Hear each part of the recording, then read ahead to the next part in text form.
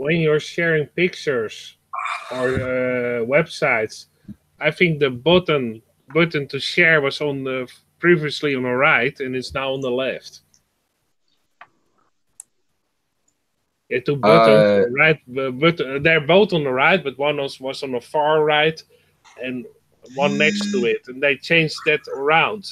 So that's why I had a couple of times problem presenting, well, because automatically you press on the far right button, but that's changed for me around. So that's very inconvenient sometimes. I guess I have to get used to it. So. Oh, because you're so used to the other way. Yeah, I've been doing that for 2 years, pressing that button. Then you get used to it. Yeah. Yeah, artist, that's a lot of muscle memory built. Yeah. Because but when I was on the Sun and Moon group at Pancho Pete, I represented a lot of stuff. So then they changed it around, and then you're pressing, oh shit, the wrong button. And actually, the other button is the exit button, so you have to start over again. Strange that they changed it around all of a sudden. Dr. Pop. Josh, it's like fucking 5:20 where you are now, isn't it, in California?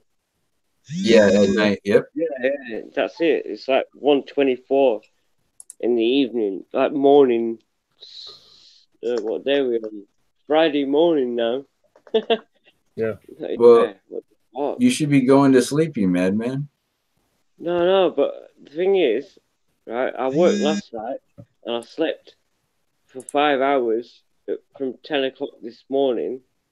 Oh. I woke up at 4, came on your chat, and then been on your chat ever since. For some reason, it's because I would like talking to people, and like, I'm still I hypnotized you, Lee. I hypnotized you, buddy.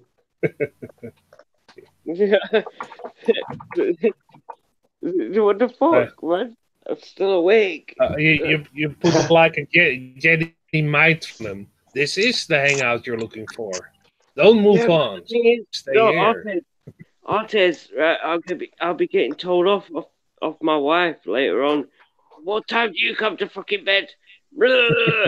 you come to bed too late. Yeah. Oh, fuck's sake. Sorry, love. Oh, sorry. I come to bed too late. Just blame it on me. Either that or I fall asleep. I'm so glad that I don't have that shit around. I'm live on my own. So it's very relaxed. But either that, Artes, or I sit here, talk to you guys, and then all of a sudden I'll just go silent because I've gone to sleep and I'll just fall asleep. I did that. Oh, there are a lot of people that have fallen asleep on panels. Believe me. I did that to Jin. The other week, and I just fell asleep. Last Saturday night, and it's like, just fell asleep. It's like I woke up at like 8 o'clock in the morning. Like, what the fuck? Shit. Oh wow. I fell asleep on some chats on occasion, and there probably still hangouts around somewhere that you can hear me snoring in the background. So. What? Literally snoring. Hey, real quick, shout out to Lisa. She's going and having surgery today on her knee. Oh. I hope good wishes for her. Yeah, good wishes for her, yeah. Shout out to and a speedy recovery. That's right. Yeah. Shout out to Lisa. Yeah, shout out to Lisa. Hey, Lisa, how's it going, lady? Glad you could show up. Enjoy the show. Is she here? She's not in the hangout. She's in the chat probably. Yeah. Wow, Jared, you really do like her. I can hear the disappointment in your voice. Not even in your voice. You didn't even say anything. You breathed, and I could hear the disappointment. Yeah. It was that obvious, indeed. Yeah. I'm disappointed Dan's not here.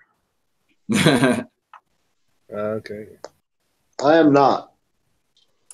Well, maybe you have to shout that you need some water. He's the waterman, so. I shout him out every show. They shout that you need water. We need water, Dan. Come, quick. I know. Let's call him and order water. Yeah, something like that. Call him and order water, and then just record him while he's delivering it, and be like, "Hey, you're on the panel now." We need water, Dan. Quick.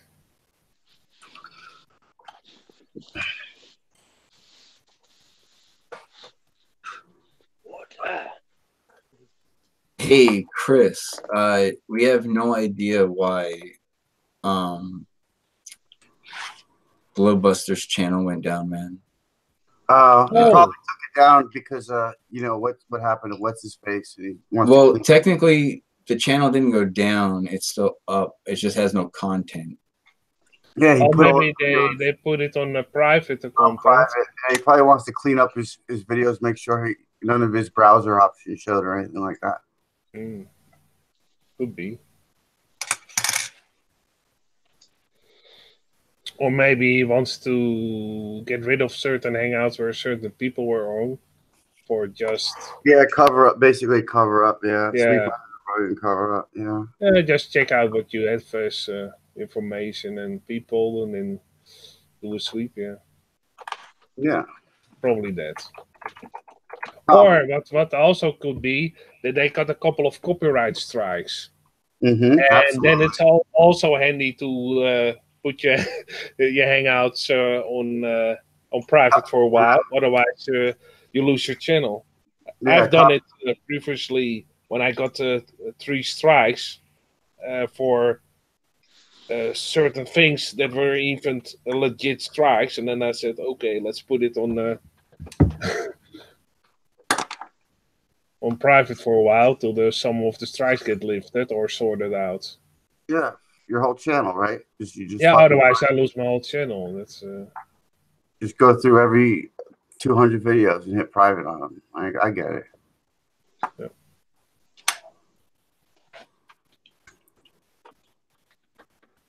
And it was very even not legit strikes, but still, you can probably maybe you lose your channel.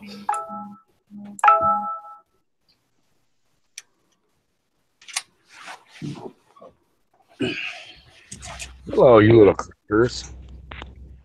Hey, them. Hey, Dem. Hey, you guys are probably saying something to me, but I was just working with them. Yeah, we were saying shut the fuck up. Yeah, I know. Philip was talking mad shit, man. Hardcore. Yeah. I was talking so much I wasn't saying nothing. Exactly.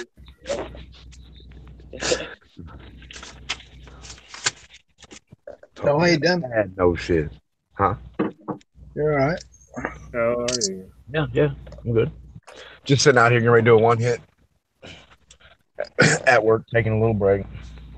Tobacco, I hope? No, one hit of weed. Who does one hits of tobacco? That's Yeah. Get your mind out of the gutter, Jared. Jared Wilkie does not condone. What else? Yeah. Jared Wilkie does not condone being arrested. I played this fucking clause, section 14 of, get in the fucking back of the car. He does not condone police officers taking it. Yeah. Jared Wilkie does not condone this. Shut the fuck up. Get in the back of that fucking vehicle. Fuck, Dad. Shut the fuck up, Wilkie, you son of a bitch. We dealt with this guy before, punk. Yeah, that's what it's like. Get in the back of there, white boy.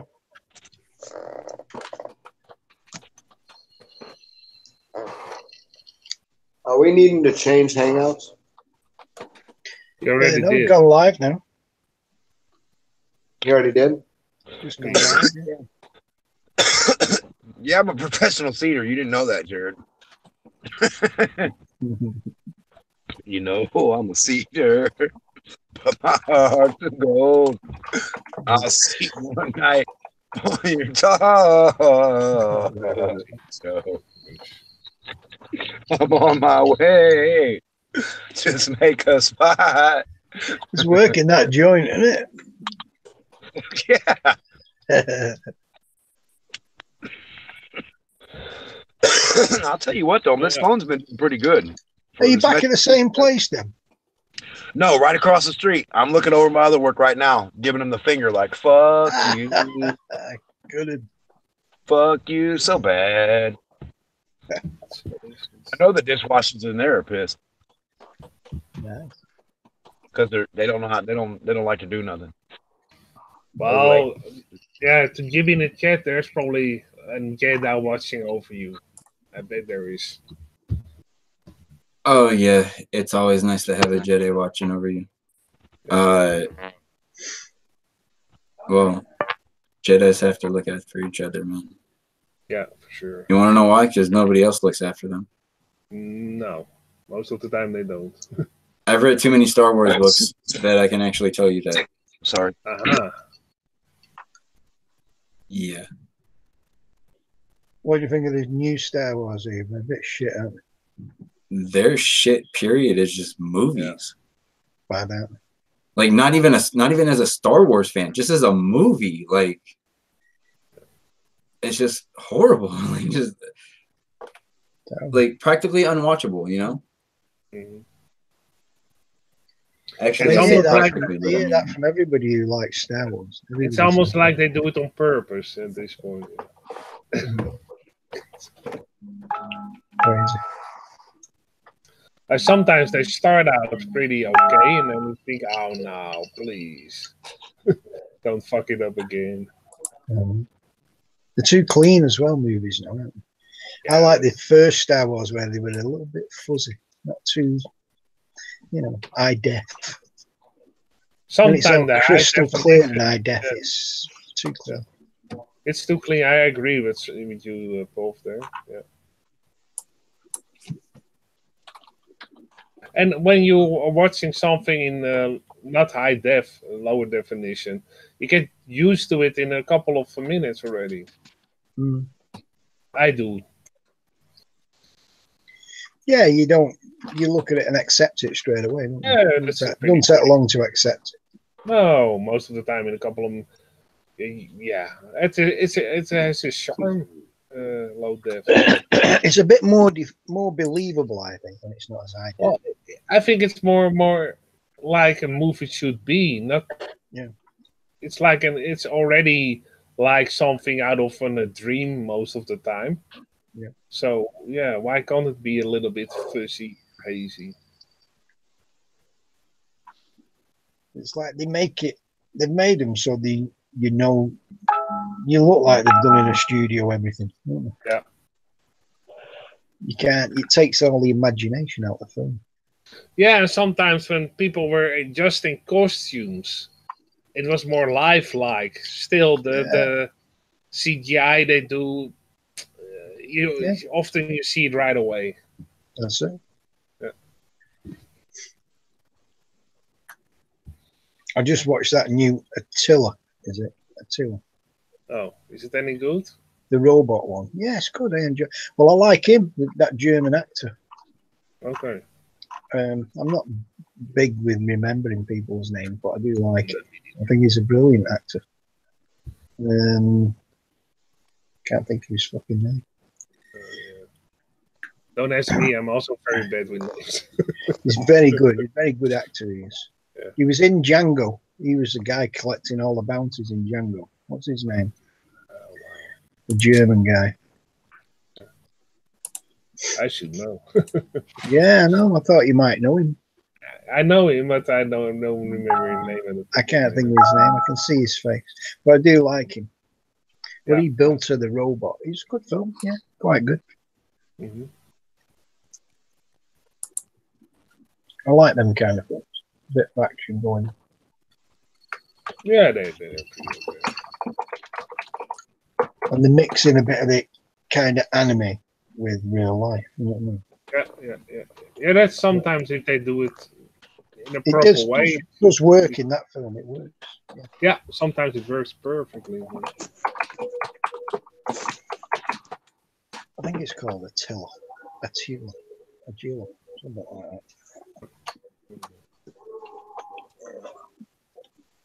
that. Let's see if somebody in the chat actually already knows it. No. You might. Sometimes the chatters are very quick with telling us. Has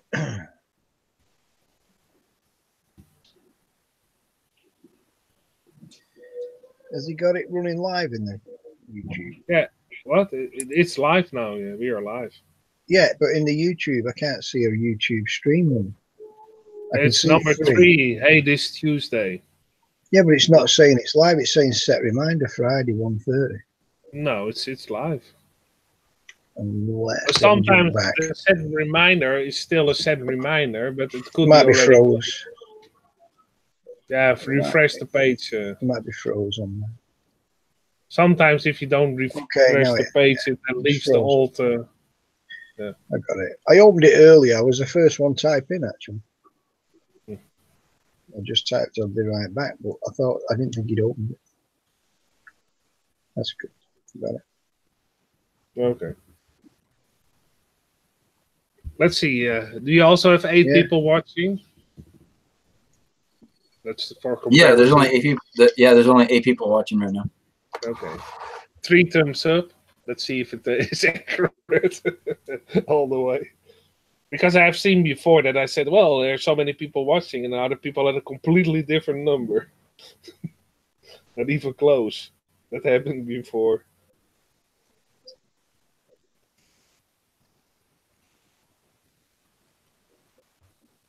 Wow, that sucks. I took a picture yesterday, and I don't have it anymore. That's weird. So, not to get all like conspiratard and stuff like that on everything, but so after my power went out and the hangout went down, right? And I was talking to you guys on my phone. Yeah.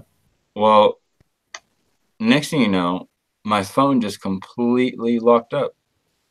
Oh. And then restarted. That's strange.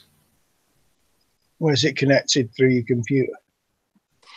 It's connected to the Wi-Fi, but if the Wi-Fi were to drop out, my cell phone signal would take over. Yeah, normally it does. And yeah, that's what I meant. Does it drop the computer feed to it like you online? Is it whatever they call it? Internet. Is it not that firing back up when your computer comes back on? Well, you know, when you got your power back up and your computer come back on, was it sending the Wi-Fi to your phone? Well, okay, so my Wi-Fi is in another room, and it wasn't affected by power. This part of the house that the power went out on. Oh, so right. the internet never so cut just out. So just a part of your house tripped. Is it a breaker? It was just a breaker. Right. Okay. And well, that's what's really weird is that like I get what you're saying is if the whole house went out and like the Wi-Fi went down, I understand how that may make my phone act a little funny, you know? I get that. But yeah, the Wi-Fi didn't go down at all. And my phone just straight up locked up like for like 4 minutes before it actually shut off. That's strange. Yeah, I was pressing every button. I was sitting and holding the power button and it wouldn't turn off. It was kind of one of those situations where at that point, usually you would actually take the back of your phone off and take out the battery and put the battery back in, and it'll just, you know, kick everything back up to the way it was. But my phone, being one of these newfound pieces of shit that's out there, the back doesn't come open, so you can't replace the battery. They did that on purpose, by the way, so that because batteries go out in phones all the time. I've kept so many phones, and then all I had to do was get a new battery, and the phone was boom back to being perfect again. Yeah. Oh. Okay. And now that they make it to where you can't get to the battery, and you can't take the battery out, guess what? You can't do that. Like, like there's no way to like hard reset my phone and just take the battery out and have everything go again. Not gonna happen. That's okay. So yeah, what you find sometimes you take your battery out take your SIM out, put your battery back in, boot it up, crash it again, pull the battery off it, put your SIM back in, it resets everything. Yeah. So you're not able to do that anymore. You have to buy. Well, I have a different SIM for over there. When I'm over there, that is, I have the AT&T SIM. Here I'm on. We're gift cafe here. So I just switch my SIM card when I'm over there to ring round for stuff. So that means that whatever phone you have is an unlocked phone and will just basically work with any SIM card, huh? Well, yeah, because I can use AT&T over there, but here I'm with gift gaff. Yeah. You see, most of the phones that they sell over here aren't unlocked like that, where you can, like, let's say you went to a new carrier and they just give you a SIM card and you plug that one into your phone and now your phone works for them. Yeah. In America, that doesn't happen. Like, if you buy your phone from Sprint, that's it. Like, I've got my AT&T card there will work in this Nokia N95. It's usually the newer phones that it doesn't work with. You know, well, new touchscreen phones and that. What's cool is that the phone that I'm on now, right? I was on somebody else's bill before with my cell phone.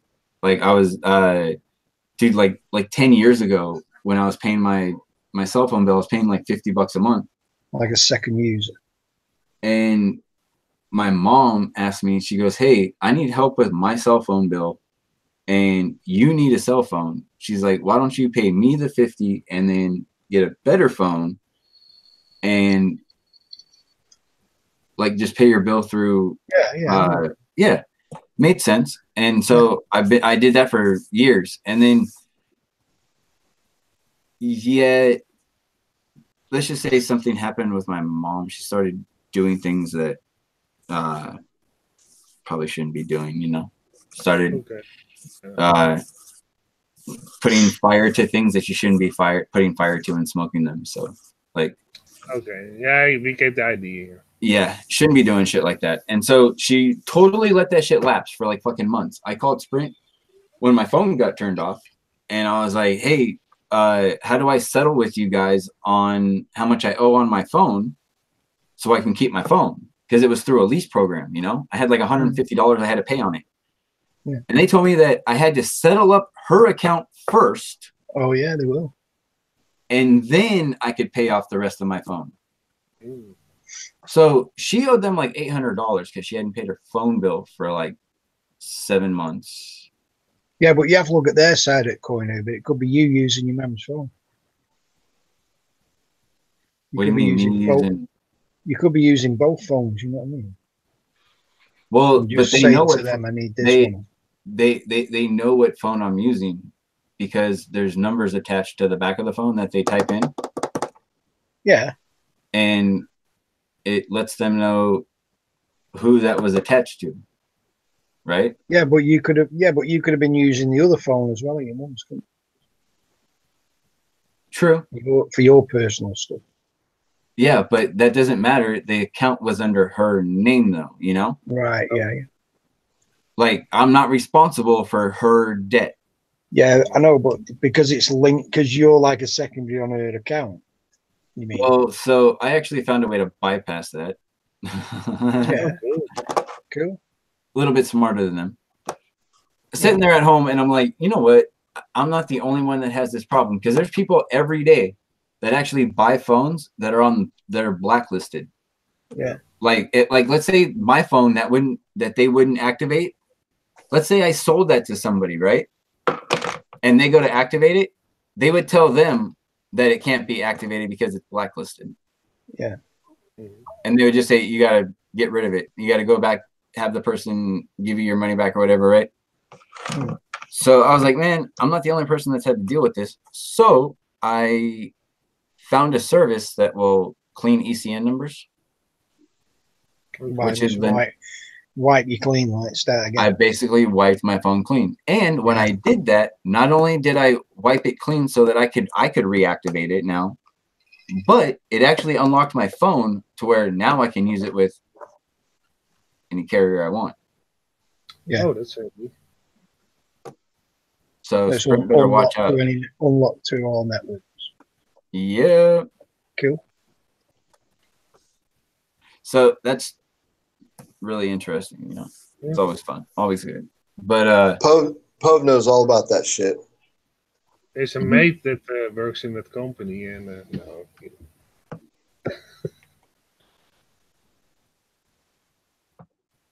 it kind of scares me a little bit looking into Samsung though. Have you guys ever checked out Samsung? No. Yeah. I'll be right back, guys. Hey, artist, just off the top of your head, what do you think Samsung really like? What do you think they're about? If you had to just tell somebody what Samsung is about and what they put out in like a minute, you know, just give them like a brief explanation. What would you say about Samsung? Like, what do they make? Samsung audio. Yeah. That's the first thing, and computer screens, because I'm staring at a Samsung computer screen at the moment. Okay. Well, check this out. What if I told you they actually have like a military arm? Oh no, I didn't know that. Yeah, they're also involved in space. They're also involved in, dude, their company is huge. There's actually a city named Samsung in Korea. Yeah, it's one of the biggest companies, Samsung, isn't it? You've got the fingers in everything then. Okay. I thought they were only like in screens and keyboards and audio. Dude, they have agriculture. Wow. No, LG's like that. They just do the screens for the big TVs, don't they, LG? They do all the glass screens. LG, yeah, I know that. Life is good. I have an LG CD player. Works like a charm, that thing. Very, very solid. I have it now for almost, I think. Samsung are a big company. They've got the fingers in everything. I think they've got a lot of contracts with Boeing. You know, airplanes. I never looked into it, so it's all new information for me. But it's interesting to look at those kind of things indeed.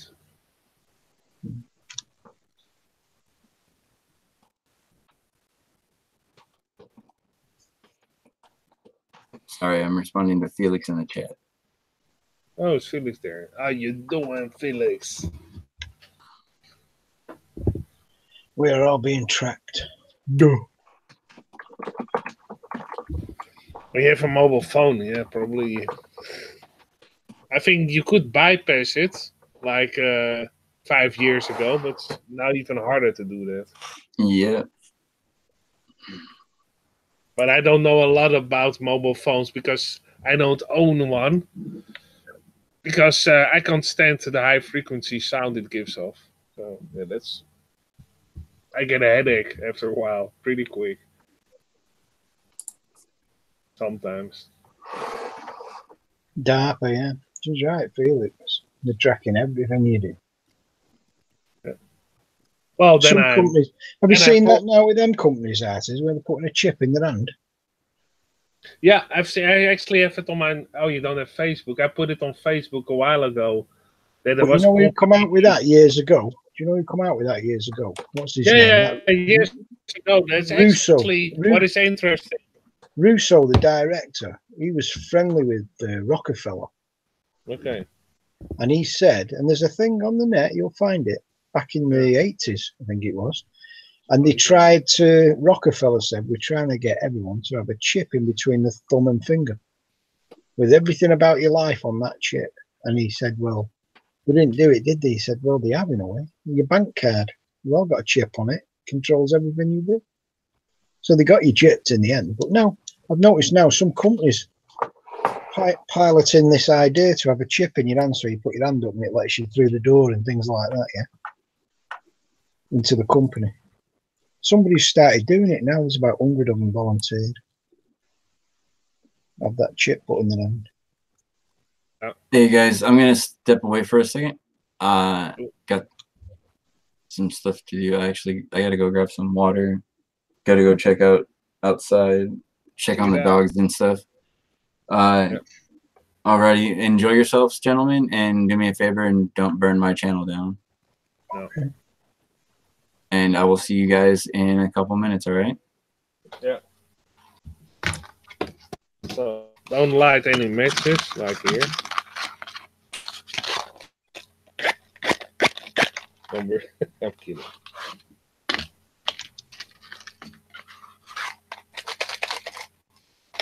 So what have you been up Actually, to? what Alex? Sorry? What have you been up to? Yeah, I'm actually reading that book about stone dolmens, of course, that I obtained yesterday. And I copied one thing out of it. Where's the thing out? And actually, that section where it says that the entrance to the stone dolmens, there's like two small stones in front of it, that's called the entrance, are pointing always to the south. And in that book was also like a drawing of all those stone dolmens, roughly, very simplified, of course, but with the entrance pointing in a certain degree. So 90 degree was completely straight forward towards south, and then you can see the degrees. But I will pull it up in a sec. Let's see. Oh, yeah, here it is. I have to pay attention that I hit the right button. So this is actually the layout of all the stone dolmens in the Netherlands. And as you can see here, I will make it a little bit bigger. That black dot over here is the entrance. That's the doorway. Yeah, it's very simplified. But that's the So they're always facing in a south, they're facing south, away south. from no. Yeah. Always facing.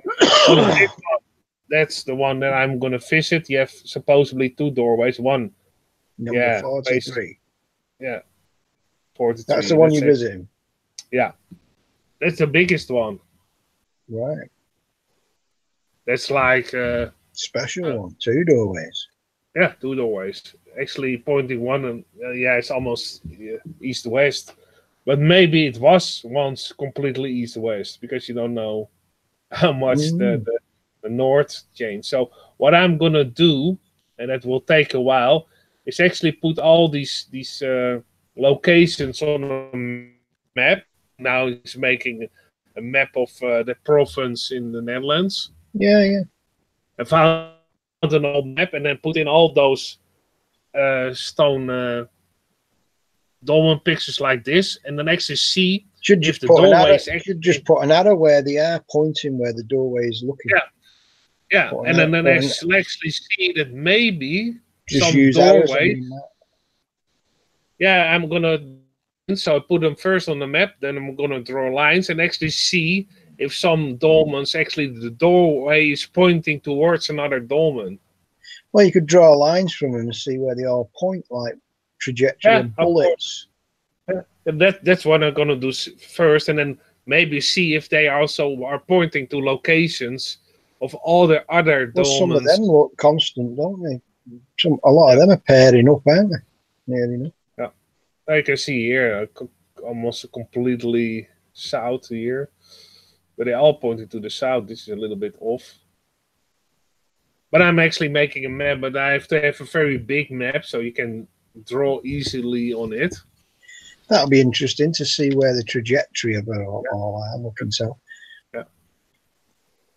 yeah, and wouldn't be surprised if some of them just point to another stone dolmen and that one is pointing to another one, and maybe that can actually help you draw the lines to where the lines supposedly should be drawn. Where they're going.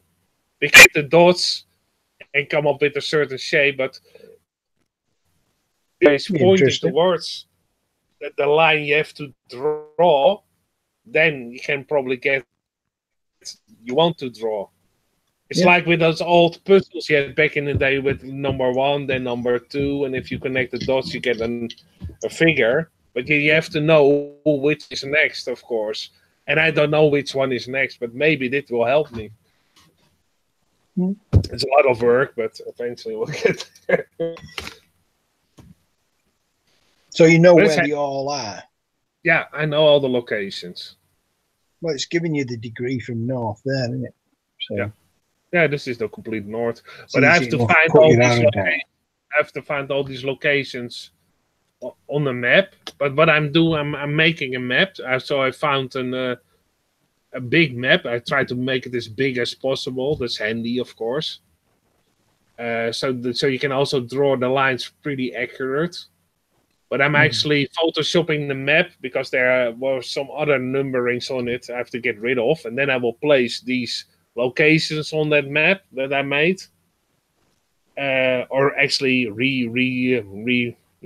refurbished or whatever you can call it, and then put these locations on as accurate as possible. That's why I try to get the biggest map as possible in size. Therefore, you can be more accurate. And put these locations on and then draw lines on that map and see what's going to happen. Yeah, it looked good.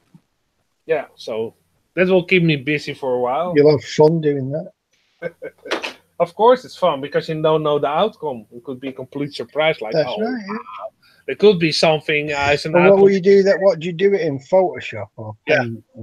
Yeah, I can actually show you Photoshop open, I believe. I've messed about with Paint a bit, but I can't make it in the tail of it now. So this is can you see the Photoshop? So this is pretty big. You can see I've zoomed in pretty far. So zoom out, zoom out, zoom out, further, zoom out. This is a pretty big map, right?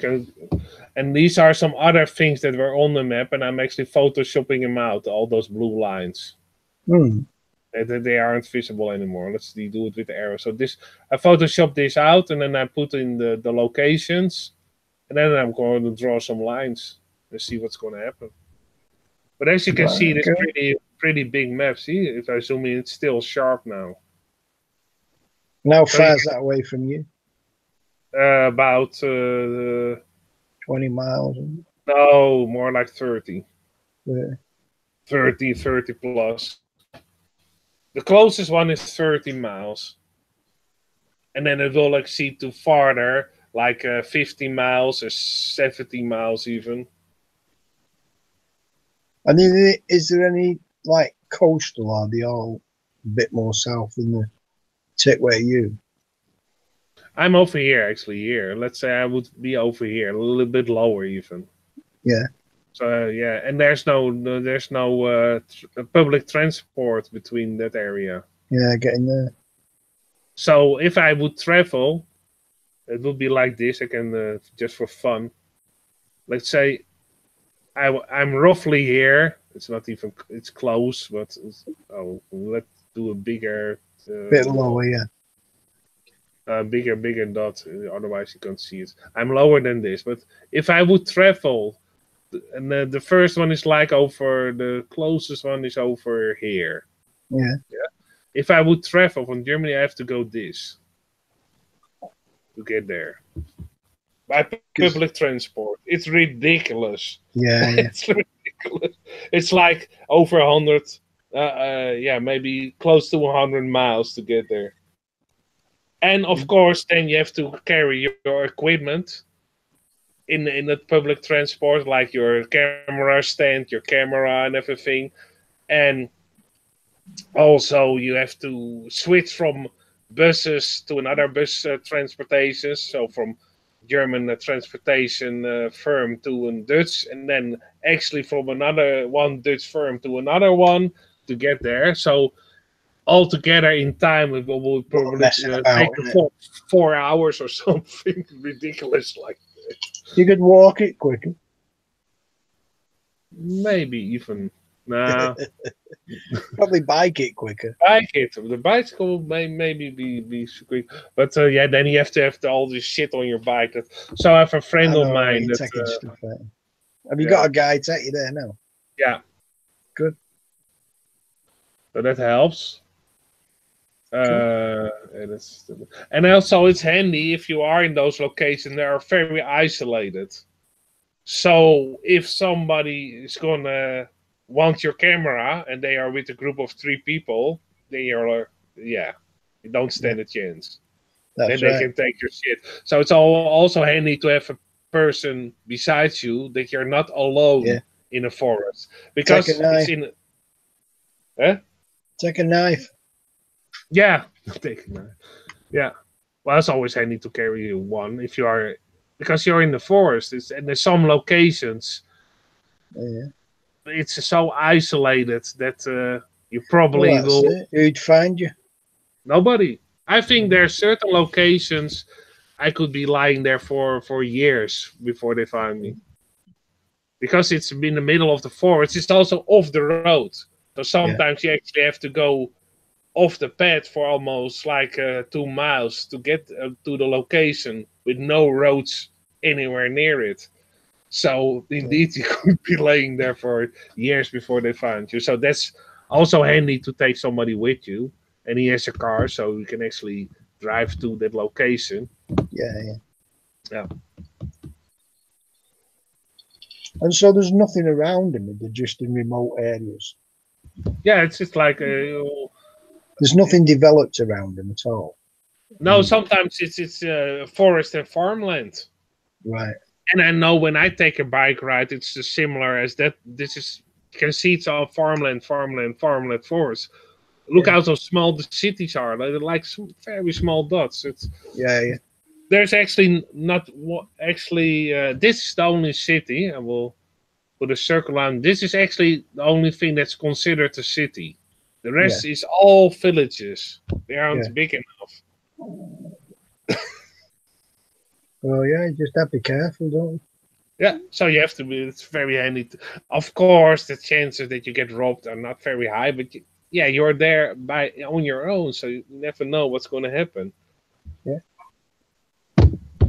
And it's often also very much more comfortable to have somebody drive you there, and then you can put up your equipment on the spot. You don't have to carry it through. Well, still, we have to walk to the forest from the car, but I'll look forward to that one when you do that. Yeah, it's going to be like if everything works in my favor and it doesn't rain. As much as this is still raining a lot, so I hope the rain won't be as severe as it has been the last 2 months. And then are they in private land, like? There's actually one stone dolmen on private land. Yeah. Only one. Only one. The rest is the rest is. There were more. I'm just thinking if you're saying they're on farms and things like that, they might not like you going on the land. Well, there's actually one on a farm ground, and the rest is like in the forest. Right. And it's government owned, but it's actually one actually really privately owned, and the rest is in the forest. Most of them are in the forest. Right. Cool. And the forest is like owned by, but some foresters you can only get in when you are actually a member of that of the people that maintain the forest. Yeah, forestry commission. Yeah. Yeah, so you have to actually have a membership card, but there aren't a lot of people that check you, so you probably can get away with it. So that's why I do the simplest one. That's actually in a forest where everybody can go there, and it's the easiest one to get to. Yeah. So let's start with the simplest one first, and then see how it works. Cool. Yeah, first you have to have a map. So I put the dots on the map, and then see how the entrances are pointing in which direction. And then I'm going to go there and do measurements, but I also have let's say a blueprint of the stone dolmen that I can put down the measurements and write down what actually. The local museum's not interested in them either. What? There's a local national museum not interested in them. No. There's only one. Crazy, isn't it? No, it's like I know for a fact that they have put up new signs recently for a couple of them, and they're going to be new signs for all of them. But like say, still a lot of them don't have any signs towards them. So if you don't know where they are, there's no signs that leads you towards it. Not at all. Right. But, and because they were, the problem was that the old signs were made of brass. So they were all stolen. Stolen, yeah. The brass. Yeah. Yeah. Then they put, I think there are a couple of them, they put new ones in from a ceramic even. That's how old it was. I think the last time they put up signs was in the 70s or something. Right. Maybe even further, but I think 70s. So, yeah, that's so long ago that most of them, Yeah. they're gone. Well, it's a wonder you can find them all. At least you've got a map pointing them out where they are. Well, what is handy in this book, it actually has the GPS locations. Oh, okay. Even, that was even more surprising, they have the GPS, also the GPS locations of the stone dolmens that are actually not there anymore, or only partially, like there's only one stone left of the whole construction. And there are some stones in the ground. And so they have even the locations of the stone dolmens that aren't there anymore. So I can make those locations on the map. Only I don't know which way they were actually pointing, but Which way they're facing, yeah. That's the only problem, that I don't know that. Well, there's plenty to go at there, isn't there? You don't over a couple that are missing. Yeah. Well, they're missing, like how many missing? Like 30 missing. That they know of. How many's left? The ones you were just showing me then. How many's left on that? How many there are left? 51, I believe. 51 that are still standing. Yeah. And they're not interested in that heritage. Not really. Because the oldest book is like from the 30s, the first one. The second one was done in the 80s, so that's that's 40 years later. And they recently put out, and then I think they put one out in the 80s. That's complete, like a complete good book about all the information and the locations and everything. Yeah. They put out some folders, but sometimes they weren't even complete. They were only from a certain area. So the really complete books like that were only in the 30s, one in the 80s, and recently one. That's it. Yeah. And I have the one of the 80s here. Look at me. And those books are very hard to find, of course. Hmm. And actually, the newer one is not as detailed as the one from the 80s. The newer one is more like a folder that actually says the locations and a couple of photographs of only one photograph of the stone dolmen, a short story where it's at, a GPS location, that's it. This is like the book I have here is like a 200-page book. It's far more detailed. And that new one is like 25 pages or something. Oh, yeah. Condensed. Like, like a condensed part of it, yeah. And they don't really take care of them that much. People aren't really interested in it for some reason. Maybe there's. And what area is that in Netherlands? What part? Part of the Netherlands. It's just like, of course, the east, because I live in West Germany. That has to be east then. Yeah. And it's actually in the middle of the Netherlands, east. Like if you have the Netherlands and you draw a line in the middle and then east, it's there. But I can show you on Google Maps. Like Gelderland or something like that. No, I'm going to put up a map of the Netherlands. It's maybe in here. Nah, Google Earth. Drenthe. Drenthe, yeah. I know the Netherlands, of course. You're smart enough to know the shape of the Netherlands. Yeah. So I don't have to really put, because Google Earth is actually the only thing that really slows my internet down. What, maps? Yeah, that really, it's taking a lot of info though, isn't it? Yeah, that's sometimes so to do it a little bit simpler. Here, this is the Netherlands, and this is the program. And I live over here in that gap here. So actually, if they would put the border straight down, I would be living in the Netherlands again. See? You have that strange gap over here. And they took out a bite out of the Netherlands. What are you on about? Lower down? Oh, here. Over I'm here. In this gap the chunk that's missing here. The border is very strange. It goes like this, and then you have a gap over here, and then goes down another gap. You got some music going? Yeah, somebody watching Super Mouse or something. Uber. Mighty Mouse. It looks like Mighty Mouse almost. It's Uber.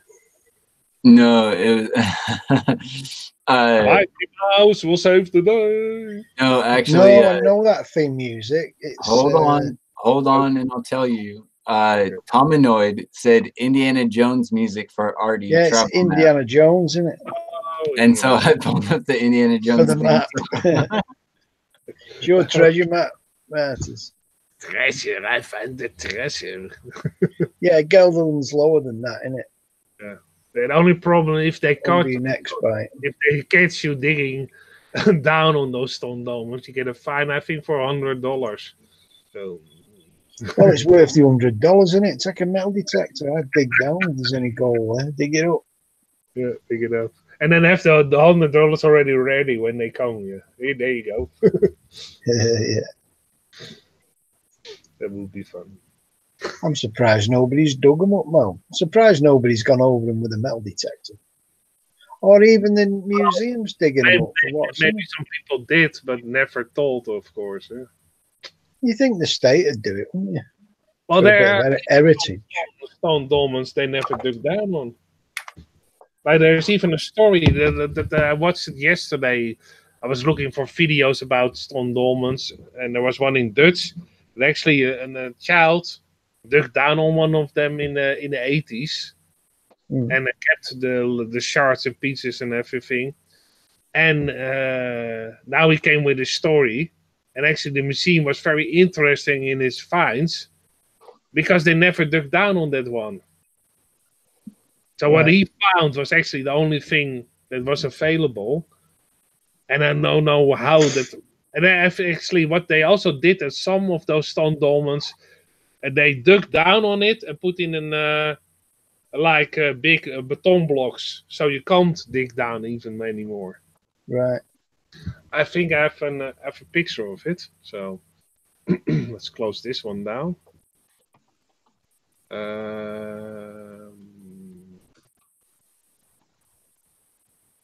Oh yeah, here. So not with all of them, but a couple of them. For some reason, people were dig down and they didn't like it because here they put down in blocks under the stone dolmens like this, and then they covered it up with sand again. So you can, of course, still dig around it, but not under it anymore. They put blocks like these under it. So that's really shitty. I just found it out yesterday when I was doing research. I think, oh, fuck. Still, of course, you can get these blocks off because they are loose. But it takes you a little bit more time. It's actually to prevent that people will dig. Look at that. They managed to put the stones on, didn't they, across the top. Yeah. The weight of them. What do they weigh? The stones? I don't know. They're heavier than liftable, aren't they? No, some of them are so big. They are like, some of them are like 7 foot by 5 foot. Yeah, that's what I said. They're heavier than liftable. So they must have used a mechanism to get them up there. Yeah, yeah. Not just like 2 people, is it? I think the biggest one is actually 7 foot by 7 foot by 7 foot. So that will be probably, I don't know, maybe around 10 tons. Yeah, I was going to say over 5 tons, aren't they? Yeah. So, yeah, and they are different in weight, but they are easily over 500 kilograms. It's probably over 500 pounds even. A lot of them, not all of them. They measure. And what's them blocks that have been put on the floor there? What's them for? Oh, this is what's actually to prevent you from digging down. Oh, right, that's what they use. That's why I showed him. They did it in the 80s. They put those blocks down. So that's their security thing. Yeah. Well, of course, if you have a shovel, you can still lift them. They're not cemented down. They'll injure you, won't they? And I don't think they did that on all of them. Only a couple of them they did. Yeah, but a metal detector will go through them. You don't have to dig up the new wall, do you? You just find the gold and lift the one up that's got gold in it. Yeah. And of course, you can still dig around it. All I can tell you is they wouldn't have put those things there unless there was something good to dig to. Yeah. Yeah, that's a good one, Simon. Yeah. But like you said, they don't know what they were for. They've not found any bodies in any of them, have they, when they've looked at some of them? The only things they found were like cups, ceramic things like that. Let's see. This is the other one. Things like this, ceramics, arrowheads. How they're written. When you thought they'd have thought that'd have been a big thing, and the state had been looking into it and having a museum piece put all out. And they make me laugh when they ignore stuff. You know. Yeah. Well, this is pretty skilled ceramic, so yeah, it could tell them a lot about the settlements that were there, couldn't it? And they called them it's called a trechterbeker, but it's in Dutch, so that would be like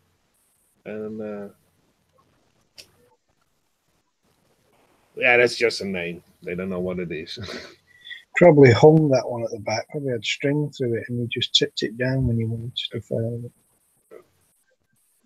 Yeah, indeed, or to put it over your shoulder so you could carry it. Like a sling jug. You just tip them up. And these kind of things, this is for decorations. But this actually was the tool to put the decorations on there. Like they have a roller. Probably was.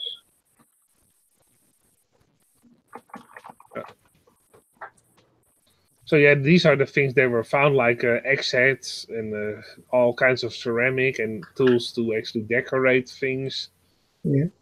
These are the things that were found. This is the map of the one I'm going through. They're all over there, them, you know. Artists. They're in the Shetland Islands and things like that. Up in Scotland on some of the things, Isle of Mull and places like that. I've got Isle of Man, Mull. Outer Hebrides. They've all got them kind of little buildings on them like that.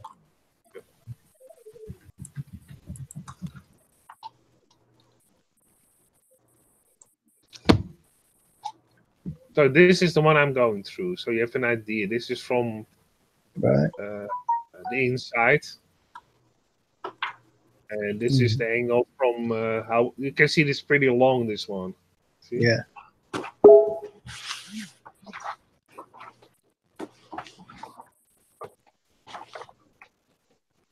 Well, you'll have fun doing all that, won't you? Yeah, well, yeah, I have 50. You have 51 of them, as far as I know. So it will keep me busy for a while. Yeah. I mean, it's quite a thing to build, isn't it? Why did they choose that area for them? Yeah. I mean, someone's had to say, "We'll build it here." And this one is also pretty big stone. See. Do you take a sledgehammer with you? No, probably that's the would not be handy to do. What about power drill? Power drill. Yeah, they probably won't hear it in a completely isolated area where you almost have no traffic. They will hear it, and this is like, so. No, they won't. You can't hear a power drill for more than 10, 15 feet. What are you talking about? Well, it's really quiet in this area. Really quiet. You can hear a mosquito. You gotta take core samples, and then you need to mail them to Larry. Oh yeah. He's got a P.O. box for all evidence. What? Cool. So what do you think those are? Like giant toes or something? Man, I don't know. I don't have any idea what it's what's. It, you know, this one actually almost looks like a dinosaur almost. Like the spine. Yeah, Yeah. that was our first impression when I saw this one. It was like, oh, this almost looks like a petrified animal or something. Oh, like the rib cage. Each one is like a. Yeah. Yeah, those ribs are a little thick though to be ribs, I think. Yeah, yeah. You don't know what kind of animal it was, so yeah. It was probably a whale, but we can't know for sure. They look almost like it could be an animal sometimes. Yeah. Or I don't know. The story they give us is that there were tombs. They buried people, but what I looked at, there's no evidence whatsoever that there were any bodies buried there. So they don't know what they're talking about. They just the only thing the graves. It just means they don't want you digging around. Yeah, and they hardly pay attention to it because when people come to this location on holiday or whatsoever, they never come for these kind of things. And people that actually live there. I talked to a person that actually lived in the province, and I said, Stone Dolmens, and hardly anybody knows that they are around. Like, what? Stone Dolmens, are they around? Yeah, it's almost around the corner from your home. Oh, I thought it was playing equipment. Most people think this is like playing equipment they put down in the forest for children to play on. That's what they think most of the time. It's old playing equipment from the 70s. That's. But look, I mean, if you took your family on vacation to go see this thing, there might be something wrong. But you know, I could fully understand why this isn't a tourist destination. No, it's not. It's only for people that are interested in it, and most of the people aren't. Well, it's fun because you can do. You can still get to them. You don't have to pay anything, so that's cool. It's not surrounded by a gate, so not yet. There's a lot of forest. There's a lot of forest in Germany. Yeah, enough. Enough, right? What about? Is there bears? No, we have wolves. We have wolves. Not many, but we have wolves. Yeah. That's funny. Europe has like no bears. That's crazy. Yeah, we have wolves and. But didn't bears, they have a program where they reintroduced them? There are bears in Germany, but not in this area. You have eagles? Yeah. Yeah, not that much. The most things that we have are deer and like squirrels. We have a lot of squirrels. No, of course, no kangaroos. Yeah.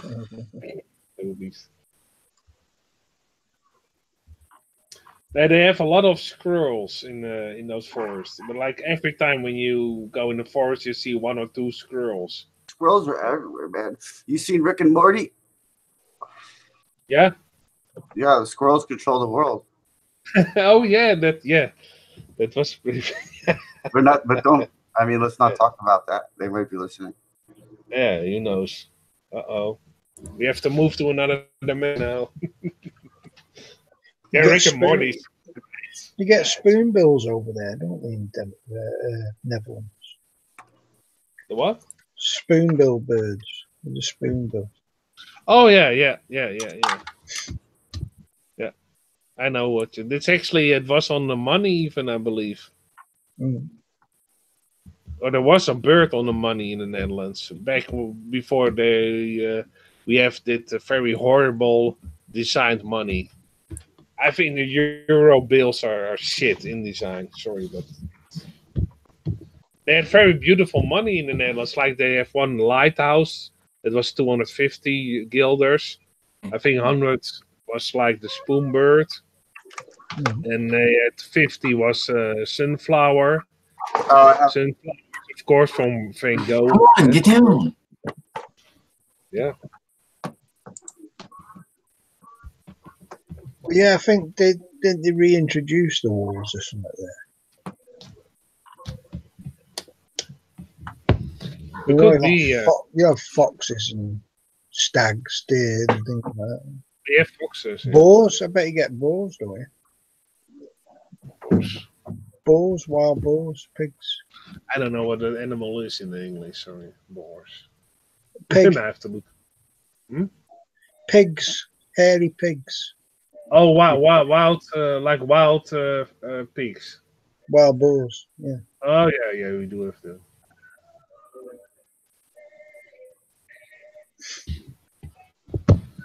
So yeah, that's what I'm working on. Maps and everything. That'll be good. Yeah.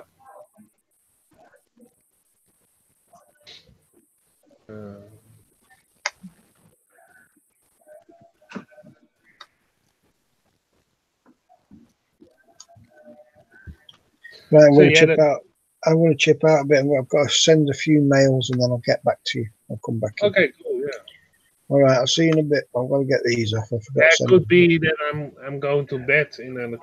Let's Oh say no, now. yeah, you might close in soon. I'll come back in. Probably be an hour messing about with you. Maybe I will see you and maybe not. Otherwise, have a good night. Yeah, take care, mate. I'll see you soon, bud. Yeah, maybe very soon or maybe tomorrow. Okay, no worries.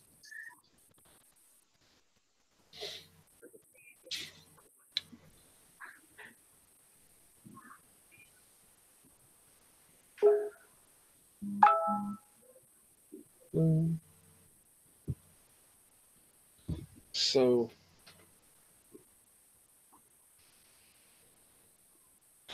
well, do anybody else on the panel has old structures near their where they're living or not? Wondering,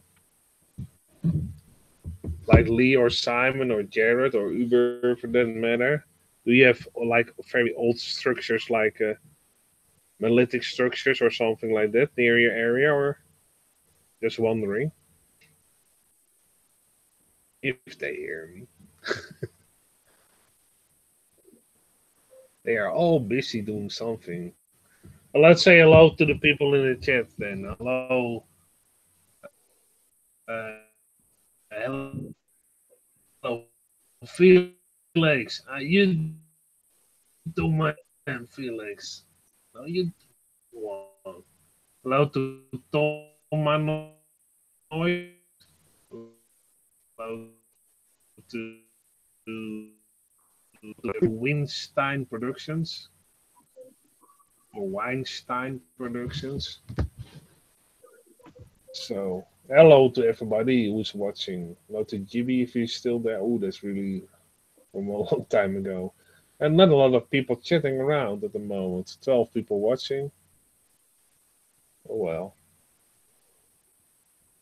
So yeah, I'm also working on a bobblehead for Larry at the moment, and I'm gonna make one for other people, of course, in the very near future. Oh yeah, there was actually somebody asking me on Facebook to make one for. I will say that I will get to it as soon as possible, of course. Eventually, everybody's gonna get one, but yeah, you have to have inspiration to make one. Otherwise, yeah, I want to try to make it as good as possible with some interesting things that relate to the person.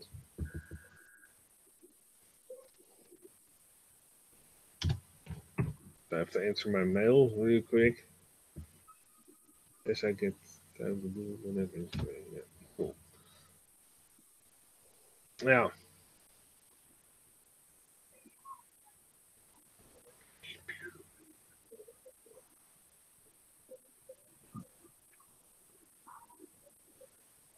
yeah, I'm still looking for that thing that Jimmy showed. What kind of sign that could be?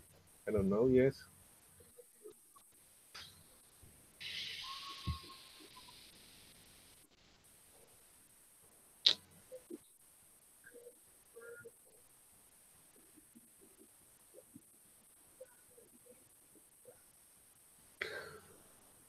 Mm-hmm.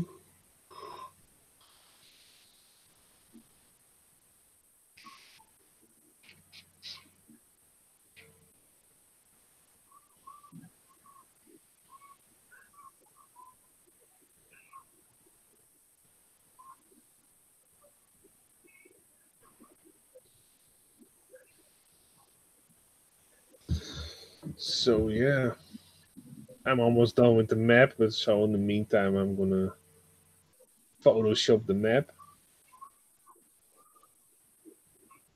Everybody's being quiet.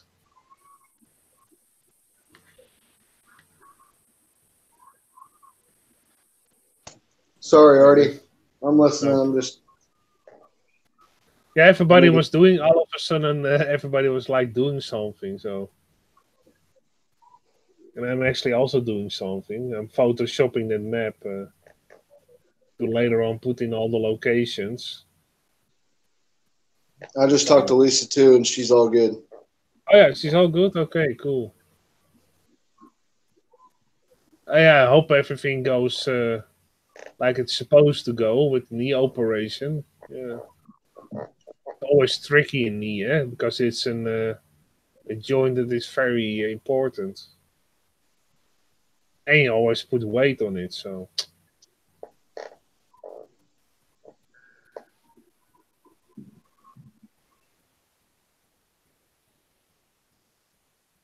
yeah, Alicia, if you're listening, I hope everything goes well,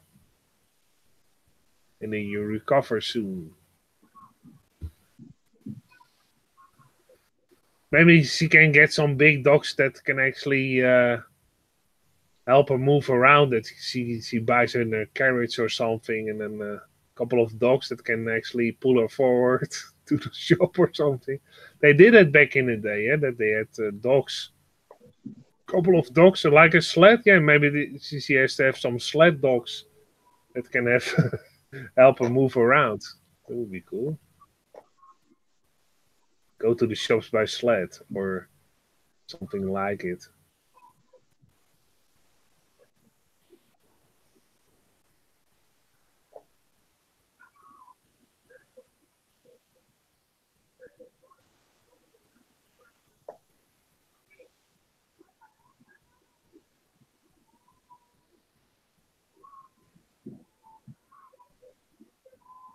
They have to put out these. I don't know why the hell they put these stupid dots on there. I'm like a perfectionist, and I don't want anything on the map that doesn't really needs to be there. I took it from a site. It was actually for certain designs or new parks or whatever they wanted to put there. But I'm getting rid of it to make the map as clean as possible. It's getting there.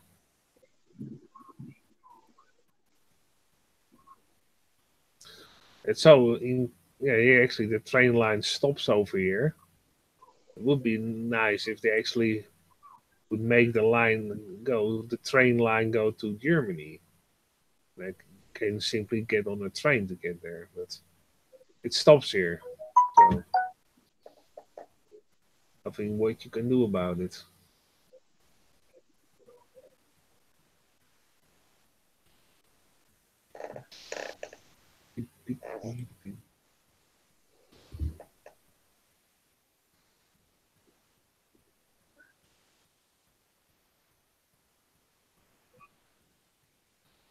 Let's see, he's in chat still.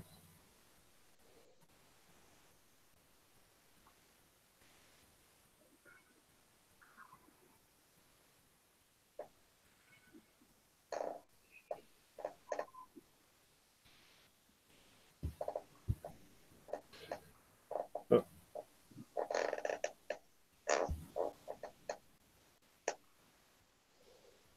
So yeah, that's what I'm gonna do. Investigation on those stalled domes and put the connection points of the entrances together.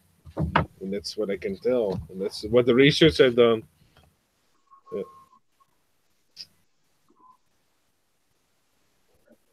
That's the only research I've done. But yeah, that's a lot of reading and finding where the locations are, and that's what I've been doing. So it's not really that much.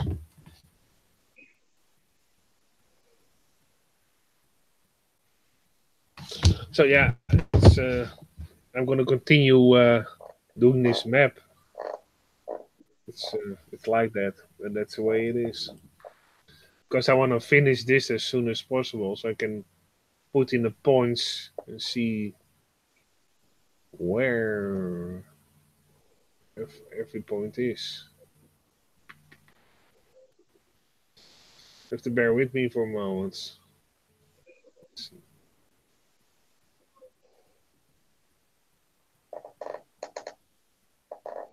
Okay, I've done this whole section.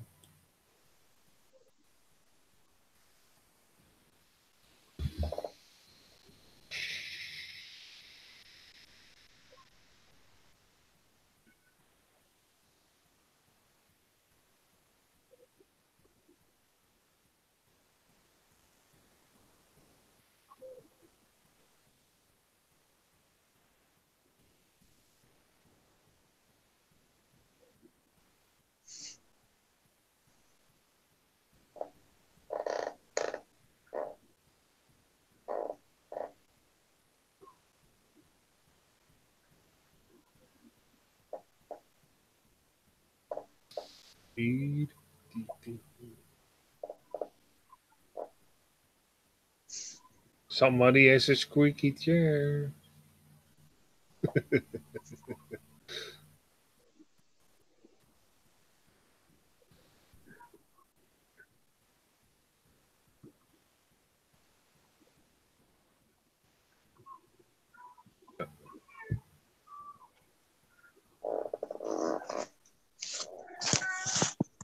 Is that you, Jared, with the squeaky chair?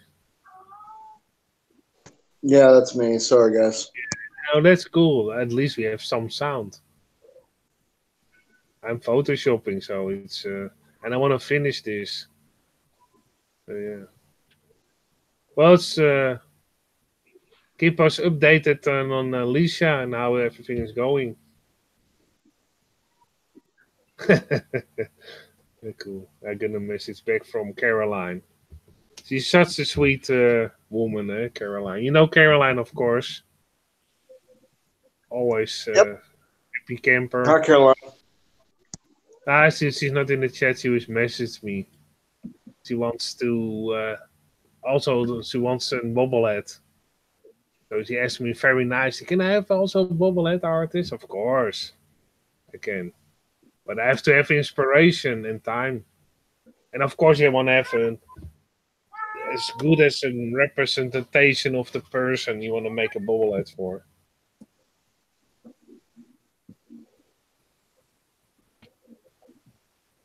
And sometimes I get on Facebook an invitation for Messenger. But that's nothing I can do anything with because I don't have a mobile phone. Like, okay, cool, but I can't click on this because it doesn't work on a PC. Hey, I can hear a cat.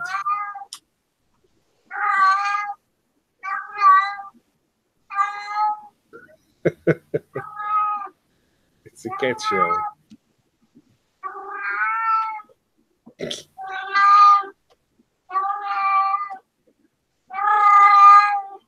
That is Uber. I agree.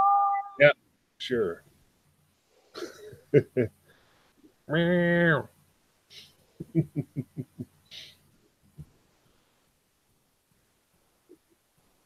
That was cool.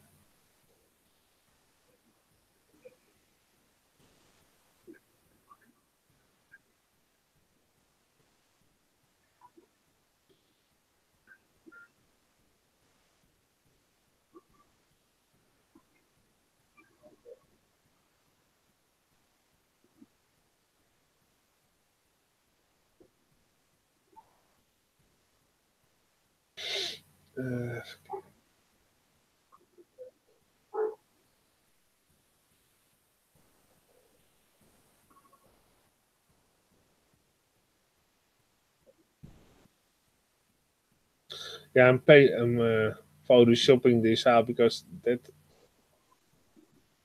has nothing to do with the map. I don't know where they put there. Maybe that's locations for something else, but I'm gonna Photoshop them out of it because it's distracting. So.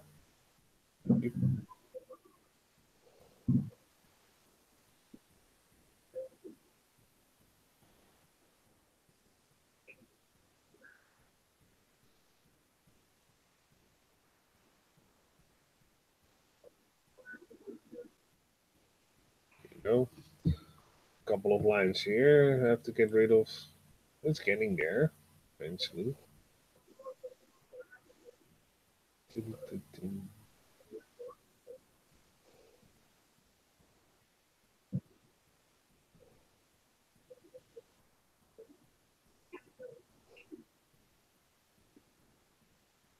That one is gone.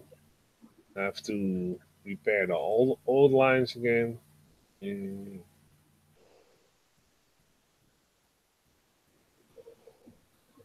Yeah, because it has to be as accurate as possible. As it's supposed to be.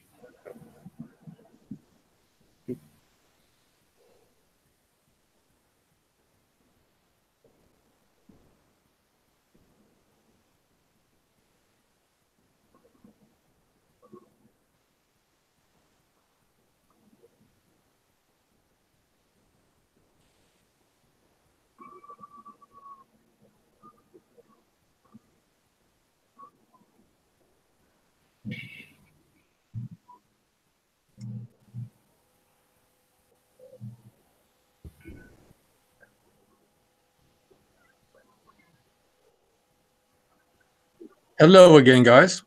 Hey, Larry. How you doing, man? Good, good. Little sidetrack there. I had a few things I was doing. Sorry about that. No, you have to do what you have to do, man. I'm photoshopping at the moment.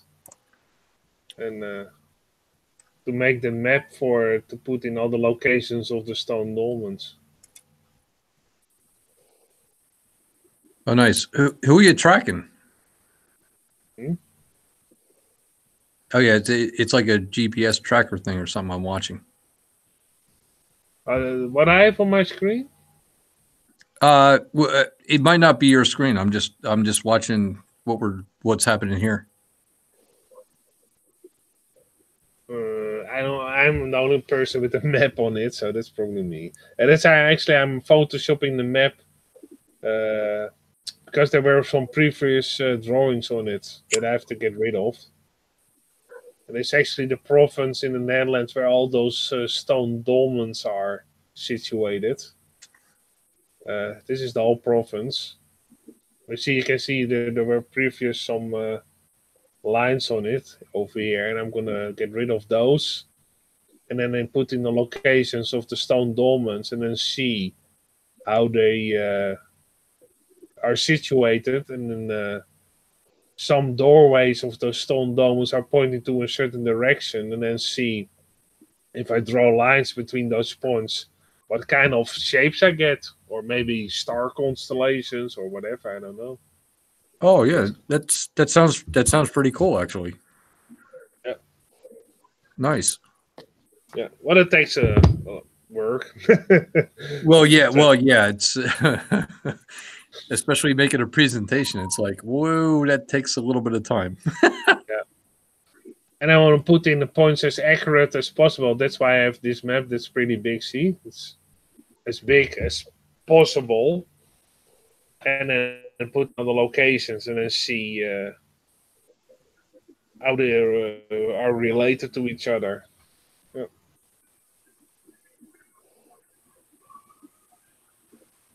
Yeah, it's fun. And I'm going to one of these stone dolmens like in about 14 days to see for myself and do measurements and do compass readings to see what is Oh, going on. very cool. Very cool. Yeah.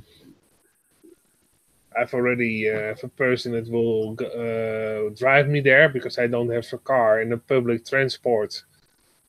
Yeah, you don't get to those locations because they're sometimes just isolated in the middle of the forest. So there's no public transport really to those locations. And it's like 30 miles and further from where I'm living. So, and it's handy to have somebody with you in the forest, because yeah, if you're there on your own with the camera equipment, there's a chance that it could be stolen or you could be robbed if you're there by yourself.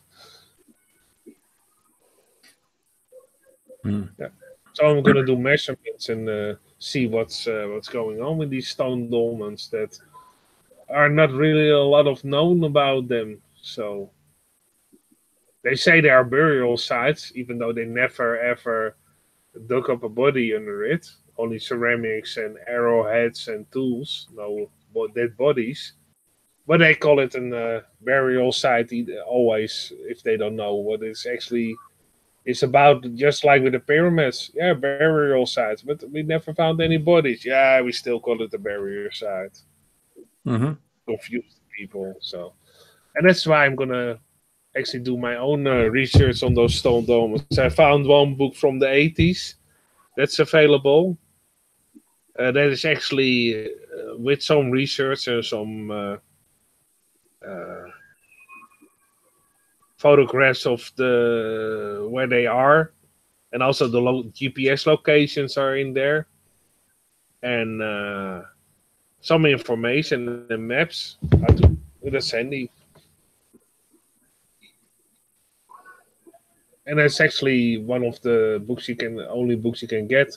There's one from the 30s, a book about stone dolmens in the Netherlands, but that book will set you back probably $500. It's a little bit expensive because it's old and there aren't a lot of them left anymore. Mm-hmm. And it was a specialty book, so they were only printed like 200s. And then back in the 30s, yeah, there are not a lot of them around anymore.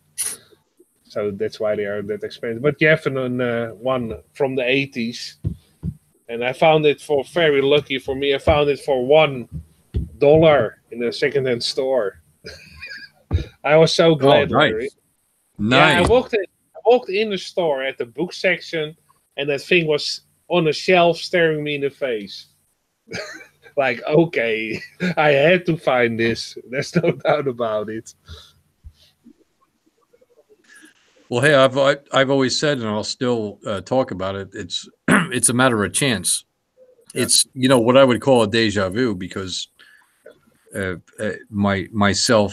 how my thinking is, I signed up for what is happening right now, and I'm enjoying the ride, man. This is pretty good. Yeah. It is. It's a very exciting ride that we do now. Absolutely, absolutely. And it will get more interesting along the way because more and more people are doing research. I'm doing research on these stone domes, and you never know what you're going to find out if you do research. Because I could stumble across something by putting those places on the map and look where those entrance points are pointing toward or what kind of connections they have. They actually maybe could explain something that I never thought about. Like, yeah, exactly. And that's the point. That's why it should be encouraged. And the fact you're going out there and doing it yourself, physically going out there and doing it, that's awesome. Nobody's going to dispute that. I certainly won't. I'll be very supportive of that. Yeah, because there was like a couple of weeks ago a lecture about the stone dolmens in the library. Of course, I went there, and afterward I had a long talk with the guy, and he already did some research. Only he's an older guy, so he doesn't know how to work the internet and everything. They're actually Artez. They're the best ones to talk to because screw the internet. If you know how to do it without the internet, hey, I'm all ears. Talk to me. And he was investing those stone dolmens like for I think almost 30 years. So he knows a lot about it. He has all the books. Also, that very expensive one from the 30s. And what he thought, like some stories or things were like, okay, maybe that's a little bit far-fetched. He also did indeed connections with the points towards each other, but I don't think he did it with the doorways. He did it in another fashion, like more the ley lines.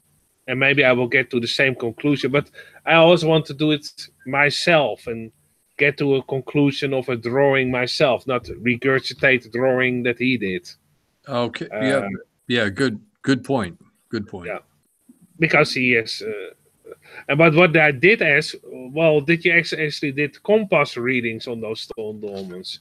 And he did on a couple of them, and they affected the compass. And of course, I asked that question because Brian Forrester, who does research in Egypt and in Peru and Bolivia, did compass readings on those old structures, and they heavily affected the compass. So that was still in my mind. So that was a question I asked him. And he did the compass readings, and they did affect the compass, a couple of those stone dolmens. I don't know exactly which one, because we talked about so many things. Yeah, well, it's kind of funny, Ortez, because they could be the first, as we call them now, cell towers. They could be the first triangulation towers or what have you and so forth, where it's actually a GPS of some type that they pretty much know where you are or got you. Not sure where the data goes back to. Well, we know nowadays where it goes back to. I'm just saying back in those times, it was a lot different. I mean, yeah, and then there was even I also watched a couple of documentaries about stone dolmens that are available on YouTube.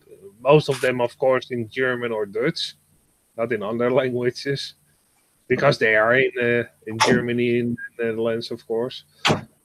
And one actually told that they didn't do a lot of research still, or on some sites they never did any excavations whatsoever, nothing. And yeah, and the ones they did do excavations on were like they only found ceramic and tools and like arrowheads and that sort of things. No bodies, even though they call them burial sites, but they aren't burial sites because they never found that's actually pretty peculiar when they don't find any bones or anything in the burial sites. It's like, well, first of all, you're not supposed to really dig up the dead. That's number one. Number two, the fact that you actually dug it up and nobody's there. No. Yeah, it's just like with the pyramids. A lot of people that I encounter with when I talk about history or the things that I research, sometimes I do it on purpose. I ask them, the pyramids, what do you know what they were used for? Almost everybody says burial site. Even one guy, when I was at a car dealership when a friend of mine was buying his new car. We're gonna travel with.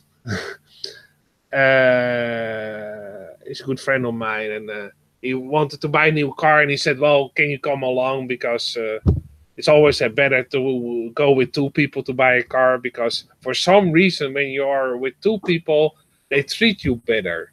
It's very strange, but often they do. If you are there on your own, sometimes you don't get all the service because when you go with two people, for some reason they treat you better. I don't know why, but it's like they think, oh shit, he has a witness, so we have to treat the person.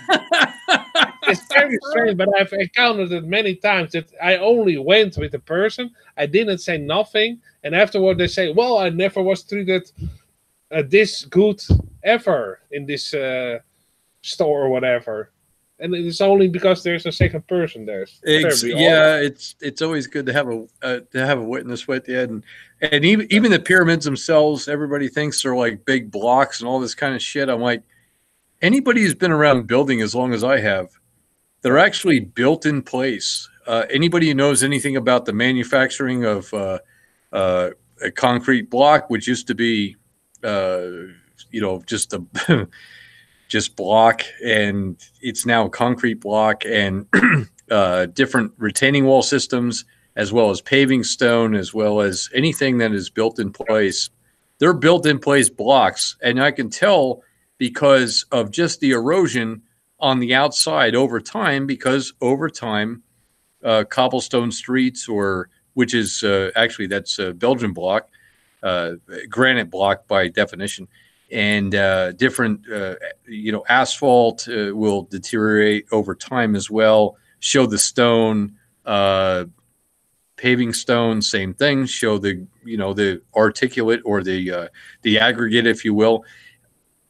All these things, if anybody thinks that they were big blocks carried by these people and put in place, you're nuts. They're in the middle of the desert. What do they have? They got sand, they got water. They can build things, and they tie them together with different routes that they use. Even the the Great Wall of China is actually the number one thing you learn when you're building a retaining wall, because it's actually held together with branches that act as a geogrid, which we call it nowadays, to actually hold the wall together, which has been built 1,000 years ago, whatever it was, a long time ago. Let's put it that way.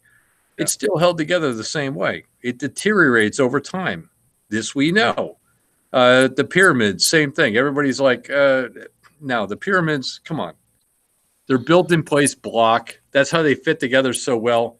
I think they did like a core sample of one of the blocks, and they actually could see that it was some kind of concrete type of mixture. They recently discovered it, I believe, or I don't know. I watched a video. I don't know who sent me that video anymore, but it was very obvious that a laboratory actually drilled a core sample out of one of the stones of the pyramids, and they could see that the whole how it was mixed and everything. It was a mixture, and like concrete, and it was not a maybe. It was like 100%. Of course.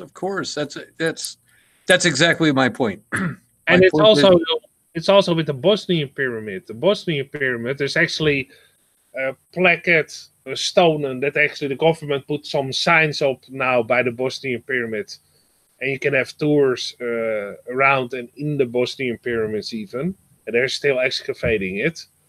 And they did samples, and the samples came back that also the Bosnian pyramids were made of concrete, but one of the hardest concrete you can get. It was way harder than any concrete we have nowadays. Artez,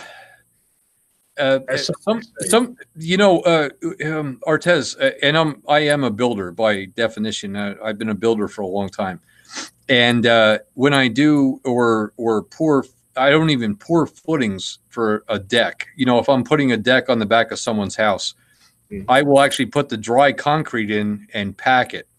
In other words, I'll pour in the concrete mix into a hole, typically 36 to 42 inches deep, which is about a meter, in your terms, and go ahead and compact it to where it's very compact. And believe it or not, that concrete footing actually becomes stronger than if I add water to it, because it's dry mixed. It actually absorbs the water from the surrounding soil, if you will, and actually makes a harder footing. And by the way, concrete, if you wet it down, it dries in 28 days. If you need to research it, take your time. I've got all the time in the world. It's not going to cure that quickly. It cures in 28 days. Doesn't cure right away. Even though you might think it's dry, it's not. The stronger the concrete is, the less percentage of moisture that is in the actual mixture you're using. Even paving stones at 10,000 psi, by definition of being a paving stone, have less than 5% moisture in that paving stone. A lot of people have to learn about these things before they start talking about them, because it's something totally different than what you think it is. Well, to actually thank you for the information, Larry, first of all. And maybe you can help me with this one, because I don't know shit about that kind of things, mixture and concrete. Because here they state, the Bosnian Pyramid of the Sun is covered in a superior artificial concrete, according to the Institute of Materials from France, Italy, and Bosnia-Herzegovina. Pyramid builders use rocks, pebbles, and sand from the underground tunnels as a binder. Nearby melted clay was used. This concrete is harder, 1 134 MPS than modern concrete with a lower water absorption of only 1%. Yeah, exactly. So that's Exactly. they supposedly built. I don't know how old they are, but supposedly they built them 2,000 years ago, with a concrete mixture that's 134 MPS and absorption of only 1% of water. So that's pretty skilled made concrete, I guess. Well, yeah. It's called patience. Nobody has patience anymore. So, Okay. yeah, patience and time. It's like an old expression. Can an ant, a small, very small ant, can an ant eat an elephant? Yes, but it takes a while. Well, yes. Yeah, that's our test. That's my point. Yes, of course, an ant can eat an elephant because you didn't specify time. No. So yeah, these could have been built. And my personal opinion of the pyramids and stuff, it's, man, they built them in place. Anybody who thinks they sawed big rocks and did all this kind of stuff and built the obelisk, which is a big penis and all that, come on. Well, you also have to think about the fact they were very skilled builders. That's I get that. I get that. So if you are very skilled in building, you would do it in a way that's most convenient, and that's building on place, of course. Yes, thank you. Why make it difficult if you don't have to? And they had the knowledge to do it. So yeah. Yeah, everybody's trying to figure out how they got logs to roll the big blocks and all this other, they built them in place. It wasn't a block until they made the block. And there's evidence of this because if anybody pulls up the pyramids, you can look at the outside. It's washing away because of the sands of time. It's washing away because the outside is washing away. It's real simple. If nobody gets this, I'm sorry, I can't help you. Well, and they even did do core samples now and actually came up with the same proof that you give. So it actually backs up your whole story. Yeah, the less moisture that you apply to concrete, it's a mixture of different things as well as lime and sand and soil and different things. Yeah, the less moisture, the harder it becomes. Makes sense. I mean, figuratively, not being like in a strip club with a hot chick, and that becomes very hard as well. Let's not get confused here. It's funny. Yeah. Well, yeah, that's great that you are a builder. That you can actually break it down very simple in an understandable language that people can easily understand why it's done that way. Yeah. Yeah, and actually, I see ADR. I see Tony out there in the chat. Yeah, that's what we were just discussing. Yeah, the water actually makes it weak. So yeah, the less water, the more or the stronger it becomes. That's why you get a mixture. And anybody who wants to do this, you could do it tomorrow. They're not open now. Here, sometime, call the concrete company and say, "Yeah, I want a 2,500 pound mix."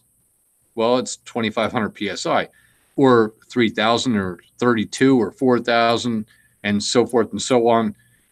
Yeah, you can actually call for a different mix, and all they do is pull the water out of the mix to actually make that mix happen, because some things have to be stronger than others. If you're pouring perhaps a footing or a concrete walkway or concrete driveway, man, it's about the way that you make it when you actually make it. And I see Ron Alaska out there too. I see Tony out there. I see Zern. I see people.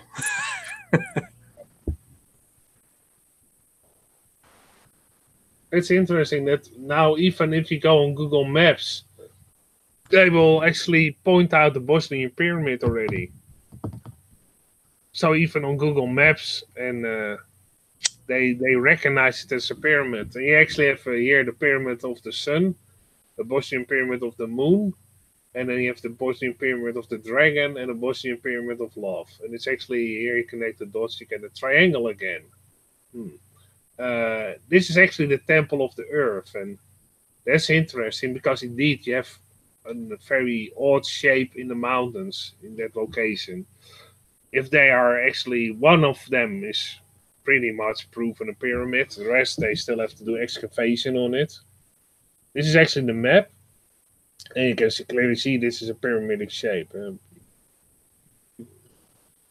That's simple. And they also found those stone boulders, those round boulders around it. So that's interesting that you often. Oh, I've seen those things before, and they're all over the place. It's like an orb or something like that. Every time somebody says the word orb, I think of Mork and Mindy. actually, Robin Williams. Yeah, I get that when I'm thinking actually to the orb with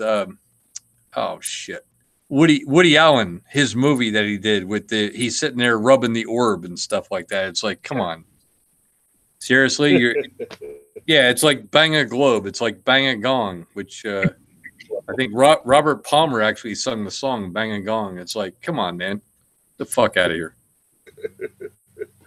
Yeah. Well, even in the landscape, see, this is pretty much clearly a pyramid. So this is supposedly what it looks like. What the fuck is this then? Why the hell did I say this? Oh, that is the guy that did the first research on those pyramids, and he got an award or something. This is some things they found. This is an odd stone they found with ancient text. Another thing. This is wow. Well, let's be honest.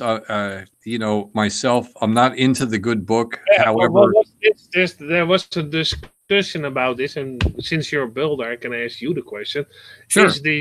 Is this natural or is this put in place? Well, actually, the oldest road is the Appian Way, which was built supposedly about 3,000 years ago, which is actually Belgian block, which are granite block, which they stand the test of time. If done the proper way, the road will stay in place for quite some time. As a matter of fact, if you excavate a city street, probably in the northeast and a little bit west, you'll probably hit Belgian block because they all got the Belgian block here in the U.S. And that's how they built the roads and the streets. What I want to ask you, the discussion was that this could be a natural formation of hardened surface. That's not a natural formation. What else do you want to know? No, that's just people were discussing a heated discussion on some forums. Oh, this is not really a construction, and I thought, wow. Actually, it's just bricks, dude. Hey, Simon, do you have a background in building or anything? Yeah, big one. Oh, okay. Please do tell. Okay, so those are bricks. Okay. Well, they, by definition, you're correct. They're more blocks because they're a little bigger. Go ahead. What's your background? Brick. The term brick doesn't have a specific size to it. It doesn't need to be fucking 6x3. What is your background in building? I build everything. Okay, please do tell. And then I know what bricks look like. Okay, well, I've seen pictures too. Please do tell. But what I was asking for, just to get it from a point of view from skilled people, I already probably think they were. You always sometimes get sidetracked by people who want it not to be a pyramid. You know what I mean? But continue.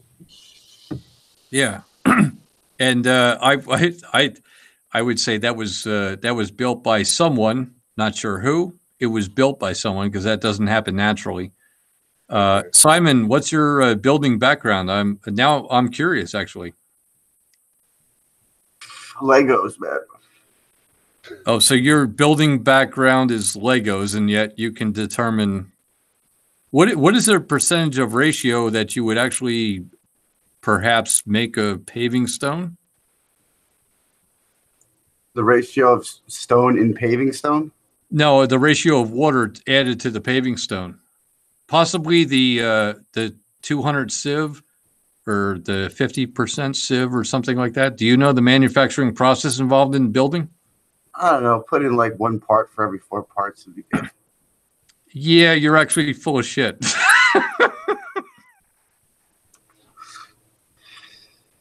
Simon, it's best if you're in school sometimes to just sit back and listen, because you might not in school right now. Okay.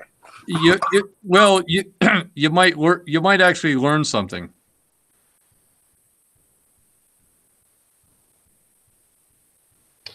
And Larry, for good measure, are these building blocks, or could it be ground? That's. I would say, looking at that, it's quarried rock of some sort, and they're quarrying the rock, which looks like. Well, this is actually the entrance to one of the underground tunnels in the Bosnian pyramid, but. There was also a discussion: is this a natural, like they dug down, or they built the tunnel? Is this a? Do you get this shape when you actually dig down a tunnel in Stone Mountain, or is this a constructed tunnel? I would. Or it's too hard to tell. So, Well, there are so many natural formations that it's possible that that's formed naturally. It is possible. That being said, also to dig through that kind of hard rock or slate, of course, slate in Pennsylvania is the worst. To dig through that kind of thing, it fragments quite a bit. So you got to be very careful. So in that particular picture, man-made or natural made, very, very hard to say. Okay, that's fair. Looks man-made to me. And this is the surface. And Simon, you say man-made. Why? Well, it's just that first of all, it's all built up around it. Okay, it's obviously something had some kind of function, and it's a squared. It's a squared out hole, almost. Not a perfect square, but it's pretty squared out, and it looks like it's the perfect size for something. Like it was there for a reason. So yeah. So, Simon, I would guess, and I do not know this, and you will be my judge on this one. You're probably about 22. Yeah. Yeah, it shows. Okay. So anyway, that's what I think. It looks man-made to me. It looks like it was built for a reason. An honest opinion.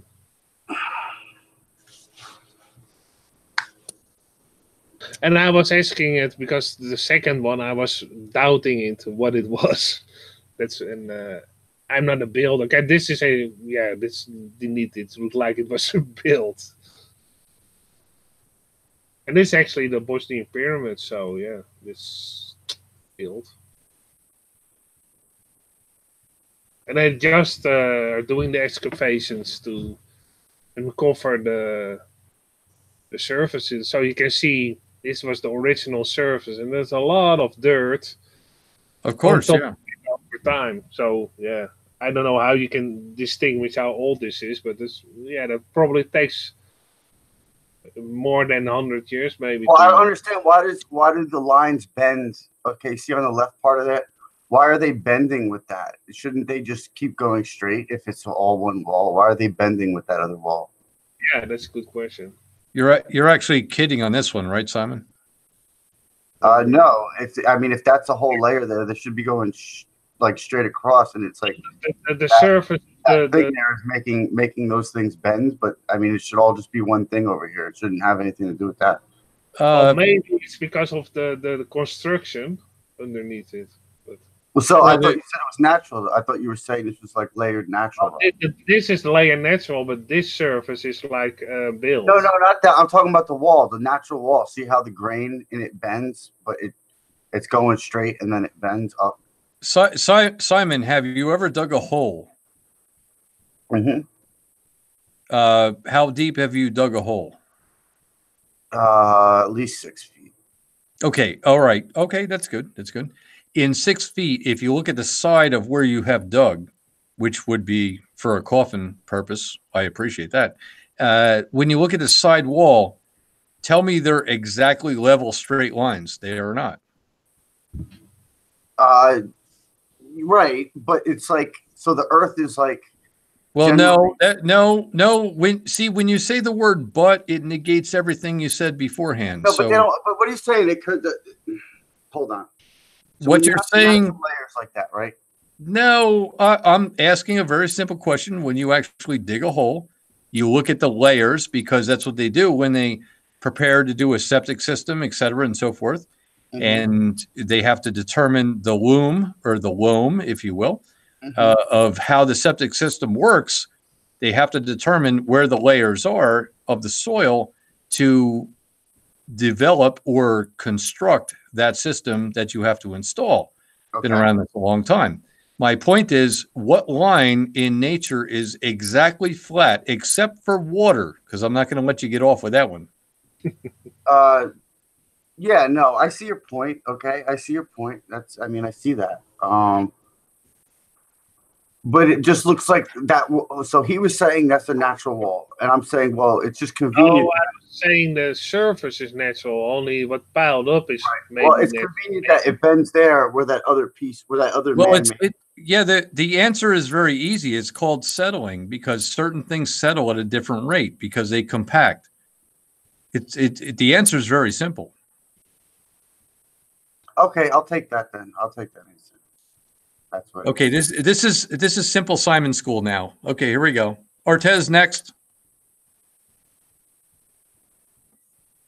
Yeah, and I came to that conclusion. But sometimes you're sidetracked by other people, and then you rethink things, as you know. Okay, next. Yeah, some people think I'm all about just the party and the chicks, and although I do love chicks, don't get me wrong. Let's be careful there. But there was a discussion. I was on the end like the same like the shape. This shape is already on an angle, so when dirt settles, it takes the shape of what's under it. Of course, correct. That was my definition. Then other people say, "No, you're wrong." Blah blah blah blah blah. Oh, no. Actually, you start to doubt yourself because a lot of people say you're wrong. No, actually, Ortez, because you're looking at soil and rock, and when soil hits a certain rock or formation or whatever, it's going to bend certain ways because it cannot. It's got lesser mass. Soil, if somebody spreads topsoil on your front lawn, well, the undersoil is going to be thicker and so forth and so on. The layers of it's going to bend around. And in this picture, if I'm not mistaken, on the left-hand side there's a rock or structure on the left-hand side. This is a structure, yeah. Exactly. Whatever. That's solid stone, and you have layers of soil around the solid stone. So of course it's going to react that way, and you're going to see the lines that way. That was my opinion, but a lot of people were doubting it. And then you start doubting yourself a little bit, like, Ortez, don't doubt yourself. Don't doubt yourself with that kind of crap. No, come talk to me. No. Well, that's because you're a constructor. Then I can actually say to them, I heard it from a skilled constructor. So yes, then you have a little bit more backed up in your story that you can tell people. Like, okay, we looked at it with a couple of people. They came same conclusion I had, and therefore it has to be there like this. Exactly, because it's always good to have a second opinion. Of course, and I'm not that I'm getting tired of. It's very old school because I'm very patient with newbies because they want to learn. And somebody to call Ortez out on this particular thing where he's describing, you know, that person is a fucking retard, because this is 101 as far as when you're into excavating and building and different things. You get this right away. You get this right away. And for somebody to call Artez on this, yeah, come on. Okay, well then that's clear. This is also clear. This is actually the same angle, the same thing from a different angle. See, same wall from a different angle. That's obvious. And even if people say, "Yeah, that's the cracked up stone," I think, well, no, this is put there. This is an that's somebody who made a staircase with a walkway to get to their front frickin' door. Indeed, that's what my narrative was, and then people say, "No, this is beneath the earth. Sometimes you get formation of stones that also have that pattern." I say, "Really?" Oh man, yeah. I've been around building my entire life. And they say, "Yeah, we know about it because we built things, and we never built it in that phase." Blah blah blah blah blah. And they state that they were builders, but they probably are not, because correct. A person that I can trust and tells the story that I thought already was the case. But yeah, sometimes you're doubting yourself a little bit because you think, "Oh, yeah, I'm not a skilled builder." So yeah, and they are, and then they tell you a story, and then you think, "Oh, that's hey, Artez, it's all cool. I'm not skilled. However, I am a builder." Yeah, you're a builder, so you know what you see, you can recognize easily. This is something. Yeah, those are those orbs. It is still interesting. I can't help but when you show the big orbs, I can't help but Rodney Dangerfield like saying, "I don't know, but I got a lot of balls." Balls. Yeah. I'm sorry. It's an old reference to a movie that came out a long time ago. Yeah. You know. And they found this stone here in there with that writing on it. See, this is actually inside of the Bosnian pyramid. Well, I actually see a photograph of something they're picturing and telling you what they found because they want you to.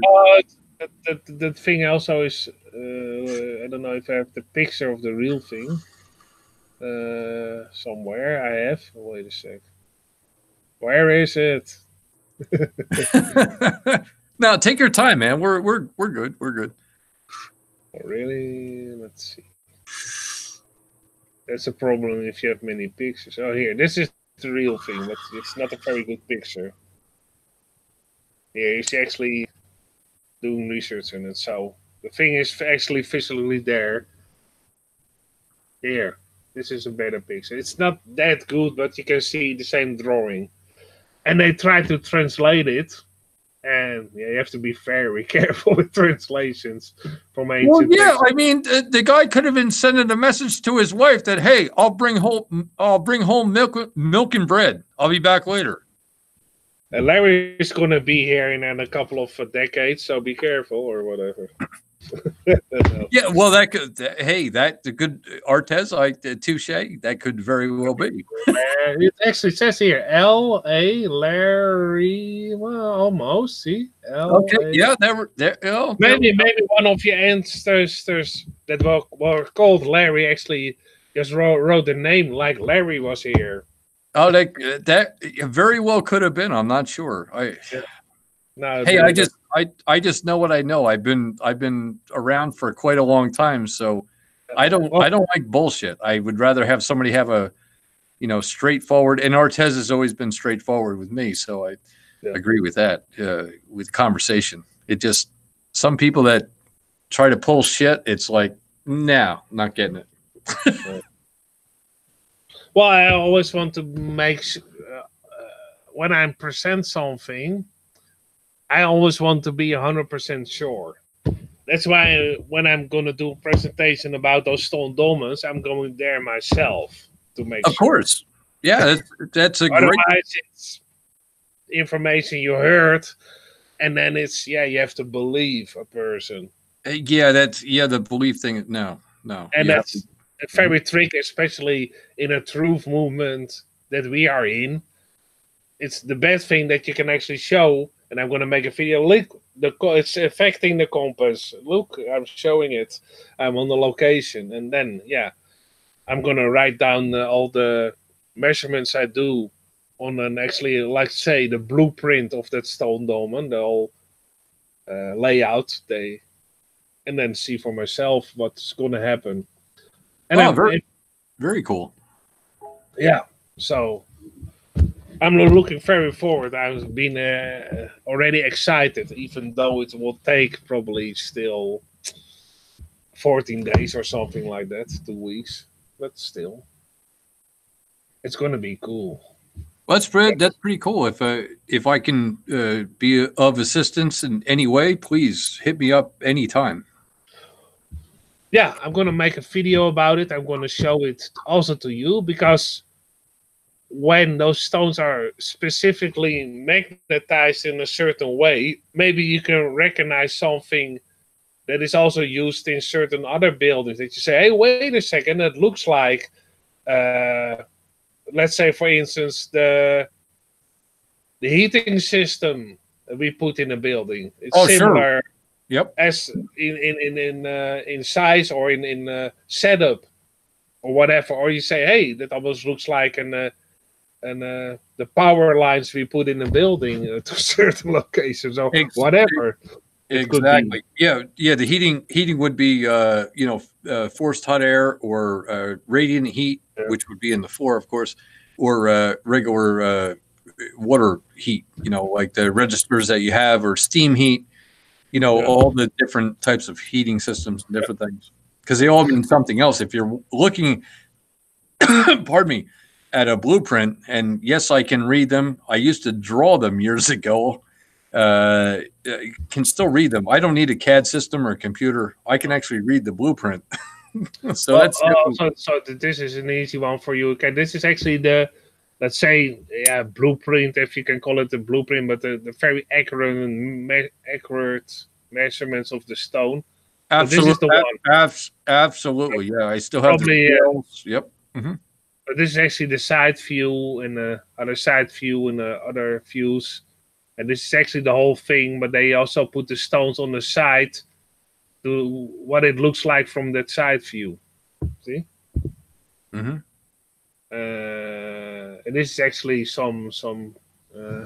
in that's the excavations they did only here. That's interesting. And that's where I'm going to do my measurements. You can see what is already strange, that in the map that I was showing, they said one doorway was this way and another doorway was the other way. Now we can see they are both pointing to the south and not in a different direction. So that's odd. Well, yeah, I don't see a north, south, east, west configuration on there, so I'm not sure. No, it's almost like it is in real. It's a little bit tilted, but what is interesting that here you can see the doorways are pointing in the same direction. Yeah. I have another drawing that's not as detailed as this, and then this doorway is pointing in an opposite direction. So that's what I want to point out, Larry. So one of these drawings is wrong. Look at this one. You can see this is pointing downward in this drawing then, and this is also pointing downward. But if I go to the measurements they did here, of the same one, and that's this one, they point in different directions, see?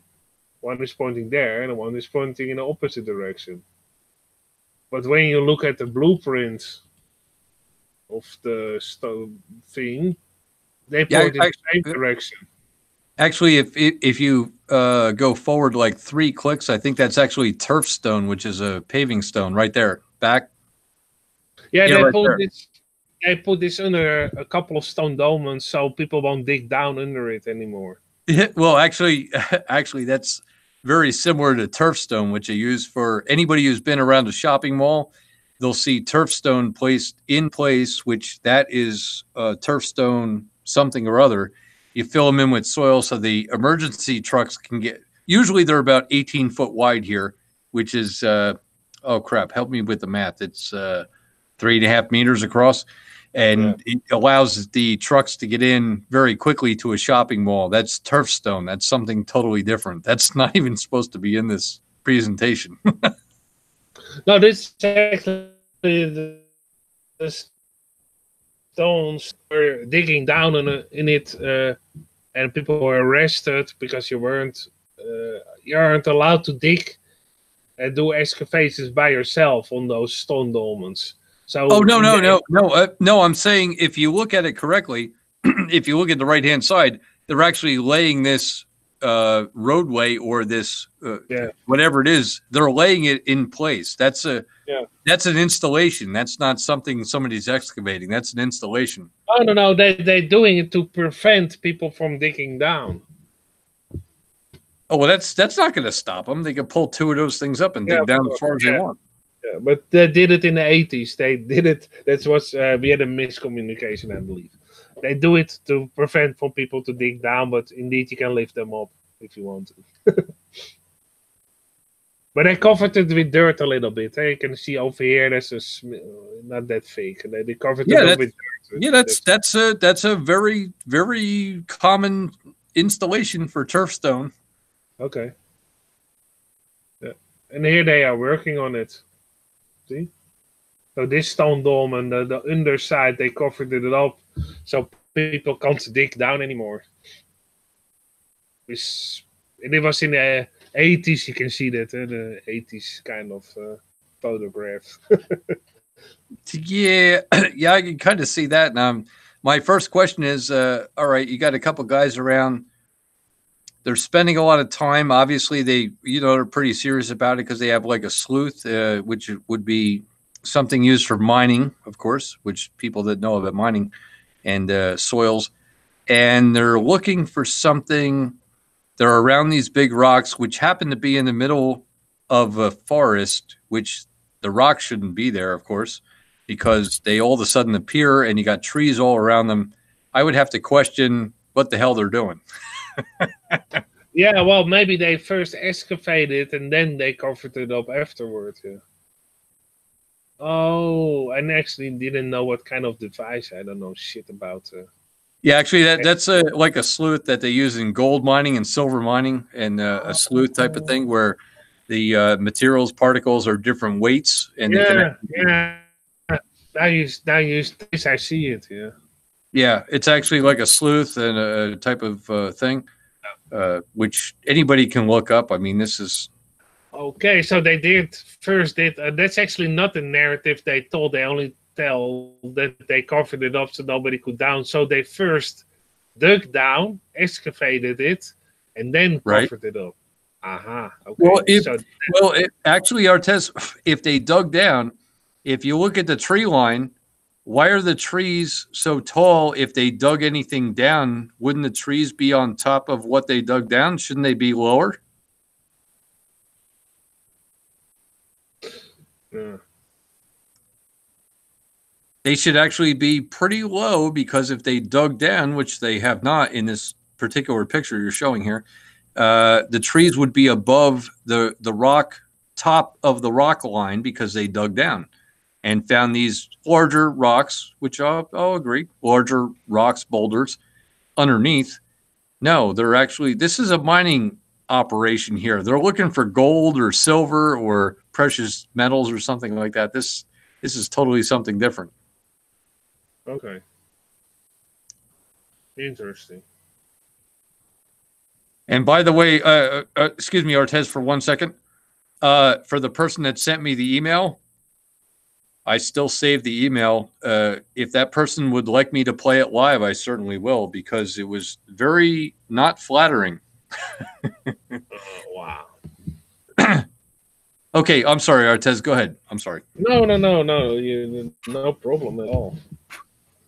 I'm just showing pictures because, I don't know anything. I didn't have an education for building construction. I know about it because I looked at a lot of constructions over time. So you learn something along the way, but I don't know all the details, of course. And it's always good to show pictures at somebody else because he looks at it with completely other eyes and another education. Of course, and that's what it should be about. It should be about that because it's like, hey, I might not know this, and you know, I know about certain things, I don't know about others, and I'll go to a friend and say, hey, what do you think about this? And you know, that's what it should be about. That's how it should be. Yeah. Exactly. But, well, this is this one? Wait a second. Yeah, this one. Look, that this stone has fallen down on an angle. See? Yeah, this one fallen down on an angle. So this location is this location almost for sure. Oh wow. Well, yeah, it's kind of suspect because I know what turf stone is, and it's used for many things. And yep, right there. Nope, one back. Nope, other. Yeah. Yeah, sorry. Yeah. My computer was bugging a little bit. No, it's all right. And anybody who knows Artez, he's got like 40 freaking tabs open. I don't know how he does it. That's okay. These are turf stone. They're used when they're trying to put in something that will support whatever goes over the turf stone, normally filled with gravel or soil, and you can obviously plant, you know, grass and certain things, so it doesn't look like a roadway. Very, very old school. This is something I agree from the 80s because it's been around a long time, and I recognized it within seconds. And forget about the 888 and all the Illuminati shit and everything else. I'm just saying this has been used for an awful long time. Anybody who goes to their local grocery store within the next couple of days, look for something like this on the side of an entranceway off a main highway for access to a major shopping mall or something. You will see this. You will see absolutely this because they know, the paramedics or the fire department, etc., they know that they can drive over, not exactly go into the swamp or into a field. They will drive on this type of road construction to get into the place because they have to get in there very quickly.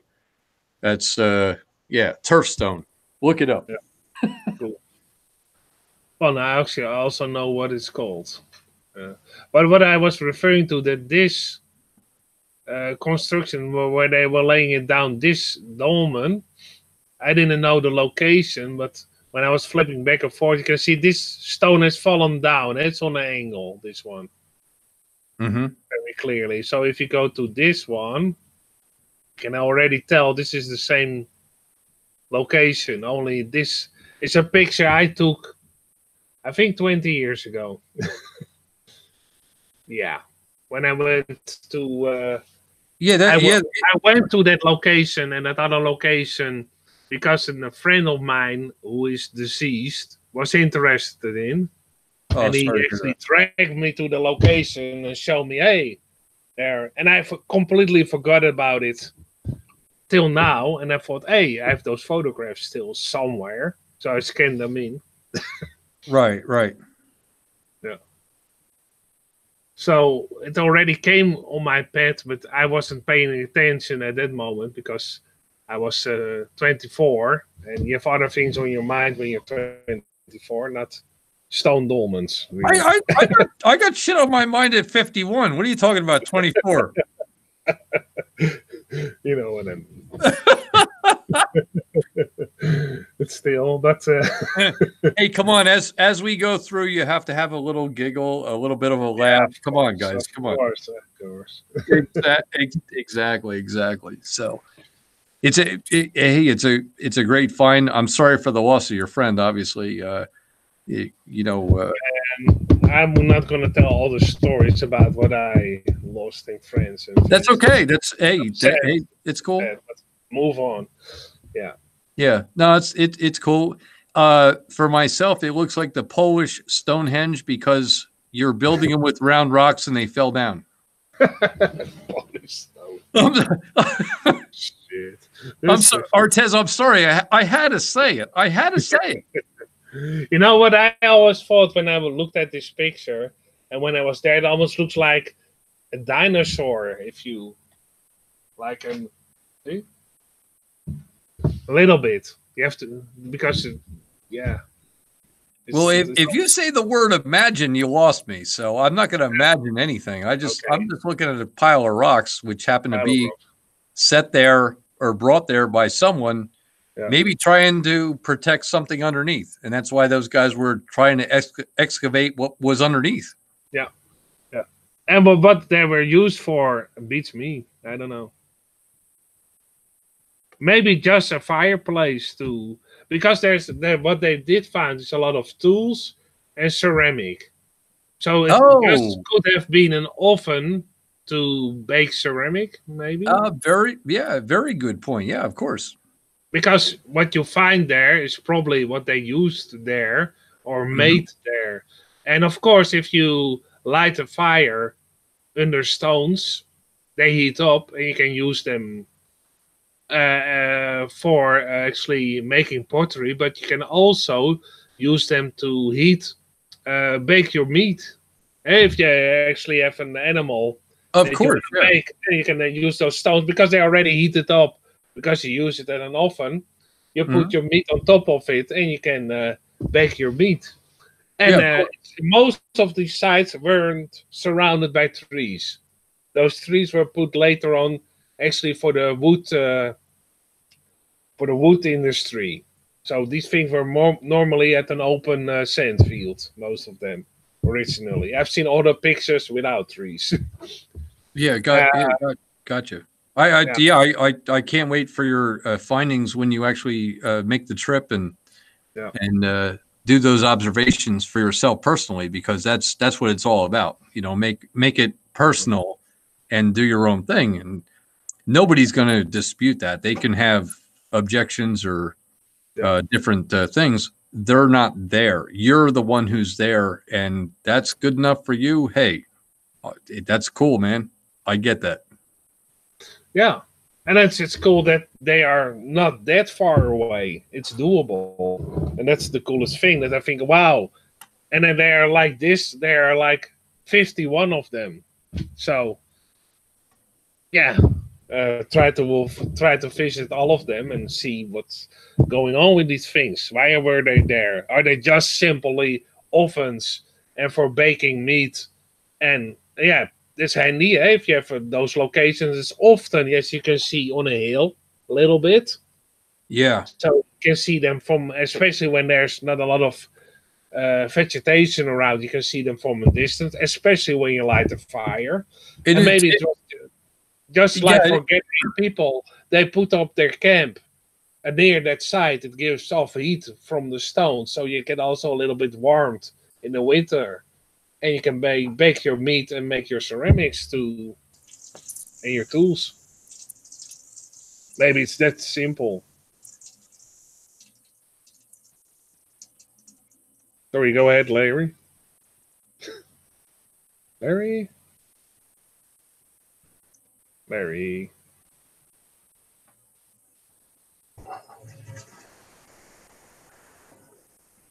No, I'm still here.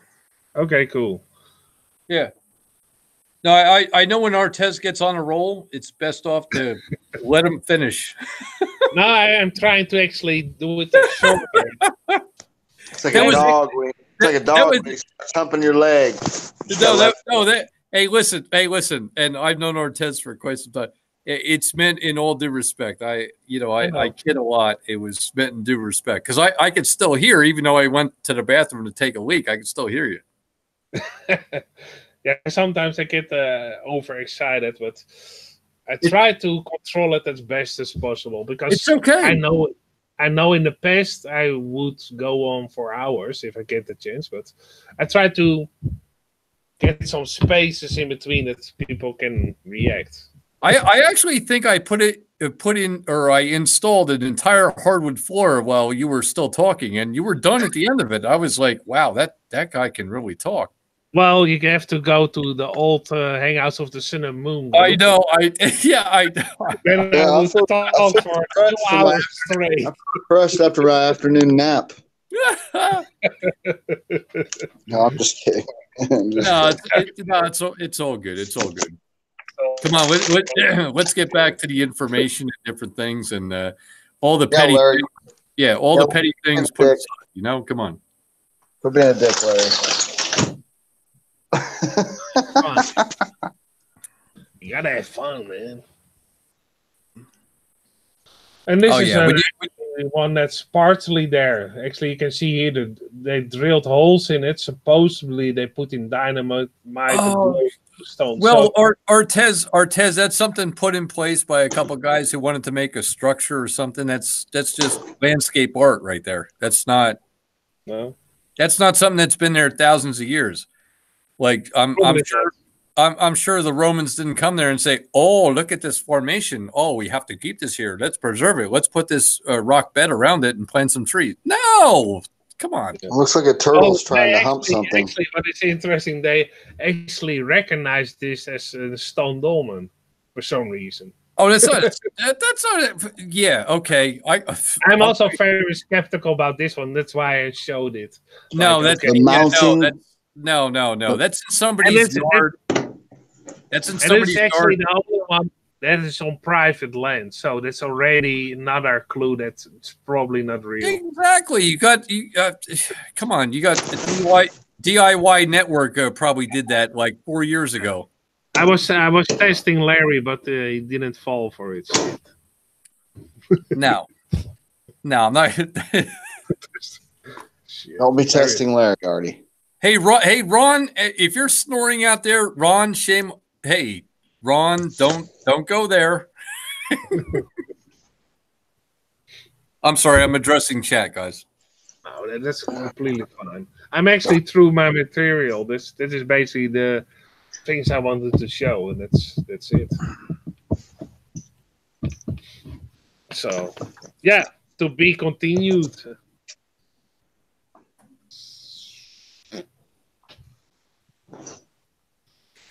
That's all right. I'm just killing time until Jibby jumps on. Yeah. Well, I know one way to get Jibby on the panel. He's like Beetlejuice. I'll just start singing. You start singing and I start playing the slide whittle. Jibby will be on in a couple of minutes. I'll start singing. Oh boy! Oh, Jared, don't. The last time you started singing, children of future. Oh, Jared, please don't. Well, and let them lead the way. Please don't. Please, you're scaring the neighbor's cats. Dear penis, I don't think I like you anymore. But when you get to drinking, all I do is stare at the floor. Oh, dear. I heard this song by. No, you sound like a 1960s rapper, and they didn't get it back then. We still don't get it, Jared. I'm sorry. There's a God, what's that guy's name? Sir Mix-a-Lot? Yeah, Sir Mix-a-Lot. That's you. That's interesting that Larry comes up with that rapper, yeah. From all rappers. Ron Livingston, I think is his name. It's called Dear Penis, the song. It's really funny. Yeah, that was Larry Silverstein's cousin. Sorry. Rodney something. Rodney Harrington? Maybe? Rodney Dangerfield? No? I'm kidding. Oh, boy. Actually, you know that Mel Brooks also did a rap? You know the comedian Mel Brooks, of course. Oh, yeah. Anybody my age knows Mel Brooks. Yeah, of course. Of course. He did a Hitler rap. It was really funny. You have to... on YouTube, you can find it. The Hitler rap. It's really funny. And you know, whatever the guy's background, put that aside for a second. Yeah. And just listen, because the damn thing is funny, and I've actually seen the one Artez is referring to. I've seen a lot of those, and the old roast they used to do where they would roast somebody at the Friars. All those things, they are just so classical, man. Yeah, indeed they are. You got to get back to that because hey, the truth is going to hit you like a ton of bricks in the face. Yeah, it's always good to have a little laughter involved because we're all here. We are here. Mm-hmm. No, we're here. Would be funny if somebody would say in the background, "No, I'm not." yeah, mana. Everybody's here. Everybody's here, and then I'm not.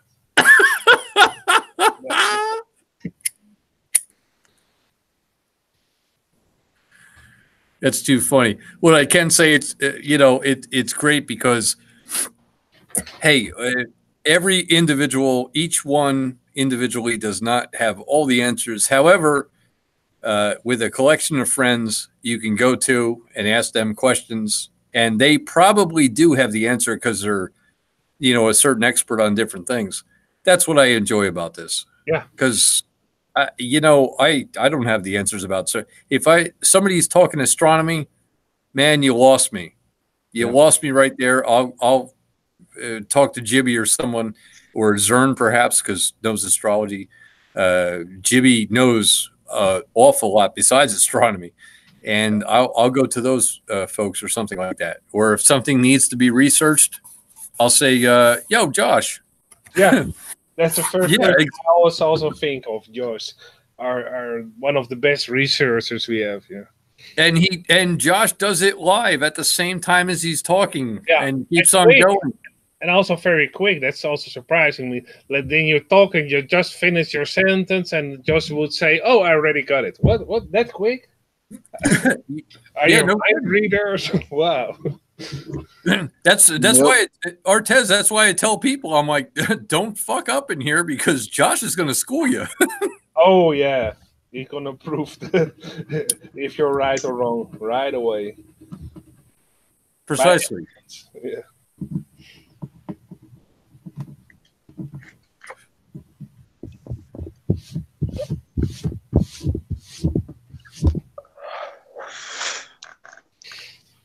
Yeah. Did Elon ever get? No. What's Elon? Elon. Did you ever hear Elon, the fence guy that came on? Yeah, I talked to him, I believe. Yeah. Actually, heard him for a while, and was that the guy that actually thought that if you are in a plane flying around, it's the same as standing on an Earth that is rotating? Yeah. I don't think he knew what he was saying there because he was trying to. I think he was just trying to figure shit out, like we were. He was figuring it out, but I was trying to show him it's not the same. Like driving a car is not the same motion as being on a merry-go-round. Not even close. Yeah. I'd have to say I'd have to go back to what Josh said earlier. Because there's so many new people and folks coming around. I say we. I shouldn't say we. I said I have to recall or remember myself. They just perhaps got here. It's that's a constant reminder of that. And Josh actually said it very articulately, and I'm fucking it up right now. I'm just saying, maybe take a step back and explain a little bit and let them have their own discernment about what's going on and let them realize because I forget that too often. And I'm saying because I don't want to drag anyone else into the pool that I'm in. Well, that's what I was trying to back off and kind of get his, because I wanted to kind of get a sense of where he was at in his mind. Mm-hmm. Because he's it's hard for me to think back to being that young in this, especially since he hasn't listened to anybody. He didn't know about anybody else that we were talking about. Like he didn't know about Mark Sargent, he didn't know about Skiba, he didn't know about anything. We're like the third. I think he basically knew our hangout in Dell. Yeah, that was it. He didn't even know Dell. He didn't know Dell. We had to tell him about Dell. Okay, then I thought he did. Okay, my bad. No, not your bad. It's all good. That was a confusing because the Lee was asking him if he'd ever heard of Dell, Yeah. and he was asking about the hangout and why more people aren't just allowed to come on and talk. And we're trying to explain, because people like to fuck snipe the hangouts and Oh, that's what I was referring. about Dell, about how it used to be like that. Like Dell would just. Yeah, the Dell. hangout. I think Dell still posts the links in the chat. Oh, does he? Well, yeah, because he's using OBS, so obviously he could shut it down real quick. And the thing is, what he always does, he keeps the screen on himself, so you only hear the sound, and he mutes it right away. So yeah, they can hardly do anything at all. Yeah, and someone to actually click on it. I mean, let's for 1 second think of a society today. They want instant answers. They want instant show me. They want instant gratification. Instant, yeah, and Larry, even instant meals. Yes, exactly, and that's why they go right to the outsource. And I had this conversation earlier with someone who we all know, a very good friend, and I was saying the same thing. I'm like, everybody wants to get to the end. Man, flat Earth was the end for my waking up. This was the end spot. Totally. I've been woken up for 30 plus fucking years. It's about time you all got here. Where the fuck have you guys been? Yeah, no shit. And by the way, shout out to Zern, because I know I know Zern, and he's possibly listening right now. I'm not sure, but spoke with Zern earlier as well. And no, it's good. He's not going to go after P more. Okay. P what? Oh no, that was earlier. That's earlier. So don't worry about it. Oh, okay. Or as we say in Jersey, forget about it. Forget about it. You should forget about it. Forget about it. I feel compelled, actually. I won't do it unless Josh is still here to actually play the voicemail that I got, because it's actually kind of funny. Play it. No.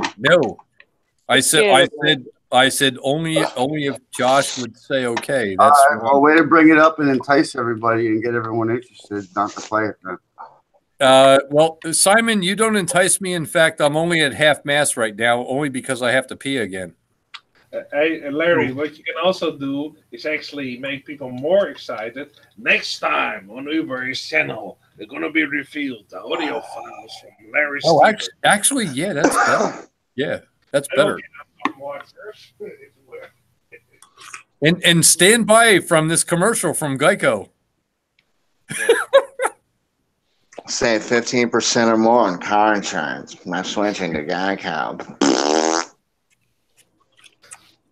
And now, a good idea. I'm going to get a cup of coffee. Be right back. Yeah, well, hurry back, Artez. You might miss something. Hurry back. Well, I have my headphones on, so I still can hear you. Okay. God, what a douche.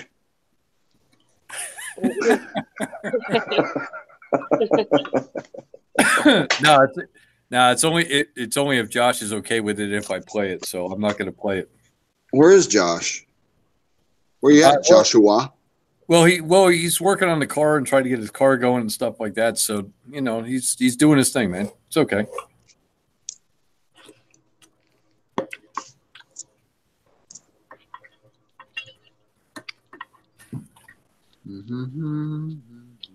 Weinstein Productions, man. The name alone just kills it.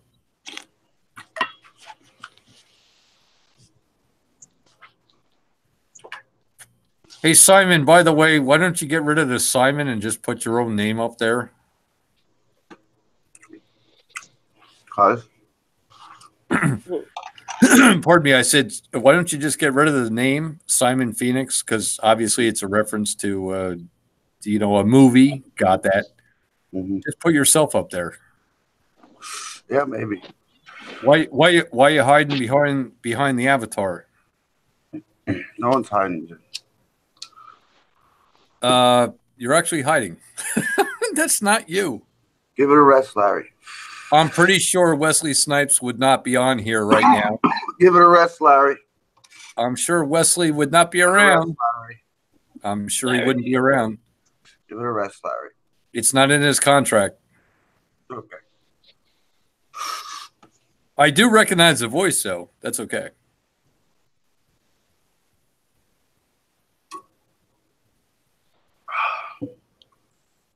I've turned my cam on before. It doesn't need to be when you're in here. I do it when I want to do it. I don't want to see your camera.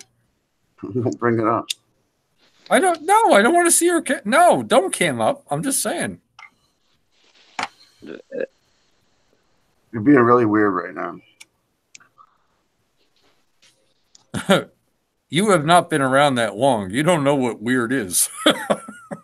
Not been around long. I thought you were new.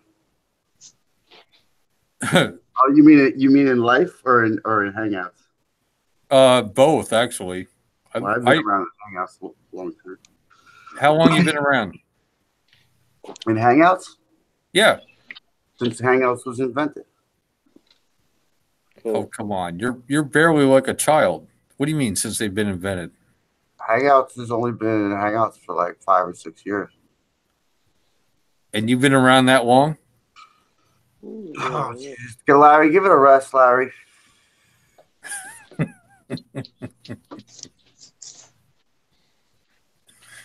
Oh, shit. Give what a rest? What are you talking about?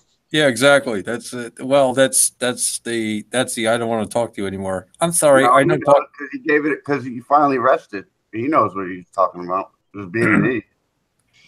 No, why am I hiding behind a fucking my Simon Phoenix thing? Like it's just being an idiot. Dude.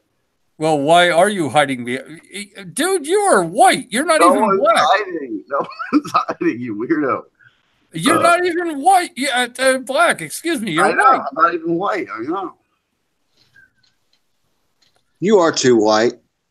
Yeah, it's totally white. P. Mars come out from the background.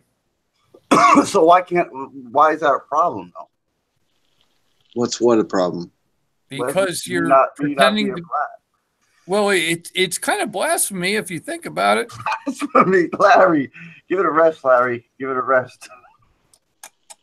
That's going to be my new thing. I already see it already. I'm going to be saying Give it a rest. Give it a rest, Larry. Larry. Take it to bed, Larry. Take it to bed. Oh, no. No, I can't. No, I can't do this one. We got to call Simon out. On what, dude? Just in general. I mean, you got a black avatar and you're white as a cracker. So what? So what? And you don't see a problem with that? Heck no. I like Wesley Snipes. Oh. I'm not racist, man. I don't see color. I didn't even notice he was black until you brought it up. I didn't even realize it was black until you brought it up. Wesley Snipes is black? What? Yeah, with blonde hair and the whole thing. And I'm colorblind, dude. I don't see color, man. Sorry. What are you, Stevie Wonder now? Yeah. I thought you were a racist. What? Wesley Snipes is not is black? What? Yeah, he is. He's black. Can you believe that? I swear to God, Google it. Google that shit. I had to come back for that. Shit. Wesley Snipes is black. Shit, man. I'm a white kid obsessed with black. I'm they're gonna be headline news tomorrow. Wesley Snipes. Wesley Snipes is white, not black. Why am I hiding behind Wesley Snipes? I thought he was black. I can attest to. I was on with Simon Phoenix last night, and I saw a cracker. Yeah, cracker. So you saw it. There you go. Hey, Chris, why don't you get on here, man? I want to hear. Chris was on the panel the other day. Ooh. Which Chris? Chris Matt. Okay. I like that guy. We were triple teaming. What's his name?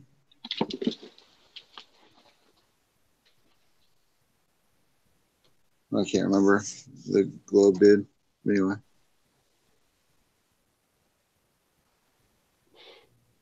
Sound like a geek?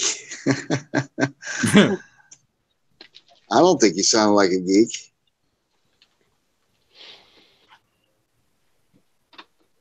All right, whatever. Whatever. I do what I want. Don't come on chat then. Fuck off. How about that? Wow. Oh, Jared, that sounded a little too black for comfort. I do what I want. Let it go, Larry. Yeah, there we go. I'm just called Captain Obvious for a reason. I think Larry heard that quote probably often in his life. Let it go, Larry. I'm kidding. Hey, listen. Let me go, Larry. Let me go, Larry. No, if I actually held somebody on the end of a rope and they were like, "Let me go," and I realized what they did to me, I'd let it go. Or maybe more like this. Let's go, Larry. That's probably what he heard more. Well, yeah, let's go. Yeah, actually, Artez is correct there. Yeah, let's go is more. Yeah, I got that one. Yeah. Okay, moving on. Drop it, Larry. All right. Well, I don't see a problem with Simon as long as he doesn't kill people that are called Simon friendly. And this is a very deep movie reference for people who actually know the movie Demolition Man. Yeah, exactly. Yeah. Well, actually, that was the assignment for Simon Phoenix in Demolition Man to kill Edgar Friendly. Yeah. Yeah, Edgar Friendly. Don't you have someone? You have a job to do. You have to know. Yeah. Don't you have somebody to kill? Some guy? That was actually a lot of bad acting in one movie. That was terrible. That was a great movie. I don't know what you're talking about. No, that was actually terrible. Except for the fight scenes. If you take the fight scenes out of that movie, that sucked. Oh wait, then you had Dennis Leary down in the sewers, like, hey, we want McDonald's down here, and I got a hot rod over here. Simon Phoenix. I tell you what, right? I watched that movie, and it was on in England, and it must have been like a month back, and I watched it, and they actually changed, like because it was like Taco Bell.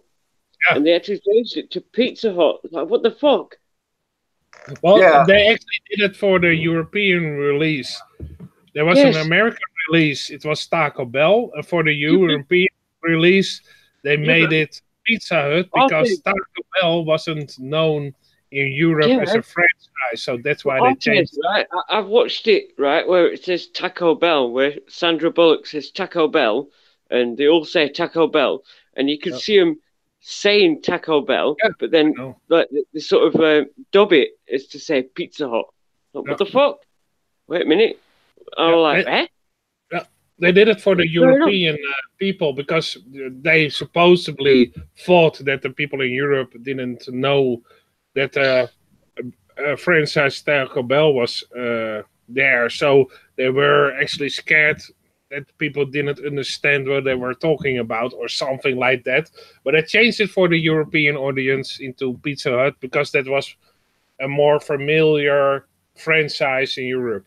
Hold on, I want to address this question to me in chat. He wants to know if I write letters to LSC in jail, and the answer is yes. I write them every week. Pen letters, and Simon, are you thinking about me right now? Yeah. What are you doing right now, you bad boy? I'm taking my. Hold on a second. It's a concave, and I'm LSC, and you're here to serve me. You know that, right? Who's LSC? That's Lord Asshole from years ago, Jared. You wouldn't know him. Back in the early days. Yeah. He's the modern day Charles Manson. No, he's a fucking retard. He's the modern. He's the modern day Che Guevara. No, he's a retard. He's the modern day Donald Trump. He's a retard. He's the modern day Warren Buffett. He's still a retard. He's the modern day Bill Gates. Still a retard. I notice you're mentioning all the elites, so keep going, Simon. Larry. He's the modern day Pope, okay? Who just got defrocked on Saturday. Still a retard.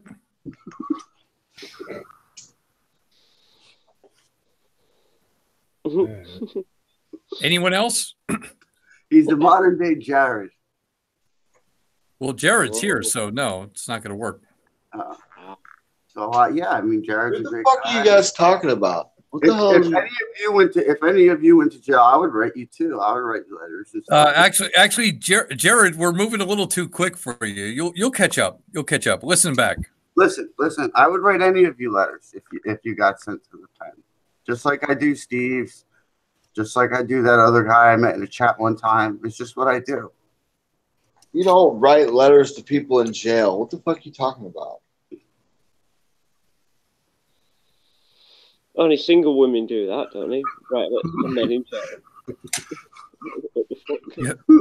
You guys do know who Simon is, right? No, what do you mean? What the fuck are you talking about? Yeah, I don't know. You know, okay. It's not for me to say. No. It's not for you to say. It's not for us to find out. Hey, why don't you just play that voice message you got, okay? Okay. Just give it a Larry, does it end with an S or? Yeah, it does. Okay. Yeah. Thank you. You don't realize you've been around this clown for a while. Yeah. Oh wow. And then I'm thinking of the clown. same Excuse me. Do you have anything nice to say, man? I mean, I don't remember hurting you anyway. Like, what's your problem? Actually, what's nice to say is, Simon, you articulate very well. Yeah. Totally get that. You're okay. Yeah. All right, so give it a rest then, buddy, before you start making me mean too, because I don't want to be mean like you. Listen, I'm not mean whatsoever. Have I been mean, guys? Anybody? I don't know what the hell's going on. I was just someone asked me a question in chat. I was trying to feel that you're calling me a clown. Like, all right, I mean, if you went to jail, I would even write you. Like, it's not a big deal. It takes me like 10 minutes to write in one letter. It's not that long. Well, I thought you were talking to chat. Huh? I thought you were addressing chat. You just said you were addressing chat. Yeah, but then you were like calling me a clown because I was saying what I was doing. Oh yeah, you are a clown. Yeah, don't get me wrong. Larry. Look, I mean, the heart wants what the heart wants, man. It's not, you know. Oh boy, yeah. Don't drop the soap.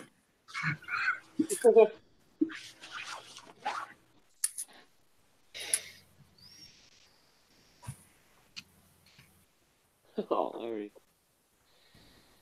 Oh, Larry, you seem really like funny and upbeat and that. Yeah, cool. I'm sorry, Lee. I didn't catch that. I walked away for a second.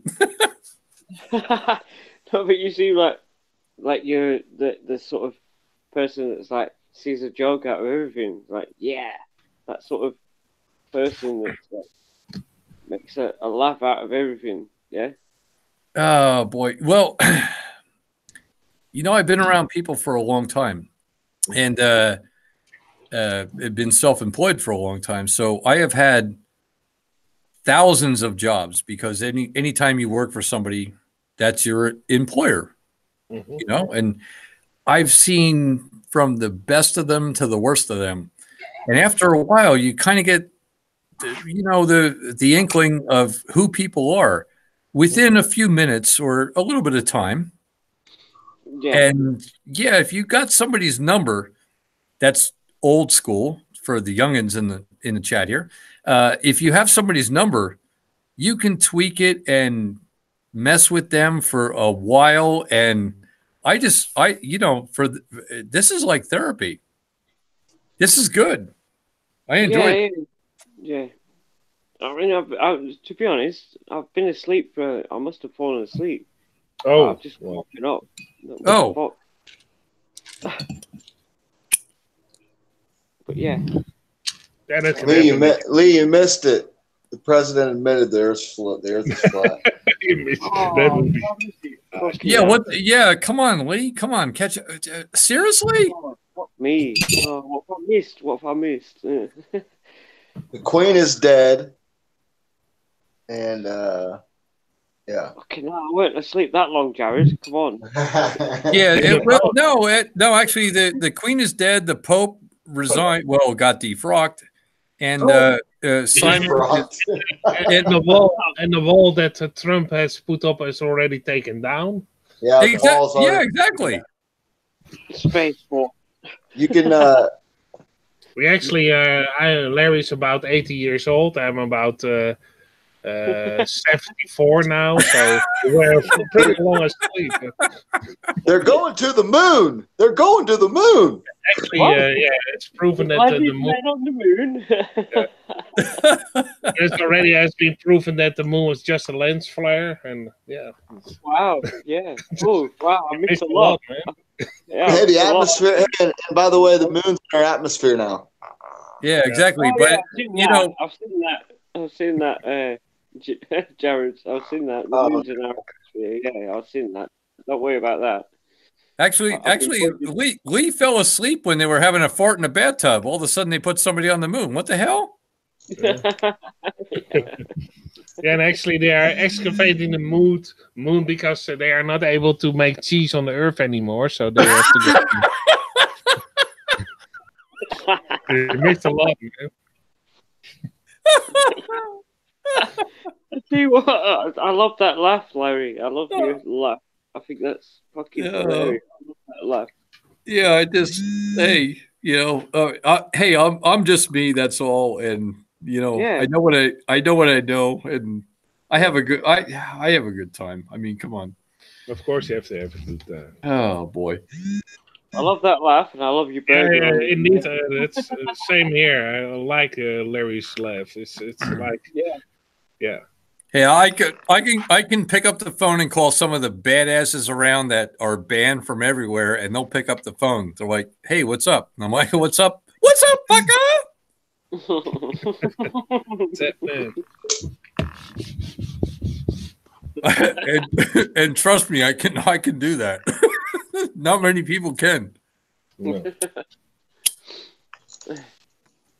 I enjoy being a bottom feeder, as Simon would say. A bottom feeder. I never said that or inferred that. I don't know. Simon, what are you getting a conscience for? Come on, I'm kidding. Relax.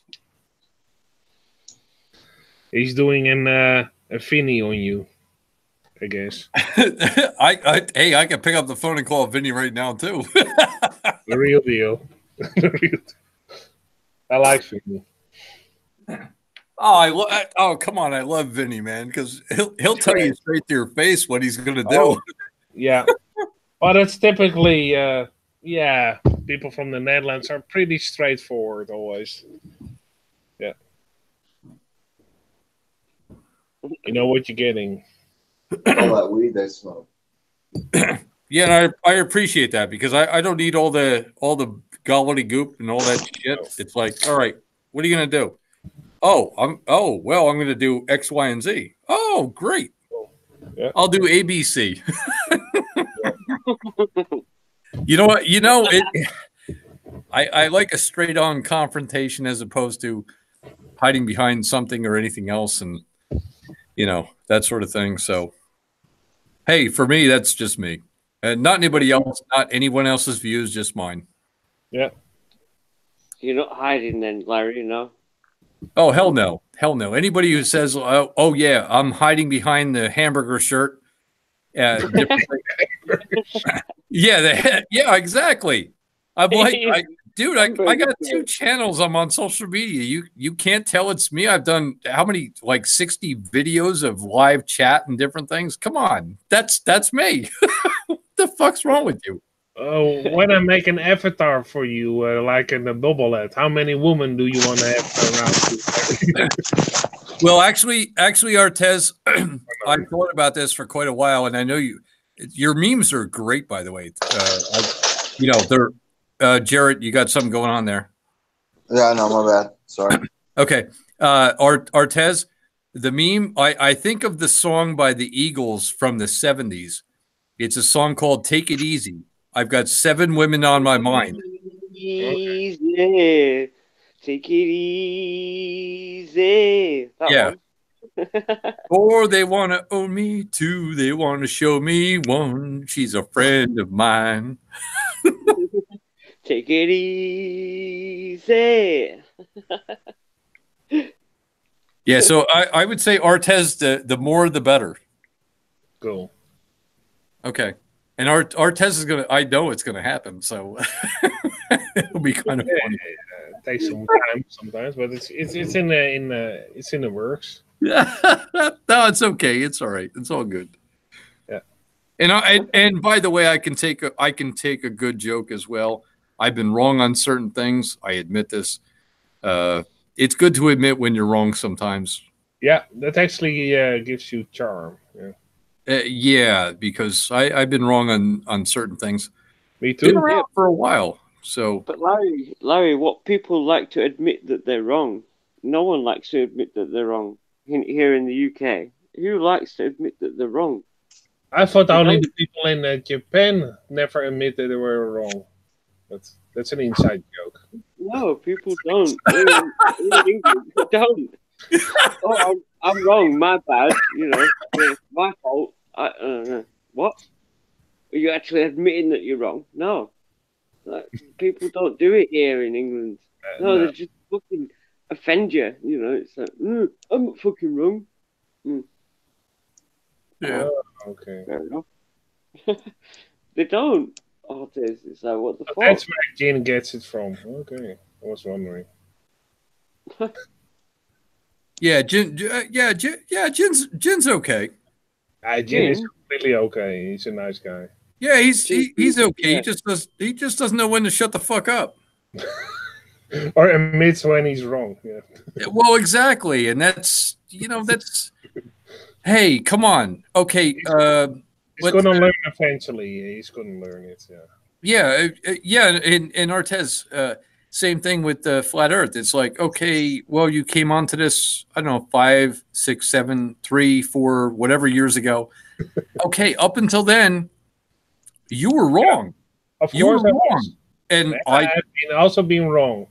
Yeah. Correct. Yeah, same here. So if you sometimes it is very hard to admit that you were wrong. Sometimes depends on the topic. Yeah. Of course, and I don't like it myself. I do not like being wrong. Okay. However, I've been wrong, and I will say, I'm sorry, I fucked up. I'm wrong. Yeah, that's it. Just admit it. Just say you're wrong. So just admit that you're fucking wrong. Exactly. Yeah. And some of these other things going on, which I'll have to talk about for a second here. Some of the other minuscule things. Come on, people, settle it, figure it out. If you need somebody to jump in there and figure it out or help you out with it, use an intermediary or a moderator or something to figure it out.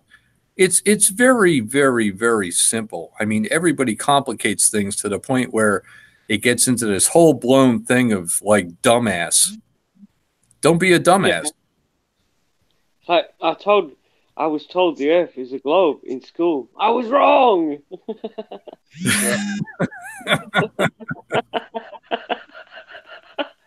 You know what? Yeah, and you know what's funny, Lee, about that is I went out and actually tried to buy a globe at Walmart, and I couldn't frickin' find one.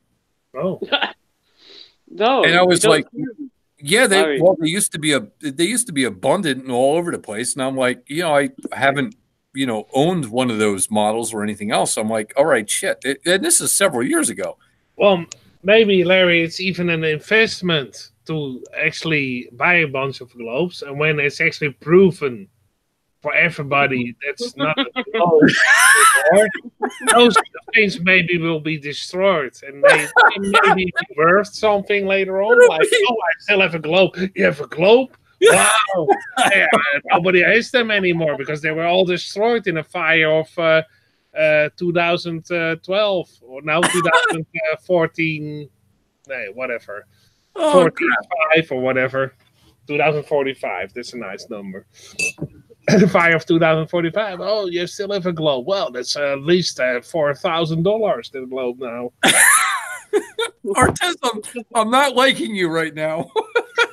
I mean, yeah, here's a good one. It's like I watched American Pickers, on TV. It's like what's it called? Frank Fritz and Mike Wolf. When they go picking artifacts and stuff, and one of them found a globe.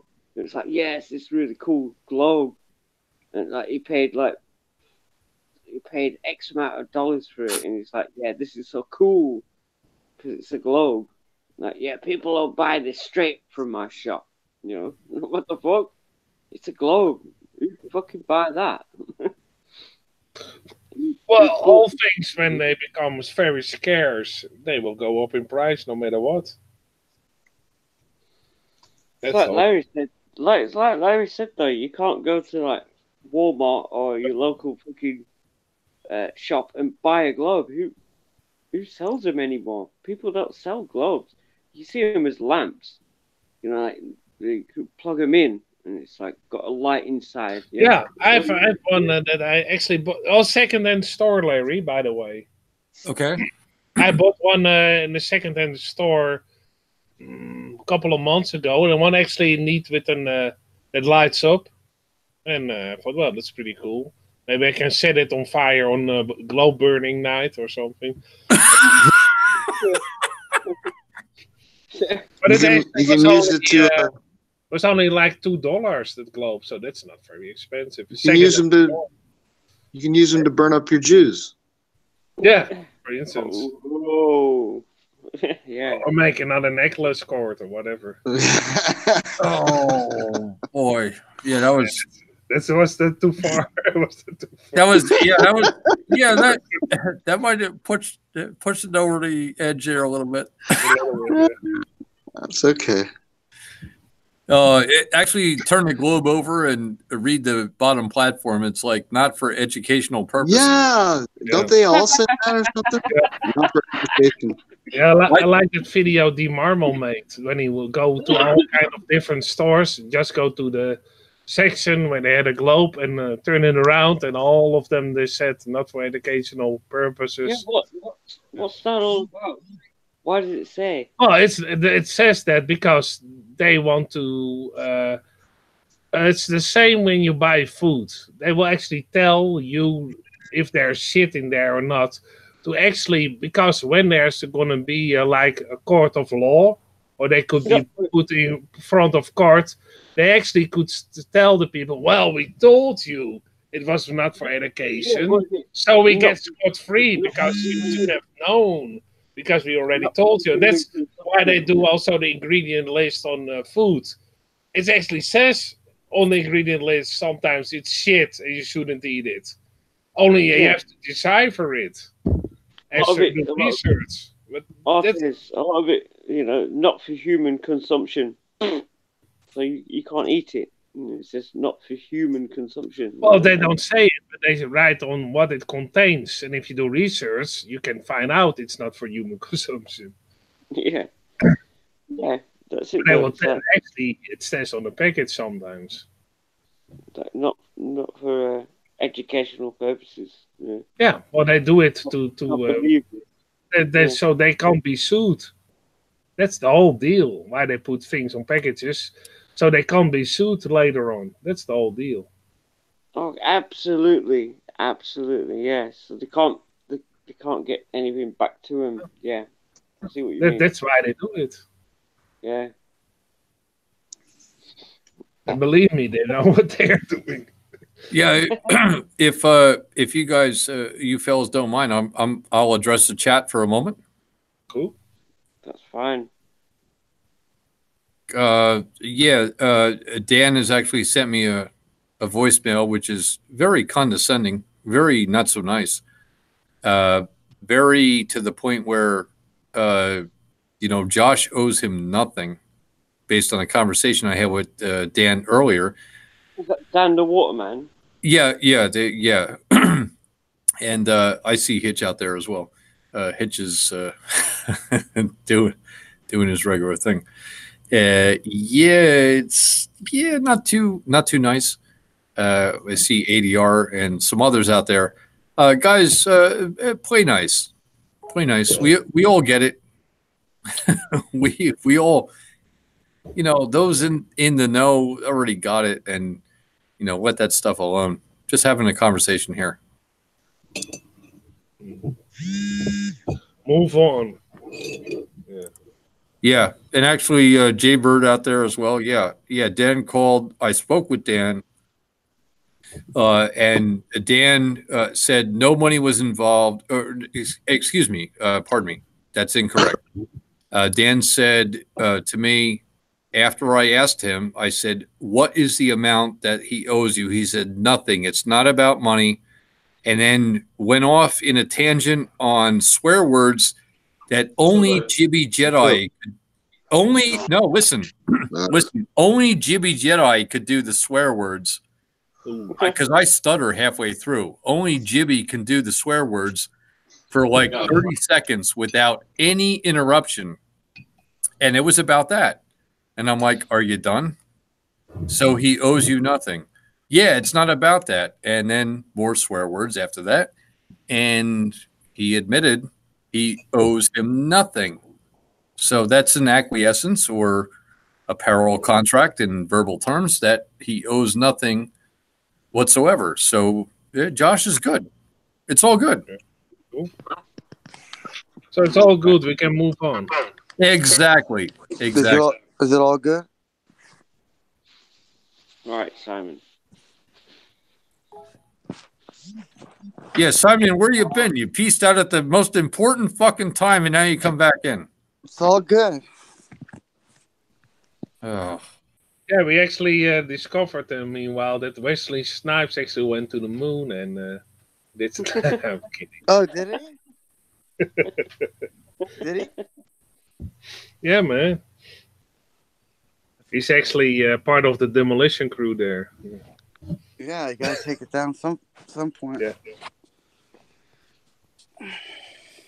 Gotta pull it. Silverstein makes the call. We pull it. That's what we do.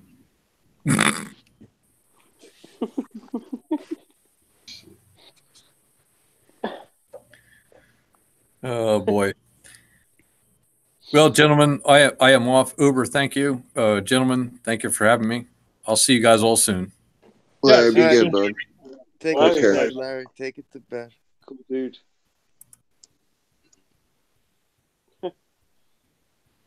Wow.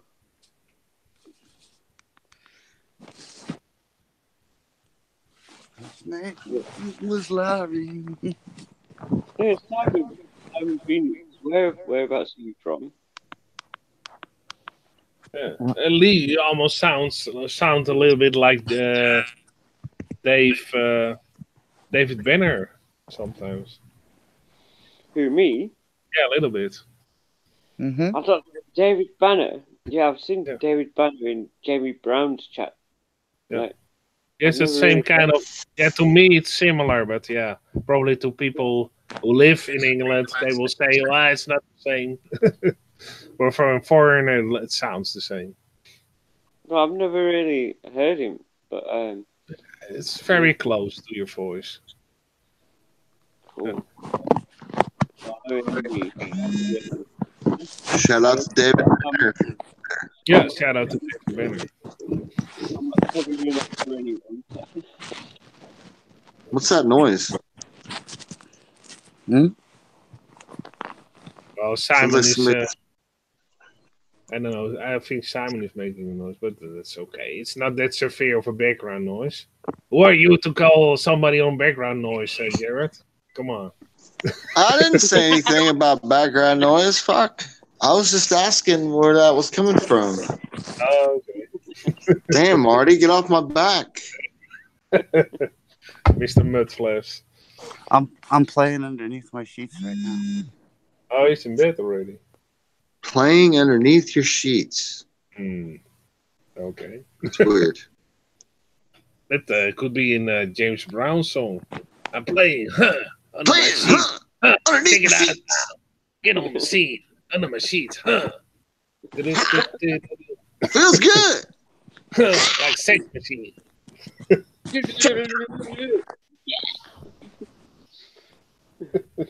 Gonna get under my sheets. Where? Under the sheets. How? Now. Well. Get it on. Living in America. Yeah.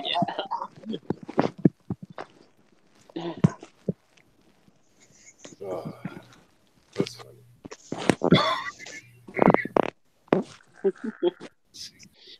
Oh, fuck.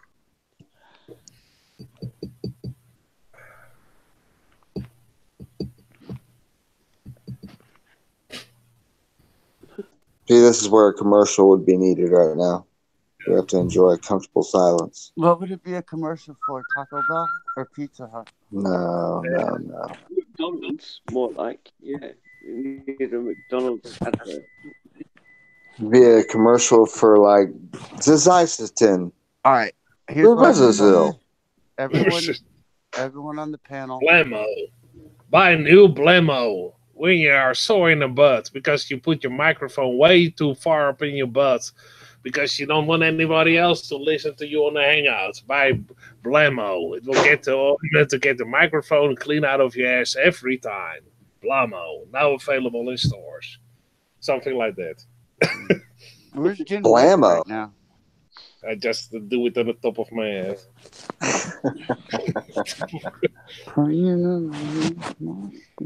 Vivacicine. You ever get those itchy critters to go under crawling nothing underneath your toenails? No. Try Raxisville. How would you like to be that guy that fucking makes up that fucking word? May cause ass bleeding.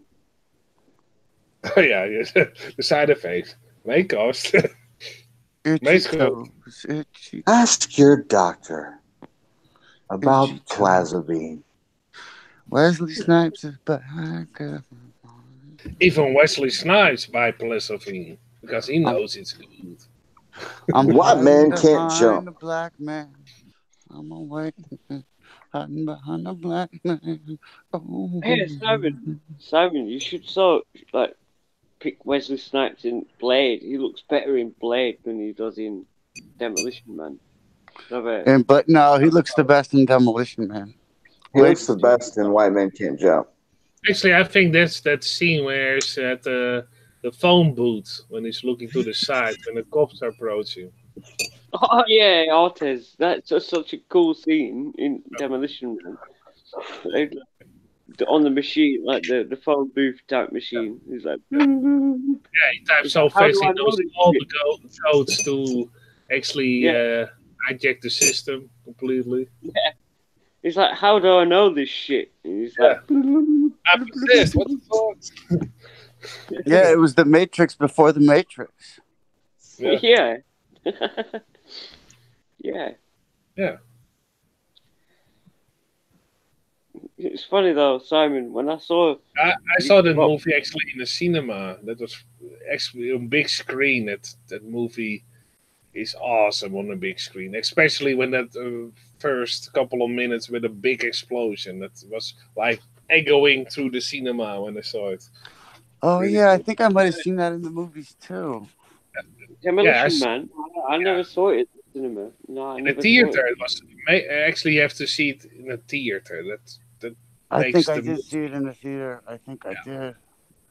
I don't remember. It was so long ago.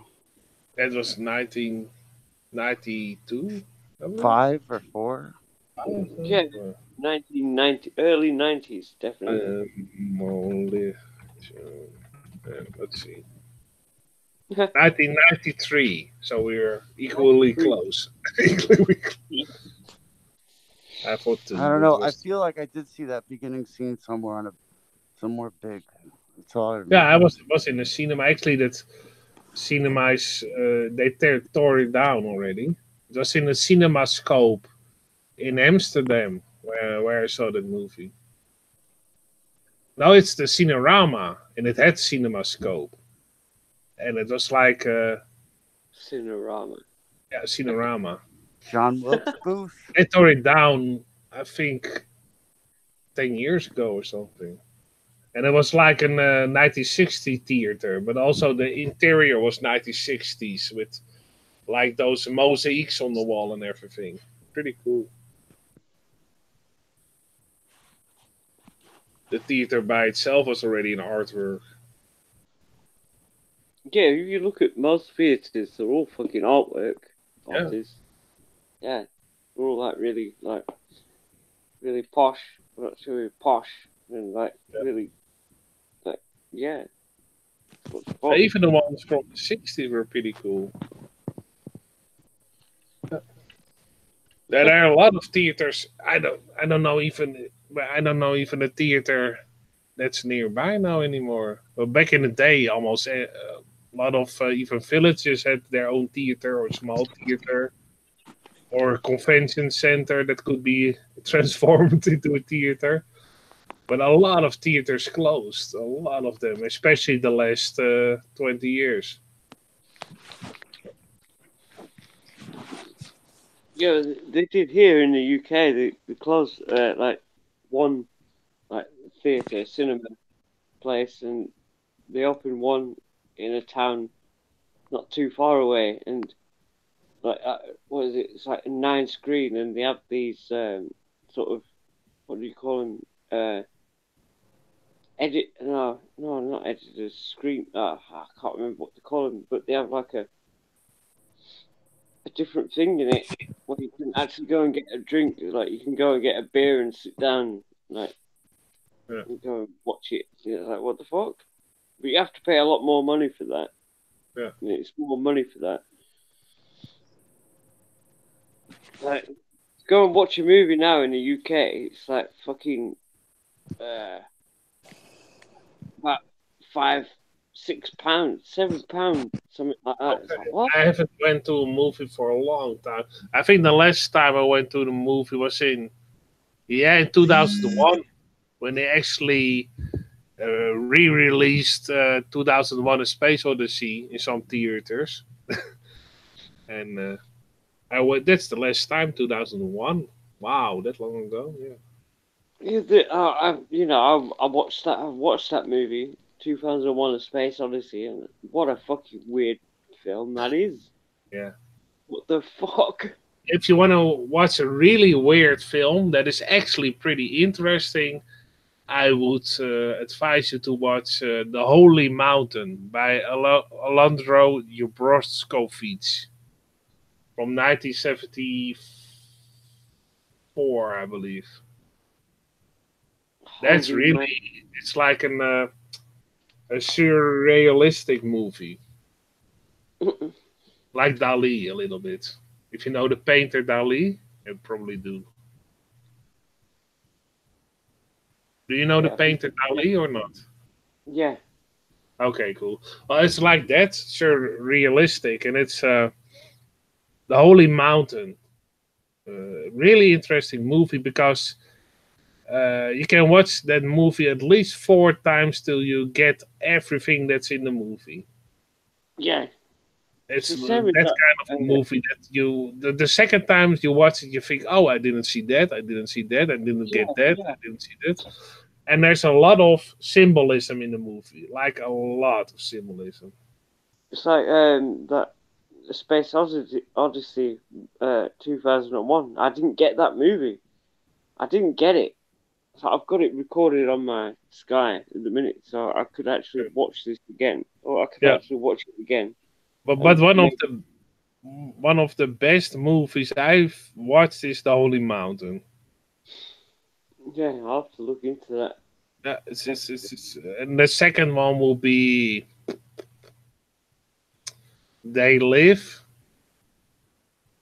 maybe. Oh, They Live. Yeah. With Roddy Piper. And Roddy then Piper, the yeah. third one will be like Control Factor. We Control Sleep. Factor from Wake up. 2004 with Adam Baldwin. That's actually it's about mind control, how they control your mind, and it's very interesting. That's Control Factor 2004, I believe.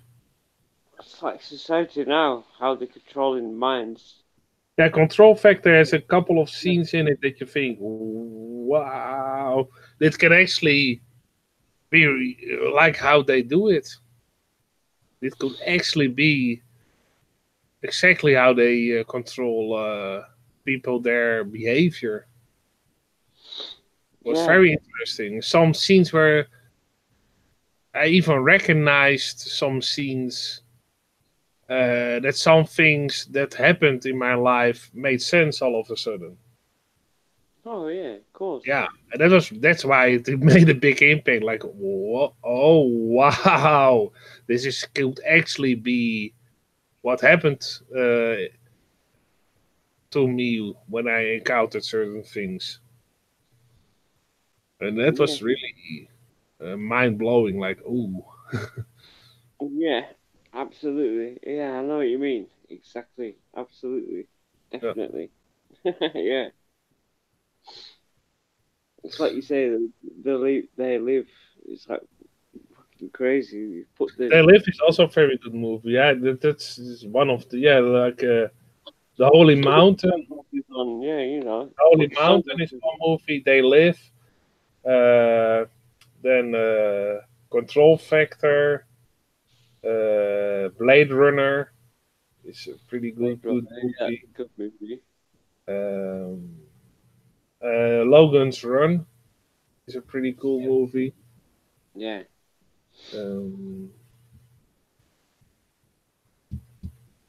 Like, I love the Matrix. Matrix is, of course, the Matrix. Yeah.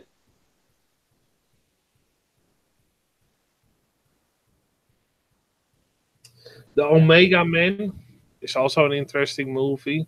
It's a little bit low budget, but still, it has some. It's done by the guy that also played in Ben-Hur. I don't know. I have to type it in, otherwise I forget the names. Yeah, Ben-Hur. Oh, isn't it? Ben-Hur. No, Ben-Hur is. Really? Why I can't remember his name? Mind fart. Charles Heston. Yeah, Charles Heston. Yeah. He also played in the Planet of the Apes. And he also had a movie Omega Man. That actually is also an interesting movie because it's like that people that previously worked for the media become zombies and want to take over the world. Something like that. It's a while ago that I've seen a movie. I never heard about it, but because you have a lot of movies that you never heard about. Yes. Like, I probably, if I mention Omega Man, and that Charles Heston played in it, probably a lot of people don't know that movie. They think, oh, what the fuck? How you doing, guys? Hey, Jin. Hey, Jin. All right, Jin. Hello, everybody. How you That was doing? a while ago. Yeah, What? I was just listening to you guys. Oh, very cool. interesting conversation you're having. I wanted to comment on the 2001, if you will let me. Yeah. Oh, yeah, go ahead, man. Yeah. Hi to all the guys in the chat room. I was with you just a little while ago. Thanks for the warm welcome, and thanks from the warm welcome in the panel. 2001. It's been voted as best science fiction film of all time Oh, by Stanley Kubrick. I'm gonna have to watch it again. I've watched it once, Jin. I'm Yeah. gonna have to watch it again because it's a fucking weird movie, man. It's a fucking brilliant movie, Lee. Lee, let me ask you a few questions. Did you notice when the little girl was talking on that iPad? The iPad was in it. That was an iPad. Oh yeah. Yes. Yeah, she was talking to her dad when she. That's right. She was talking to her dad. Yeah. That was the iPad. Okay. Yeah. Now, obviously, Steve Jobs got the idea from there. Obviously. Yeah. Right. It's like a lot of Jin. A lot of things in that movie will probably that you point out that you pick up on. It's like, what the fuck? Yeah, they're apparent today. The other thing about that movie, did you notice that this movie is ageless because it's science fiction, but it fits in today's life, don't you reckon? Yeah. Yeah, of course it does. Absolutely, definitely, Jin. Yeah, that is the magic of Stanley Kubrick. Yes. And that's why he filmed the moon fucking landing. That's right. That's right. The very next year, 1968, he drops this 2001 on our laps to watch. At that time, I was a kid, wasn't I? So I wasn't even born yet, sorry. Oh, no, I was born. I was born. I was going to elementary school, sorry, because I would have been 6 years old, about to be 7, right? Okay. So, or 7 years old, about to be 8, sorry. And they dropped this 2001 movie. I saw it many times as an adult, and I thought, this film is ageless, man. This film is it's today's science fiction. Fucking hell, it's all good. It's also with the movie that I refer to, the Omega Man. You know, with The Walking Dead, probably that series, Jin. Yep. A lot of that concept from the movie was taken from the Omega Man, the movie from the 70s with Charles Heston. Yeah, but the film came out in don't forget, 2001 is a 1958 movie. 68 movie, sorry. 68, yeah. Yeah, 68 movie.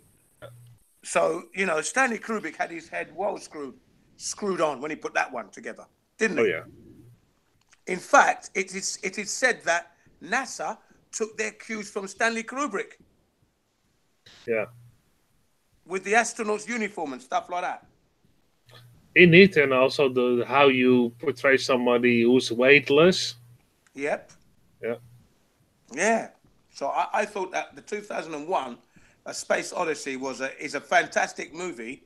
Voted best science fiction of all time. And it's easy to understand why. Everything still fits in today, doesn't it? Mm-hmm. Or don't you think so? A lot of things indeed fit in today, yeah. Yeah. And that's what makes a movie indeed timeless. Just like They Live. Yes. It's also another movie like that it has drones in it and that sort of things ready. And watches, actually they have a watch where they talk to their watch. What do you have now? Apple Watch. Yes. And in the movie They Live, they already had those watches they could talk to other people. So, and that was already in the 80s, so that's right. interesting.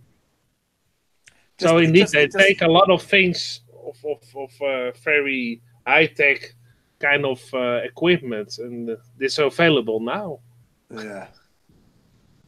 It's just amazing. It shows us, basically, Lee, that movie takes us through man's development from bashing someone on the head with a bone to technological marvels supposedly in space. Yeah, that's what I was thinking, Jin. You know, when you watch from the beginning of Space Odyssey. Yeah. What's going on with these monkeys and the apes and shit? Like what? Yeah. Yeah. So I've watched that movie 6 times. I have that one. Wow. I just keep renting it out. You know. Yeah. Another movie that I know almost for sure you would love that movie again, and that's The Holy Mountain by Alejandro Jodorowsky. Oh yeah, obviously I haven't seen that one. Just by the director's name alone, I know I haven't seen it. No, it's I think he's Spanish or Italian. I don't know. Right. Yeah. There you go. So I knew I'd never seen that one before.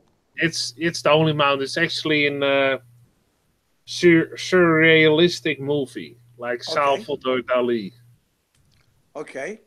What's the story behind it then? Tell me. It's actually the story of a guy that is going to be portrayed as the Messiah.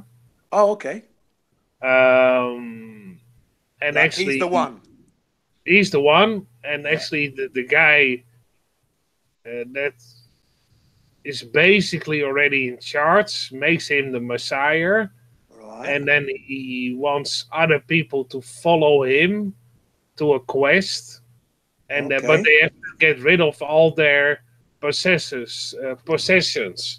Right. So he fights the big industrial people. He fights other people in other big companies, but they have to burn their money, burn their possessions to go with him to a certain location where he's gonna lay out some truth.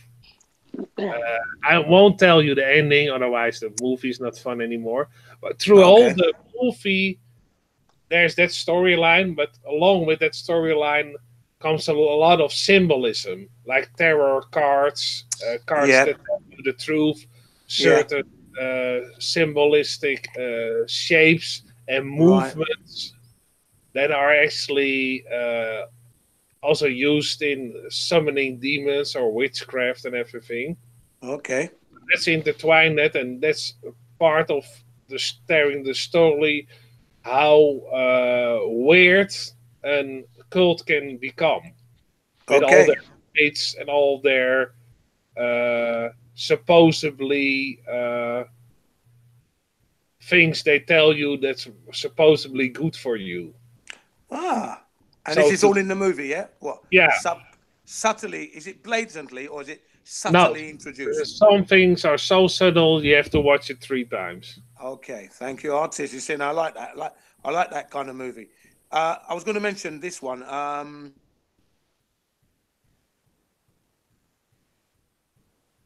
Stanley Kubrick, The Shining. Lee, have you seen that movie? Which one? The Shining. Shining. Oh, The Shining. Jack Nicholson in it. Yeah. Good, great movie. Yeah. Do you understand the implications of the movie? Well, no, I don't know. You sort of watch it, don't you? And it's like with all the hidden meanings and that. Yeah. Yeah. I love the ending of it when you can see that he became part of the people that already lived in the hotel. Yeah. That was the most beautiful thing, that he actually allowed the spirits of the hotel that he has become one of them, but he has to allow it to happen, and therefore they have to persuade him to become part of them. But yeah, you always have to allow it to happen. Yeah, when he goes into the bar. To become. Okay. Yeah. There is another implication, and that was to do with Stanley Kubrick. Are you aware of that? Before I go on. No, go on. Okay. Well, Stanley Kubrick, right? As you said earlier on, he was responsible for doing the moon landings, right? Yeah. Okay. Now, when he was doing it, his wife. This is from a true story. Again, you can find it on YouTube. The true story where his wife was against him doing that, the faking of the moon landings. Okay. And over the years, from 1969, it didn't sit on Stanley Kubrick's persona, because he was a perfectionist. It said he loved puzzles. He wanted everything done perfectly. So with a character like that, when you know you've lied to such a level, it doesn't sit well on your what's the word? Your persona, your character. Consciousness also. Yeah, your consciousness, right? It doesn't sit well. So what he tried to do was confess, and The Shining was a confession movie. Stanley Kubrick confesses to us that he was responsible for the moon landings in that movie. Okay, the original book was written by Stephen King, right? It was a Stephen King movie, and Stephen King commented that he didn't like the movie because it didn't really follow the story of the book. Now, the reason for that is Stanley Kubrick was he merged two stories into one. And if you look at the movie, there are a myriad of clues relating to Apollo. Now, the reason I know this is because I watched back in 2006 a video called The Shining Code 2. This video gives you all the meanings to all the scenes in the movie. Oh, wow. I suggest you watch it, and it gives you a 100% understanding of what was going on in the movie and Stanley Kubrick's parts in the moon landings. It's called The Shining Code 2. I'm gonna write that down. Code CODE number 2. Watch Okay, that. thank you. It's brilliant. It is a brilliant documentary, and it's about an hour and 17 or 20 minutes long, but it takes you through every single scene and the meaning of the scene. Okay? Okay, cool. Thank you for that information. I didn't know that because that's right. Last time I watched The Shining was in the early 90s or something. So. Yeah. If you like, I'll try and get it up for you and put it in the back chat as we speak. Okay, guys? Cool. Thank you for the... Yeah, because most of us... Well, if you like that kind of movies, you will love The Holy Mountain. Yeah, I'm going to look it up. When I went to see that movie at the age of 19. I was 19 years old when I saw The Shining, purely through the hype with Jack Nicholson in it and that. Okay, I went with my mates. Went to in London, the Hampstead Odeon in Hampstead. Have you heard of Hampstead? Lee, have you heard of Hampstead? I know it. Yeah, I know Hampstead. Yeah. Right. So we went to the Hampstead Odeon, which is near Parliament Hill Fields. Really, we went there. We watched the movie. We came out, and the first things we said was, "What an effing shit movie," because it wasn't horror. We weren't scared. It didn't scare us at all. And what did we do? We went to McDonald's next door at 19. Yeah. So all the time it was Stanley Kubrick's confession movie, but I never knew. Never clicked it at 19. You're not. You never click on that. No, exactly. No, you don't. You don't pick up on that. What he's actually trying to get out. Are you able to see the back chat, Jin? Yes. Okay, I'm gonna post a trailer to the movie, so you also have the right information. Thank you very much for that. But whilst I'm doing that, I can see you doing something now. I can actually see it happening. I'm in the YouTube now. I'm just gonna try and find this movie for you. It's really, really good, guys. It's compelling. It's revealing. And it's the key to the puzzle. There's no doubt. After you watch this Shining Code 2, you know Stanley Kubrick done it. Okay. Yeah, Stanley Kubrick. I'm also going to post it in the YouTube chat for the people who want to watch that movie. Yeah, can you do that? Because I can't. If I do that, they can't click on it. It doesn't work. It has to be off the computer. I'm on my phone. Yeah, first I'm going to do the Holy Mountain. And then I'm going to do that other one. Here we go, The Shining Code 2. In 1973 is the actual. Okay. Now, I'm about to share this into the back chat, okay? I'm going to reshare it in the YouTube chat. Right, here we go. I'm putting it in the back chat there now. See, you've got to make sure it's the back chat and not the side chat, yeah? Because I'm on the iPhone. I don't see anything yet. No, yeah, I'm just writing a little caption. I always write a caption so you don't get lost. There. You're in another back chat, I believe. That's right. I'm in the other back chat. Stanley Kubrick.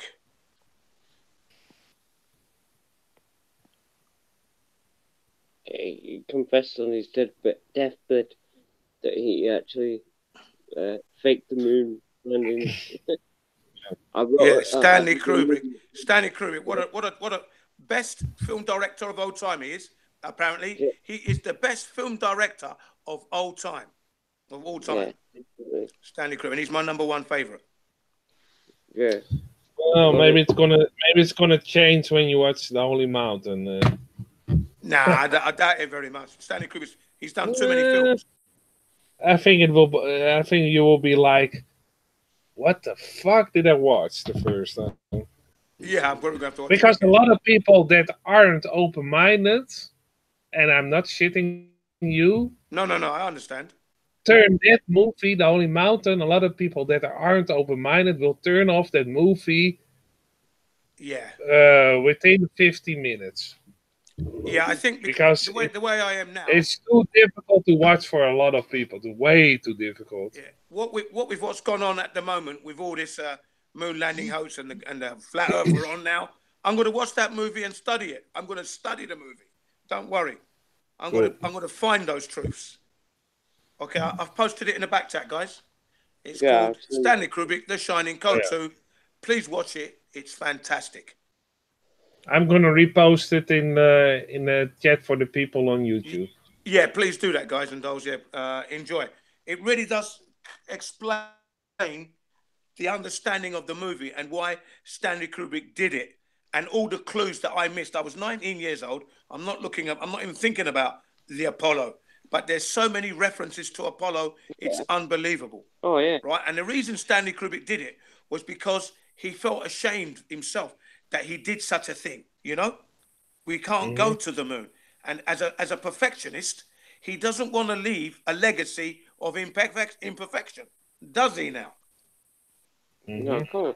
You know, he got, for example, when he was doing the film called Eyes Wide Shut. Now, the title alone is striking, isn't it? Eyes Wide Shut, meaning that we've got our eyes wide open, but they're shut. We're not looking. Yeah, all the evidence is in front of us, but we're missing it all. Flat Earth and all. Flat Earth and all. Do you see what I mean? Eyes wide shut. Now, in that movie, The Eyes Wide Shut, what did he say? He takes us through a journey of how the elite live, right? The elite and how they live in that movie. But he produced it in a way that he didn't want to harm his career. Do you see what I mean? But in the end, it did. And I reckon they killed him for it. Eyes Wide Shut. That's another movie that he produced that was so good. Yeah. Yeah, Eyes Wide Shut. Oh, yeah, he got Tom Cruise to reenact a certain role over 300 times for perfection. Whoa. Tom Cruise went through a emotional roller coaster ride from liking Stanley Kubrick to hating him to liking him again. 300 times. Cut. Do it again.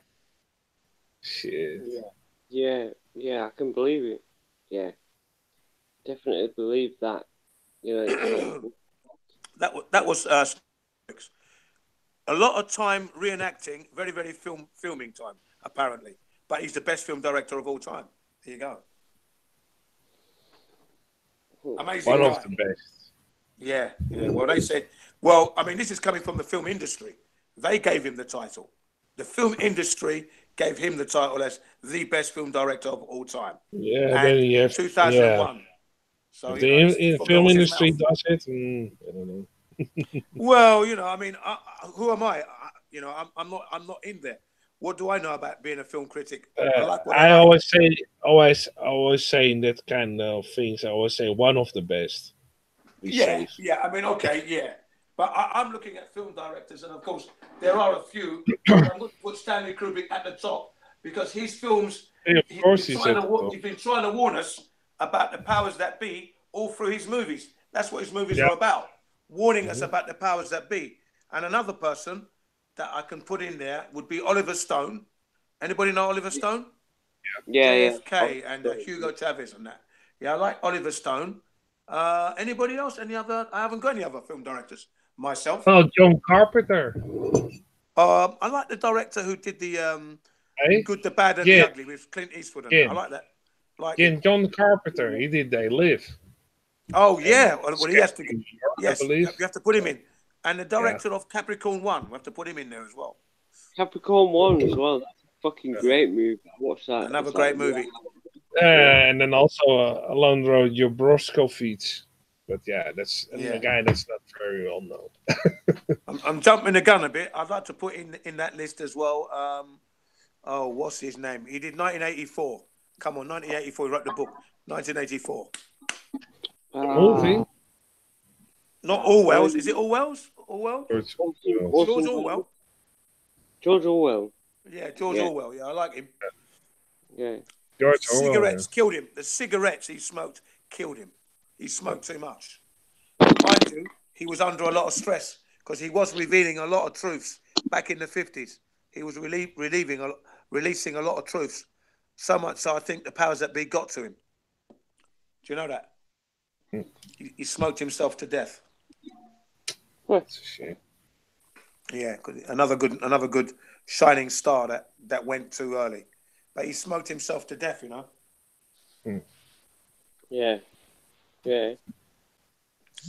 So it's funny that, you know, when you're a flat earther, okay, I mean, I don't really like that title, but when you discover the flat earth. Again, you can also refer to yourself as a truth seeker. Yes, I usually do, really, truth seeker. Truth seeker. Right. It sounds better, doesn't it? Yeah, I was referred to myself as a truth seeker. Yeah. Rather than a flat earther or well, it's never. Then they think that you only talk about flat earth. I also talk about other things.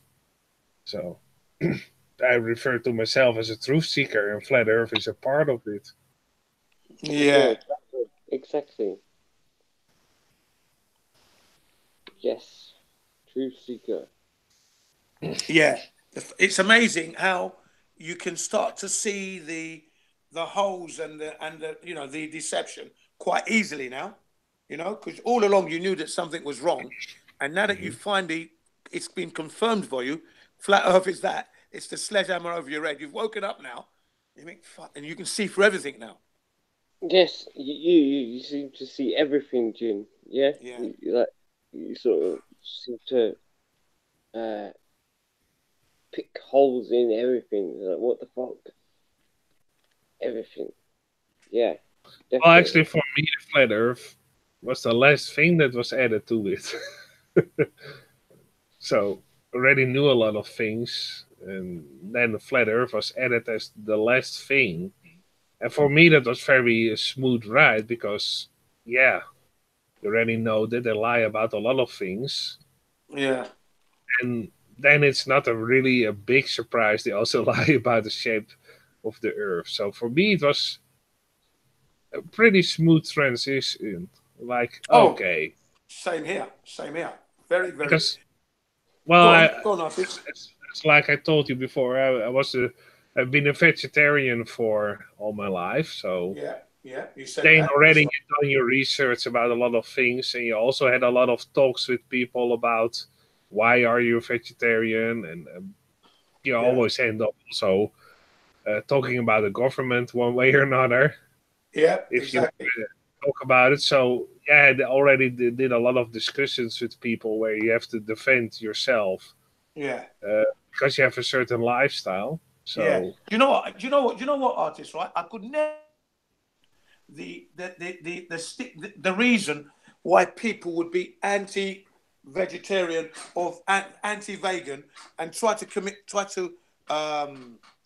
what's the word there? Try to create this stigma that you're wrong to be a vegetarian. I could never understand that, because if you're eating well, you feel well, and if you feel well, you can do good things. Don't you reckon? Yeah, very simple.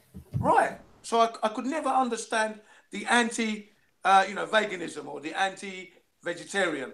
You know. Well, I think it's like how people are portrayed in on the TV. Yes, I know. It has a lot of like a vegetarian always portrayed as weed smoking hippies. Yes. And that were a little bit strange, or even do occult things and witchcraft and blah blah blah. They portray in like they were a very stereotypical kind of way, and therefore people believe that and think everybody is the same, like that. Absolutely. That's the main problem. They portray certain people in a certain way. Just like how they portray the Native Americans, that they were stupid people. Yeah. And that's the same thing. And then people believe that narrative because they don't know any better. That's right. And then Exactly. you get all these labels and characterized Yeah. fictions It's of like people. Pove. It's like Pove the other day.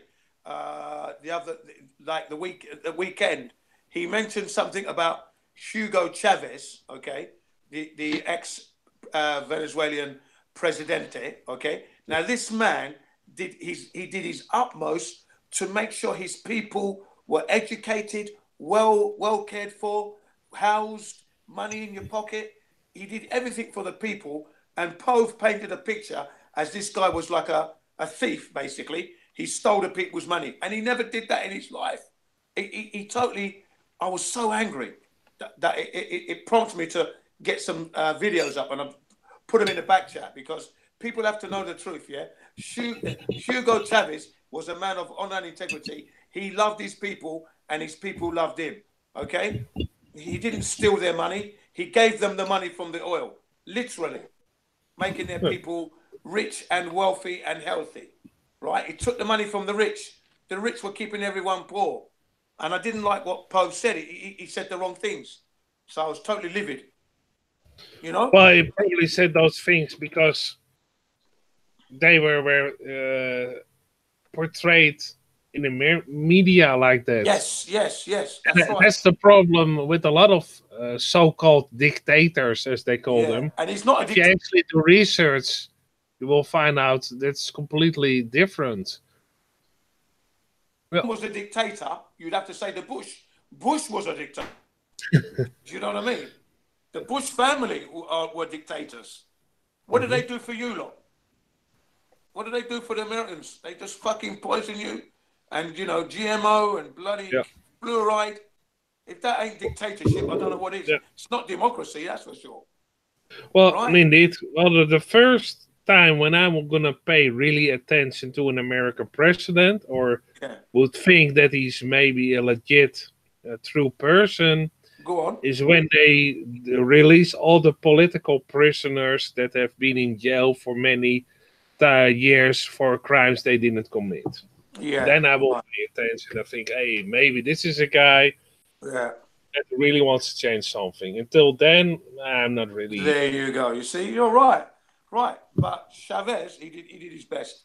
So I won't say any more on that. But, you know, I because Poe is not here to defend himself, as it were. So I'll leave it there. But he knows exactly how I feel because I sent a message to him personally.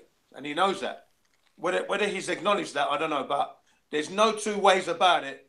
If I could physically be there with him, I would force him to see the videos.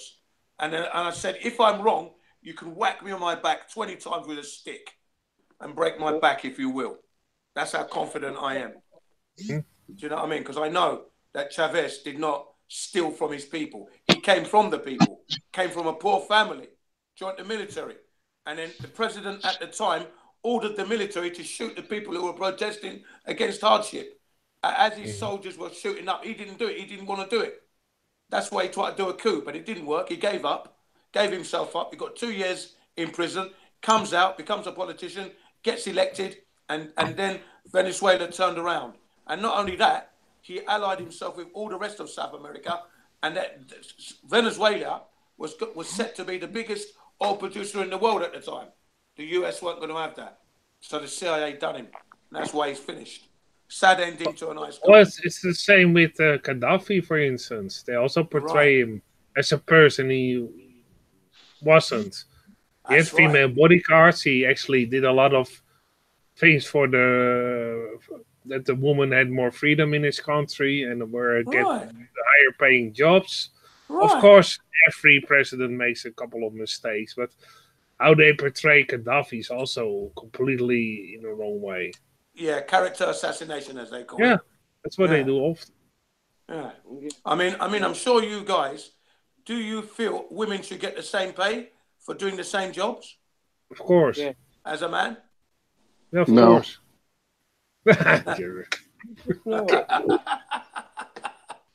Yeah, women should get the same pay. If she's a bus driver and there's a female and a male bus driver, they should receive the same wage, right? Yeah. But back in the day, they were not getting the same wage. Well, still in some professions, they still don't get the same wage. Right. So It's that's all still wrong. in effect in some professions. It's ridiculous, but it's still so. That's right. It's getting a lot better, of course, but we're not there yet. Yeah, The whole way. Yeah.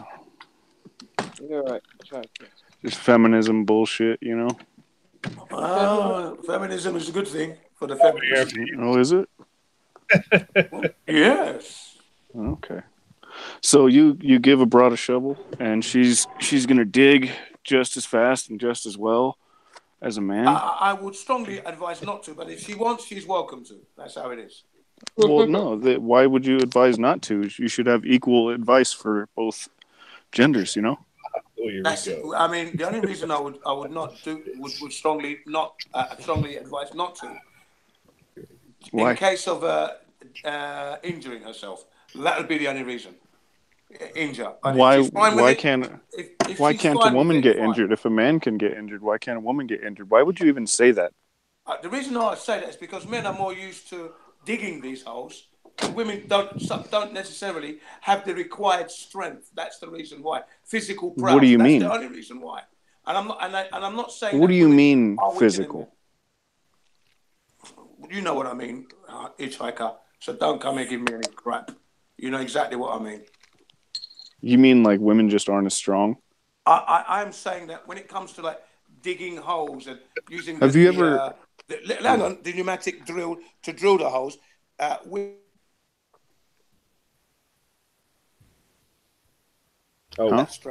that's all I'm saying. And I don't say that in a derogatory term at all. But if a woman wants to do that, you're saying you hate women. I get it. Let me finish, because you're not letting me finish, yeah? If the woman wants to do that, she's perfectly welcome to. Who am I to stop?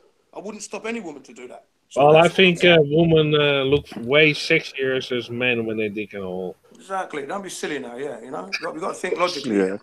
You must be a member of the He-Man Woman Haters Club or something, because that's fucked up, dude. I probably am. You don't know that, though, do you? Wow. Hey, good to see you, Hitch. How you doing, Hey, what's up, Artie?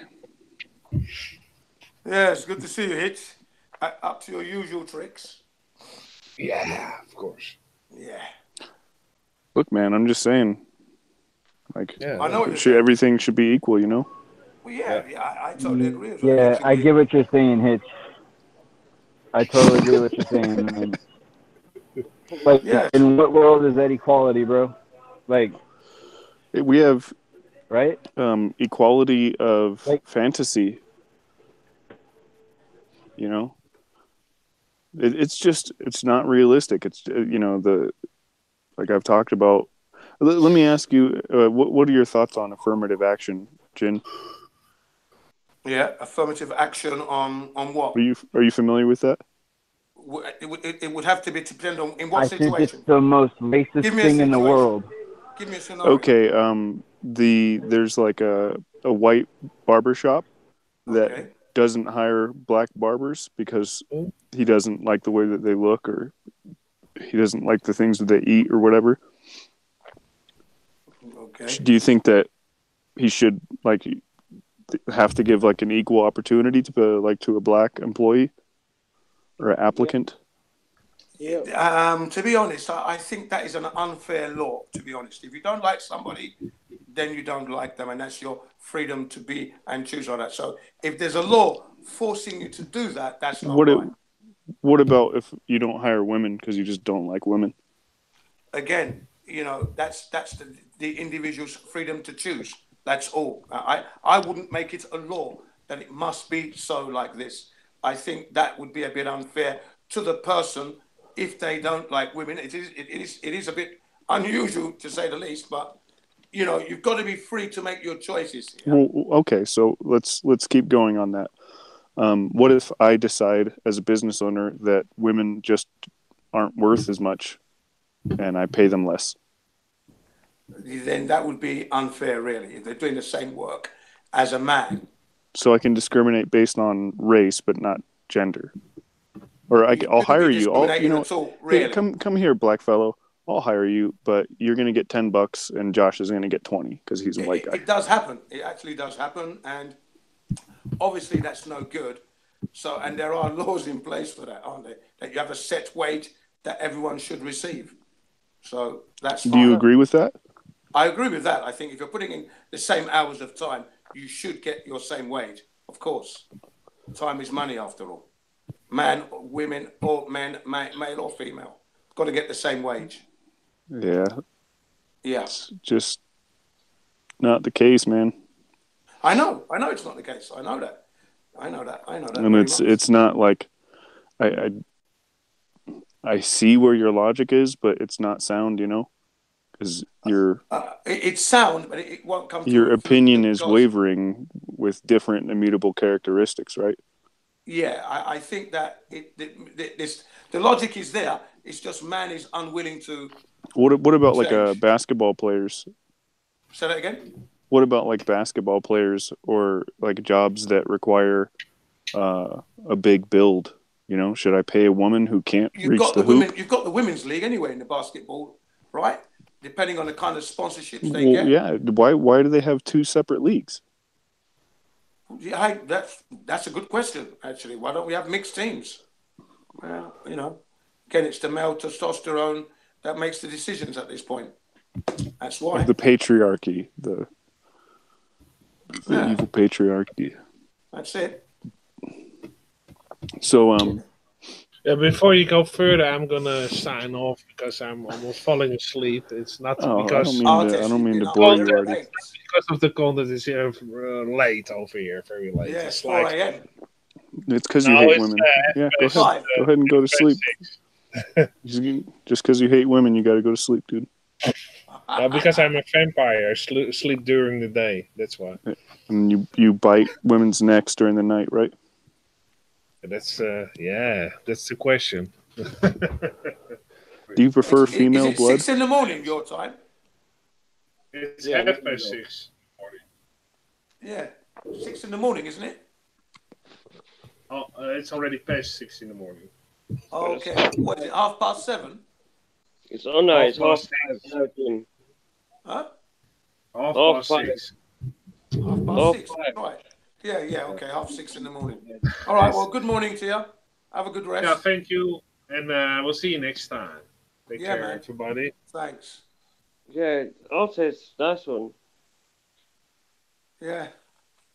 Well done. I've always been a women's liberation, yeah. What do you reckon, mean? Lee? Yeah, I know what you mean. Like, women are free. What the fuck do you mean? What the fuck do I mean?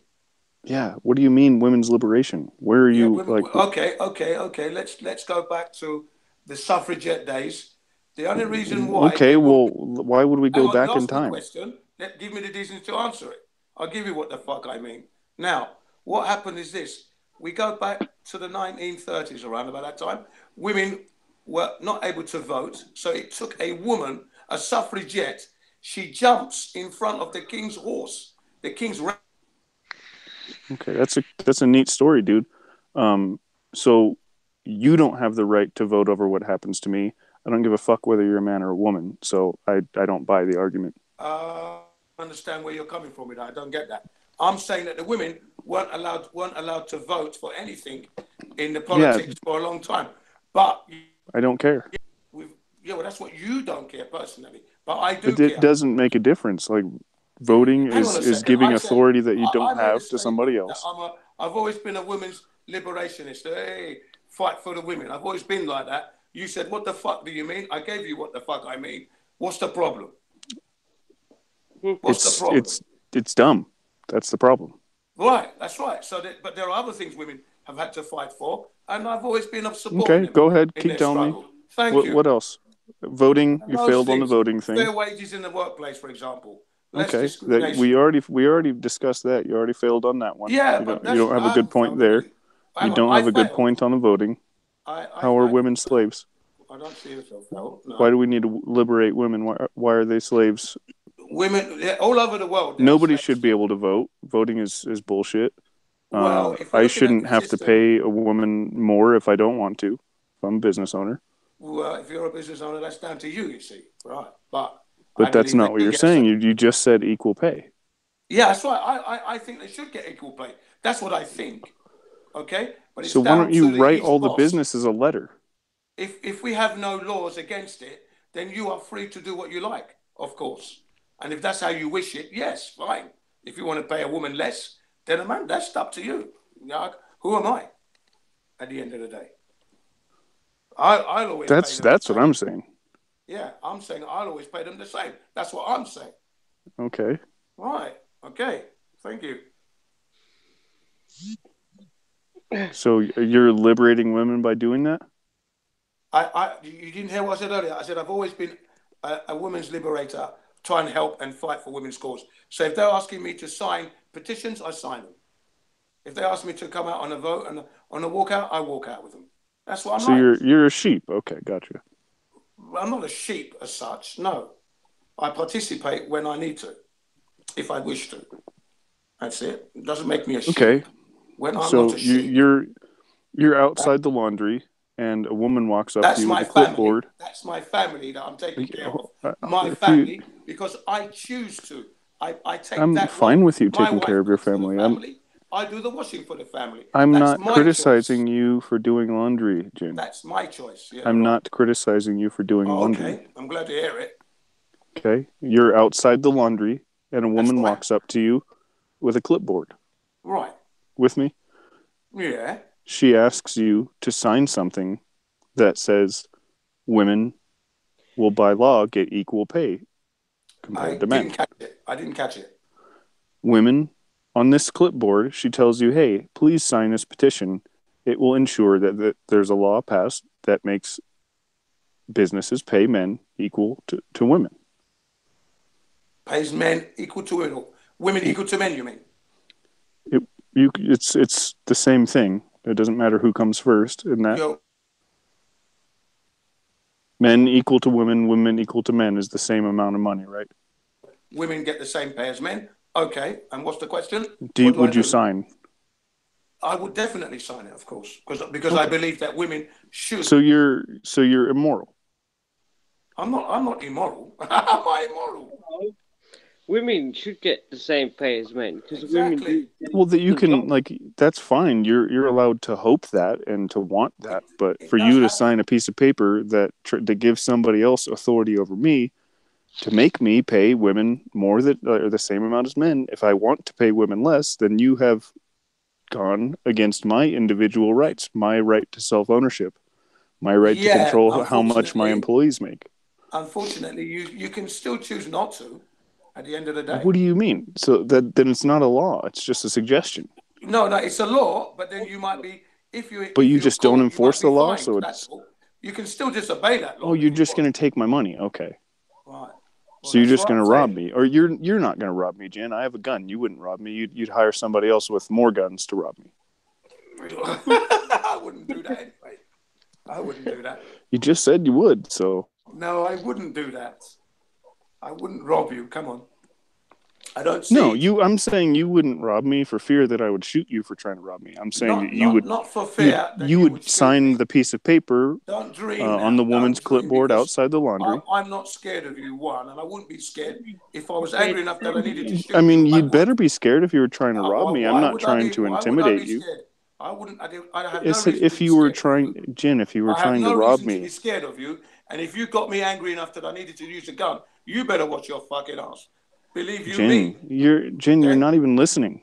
You're not listening at all. You're presuming again. You can't just say what I said back to me and have that's not an effective argument. You're saying I'm not listening when you're the one who's not listening. I'm listening to you. I'm all ears like an elephant. Let's go. I said if you were trying to rob me, I'm not trying to intimidate you. I wouldn't shoot you just because you were standing there. Yeah, I wouldn't want to rob you. Right? Or would I be robbing you? No, you wouldn't want to rob me because you don't have the balls to. You'd hire somebody else to do it by signing your name. By signing your name. You see what I mean? You presumed again. That's why I have a go at you. First of all, why would you want to rob your sorry ass? Why would I want to rob your sorry ass? And why would I want to rob anybody's sorry ass? I'm not a robber. To make sure that women got equal pay. It's not my way of life. It's for the greater good. You would want to make sure that women got equal pay. So you'd write your name on a piece of paper to give somebody else the authority to rob. The laws are there. If the laws because you don't want to do it yourself. You must pay somebody equal wages, or because else they do the same work. And or if you else decide to be discriminating against that, which is a crime punishable by law, then you be punished by a fine for discriminating against by the the opposite gang sex. that you have hired to rob me because you don't have the balls to do it yourself. Well, I wouldn't want to rob you. Why would I want to rob you? In order to make sure that if I had to come over and collect the money, and no one wanted to do it, then I would come and collect the money. And then if you shot me and killed me in the process of doing my duty, then, you know, you'd be in jail, wouldn't you, for that? You'd be in prison for that. Or you might find a family member of mine killing your sorry ass. And that's what would happen to you. So, you know. Because I wouldn't give you my money? Well, you're the one that pulled because out the I gun wouldn't... and shot me in the middle of my duties, civic duty. Then you would get a family. You're the one that brought up this scenario. I'm just trying to keep it equal like, for women. do you realize how grim this is getting and how disgusting you sound? You're the one who's bringing the situation up, though. You brought it up. I simply said equality for women who have been downtrodden in this man's world. Right, or else. Right, and then you've taken it to the dark place. So I'm telling you that you are It is a shining immoral. I'm star. not saying anything I like to more. go We're to not dark going to go to places. war. You're just immoral. That's all. I'm not immoral. I'm a very moralistic person. With You think you are? No, I with don't. honor and integrity it's not a thing. You know, I'm you in know, magazines. all the bells and whistles and rickety-rackety. There's proof of this anyway. I'm proving it all the time. I mean, look, I've got No, it you're not. printed You think you in are. my pamphlet that when students are sick, they get refunded 100% of their money when they can't attend a lesson. If that isn't moral, I don't know what moral is. If I'm not moralistic, okay. So yeah, Nazis took kittens out of trees. Say that again. Nazis pulled kittens out of trees for little girls. It doesn't. It doesn't mean anything. You know, you want to associate me with Nazis? That's down to you. But no, I'm not associating you with Nazis. You're taking it that way. I'm saying that just because you do one nice thing doesn't mean that you're moral. Well, it's a moral thing to do, isn't it? It's moral, isn't it? Okay, so you're do one thing that is moral. You do one thing that is moral. Does that make you moral? Many things that are moralistic. Not one thing, many things. I'm not going to ask you to list them all off. Please don't list them all off. In London, for example, at the 3 C's Youth Club. Please don't list them all off. My time to help disadvantage. There's a you don't have to try and convince me that you're a moral person, Jim. I'm just stating facts that are truth, just so you know. And I'm stating the fact that because you did nice things doesn't make you moral. It makes me moralistic to the people who know me, and that's all that matters, really, at the end of the day. You know what I mean? That's how I've lived my life. Well, I'll let you guys have fun. But on the other end, let's go back to the flat Earth now. Yes, the Earth is flat. Equality for women on the flat Earth. That's what Keep telling yourself that. It'll get flatter every time. Hey. All sparing love and war. Yeah, right on, man. Right on. I love it. I love it. Come on, what was he saying? Like, you're fucking morals. Like, it's okay. That's a hitchhiker. He's always like that. He's like, you know, he likes to stick the boot in and have a laugh and then disappear and then reappear again. Right? So you've got to learn how to defend yourself. Yeah. Stand your ground. And you know, I can stand it physically, mentally, whatever you like. I'll give it to you. Any way you want. Which one? You choose your weapon. You know what I mean? Or on point, you know. Yeah. Oh, yeah. What we have to remember is, without women, how are we going to get born to be an arsehole at the end of the day? Like Trump. Exactly. Yeah. Do you know what I mean? Exactly. Yeah. Breast milk and eggs. That's what men are forgetting. That's why when I do my laundry for my family, I do it because I want to do it, and I want to do it to the best of my ability, so that they have a kind of normality in their life. You know, Daddy's going to do the laundry. I know my clothes are going to be good. That's a nice feeling, isn't it? Yeah, of course. Mummy's going to cook the breakfast. That feels good. I know it's going to be good. Mummy's cooking it. But then if Daddy's cooking it, that's going to be even, wow, Daddy's going to cook. Yeah. Did you get my meaning? Exactly. Yeah, I know. Yeah. See what you mean. Yeah. I know. This is what I said the other day, right? That on the panel, I don't hear anyone talking about how beautiful this earth is. Even though we know we've got tyrants on it, yeah, we're still missing the beauty of earth. Don't miss the beauty of earth debating flat earth. All right, guys and dolls? So you can debate all you like, and you know the truth. Go out and enjoy it whilst you're living. Because if you don't do that, you're mugging yourself off. Yeah, Fuck. too right. Absolutely. Fucking hell, mate. What the fuck do you people know? That's what I said. Excuse my French today, guys and dolls. I'm not usually this effing off, so I shall curb that now. What do people know? If you can't enjoy this beautiful planet, so I keep saying planet, this beautiful plane, excuse me again, what can we do? You know? Exactly. Yeah. Man, you live once, right? Don't get wrapped up in the rat race of it all. Get out there, spread out that sheet, have a picnic. Bloody hell, do something. Don't let it pass you by. Get to the beach. Get to the highest mountain. Do something. Enjoy this earth. Paying all the bills, but you're missing the beauty of the nature that you're a part of. Yeah. It's a crime what they've done to us. A crime. And they're continuing. Israel, recently on the moon. We should be revolting now. Do you understand? Yeah. Enough is enough. Absolutely. We're not revolting yet. So all the Yeah, time pointing the finger, no one's talking about having the balls. Get your balls out and let's go running. Let's go take them on. Come on now. Yeah. Yeah, enough is enough. Like, come on. Enough is enough. Is enough. I can't go on. I can't. That's that song, isn't it? Yeah, enough is enough is It's enough. enough. Can't go on. I can't go on no longer. Yeah, enough is enough. Come on, Jim. Right.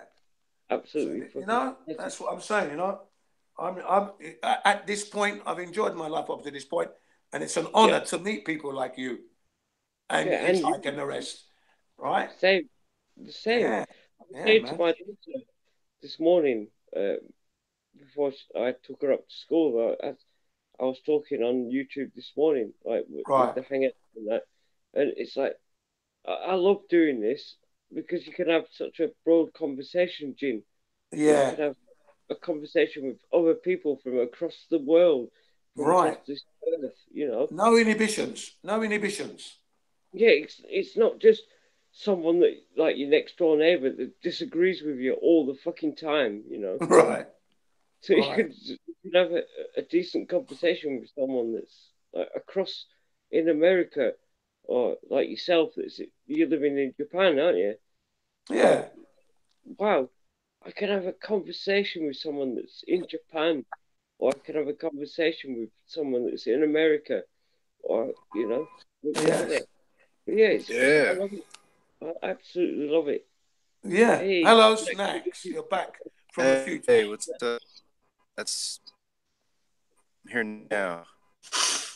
Here. Yeah. Did you hear what was going on earlier? About 5 minutes ago. What do you mean?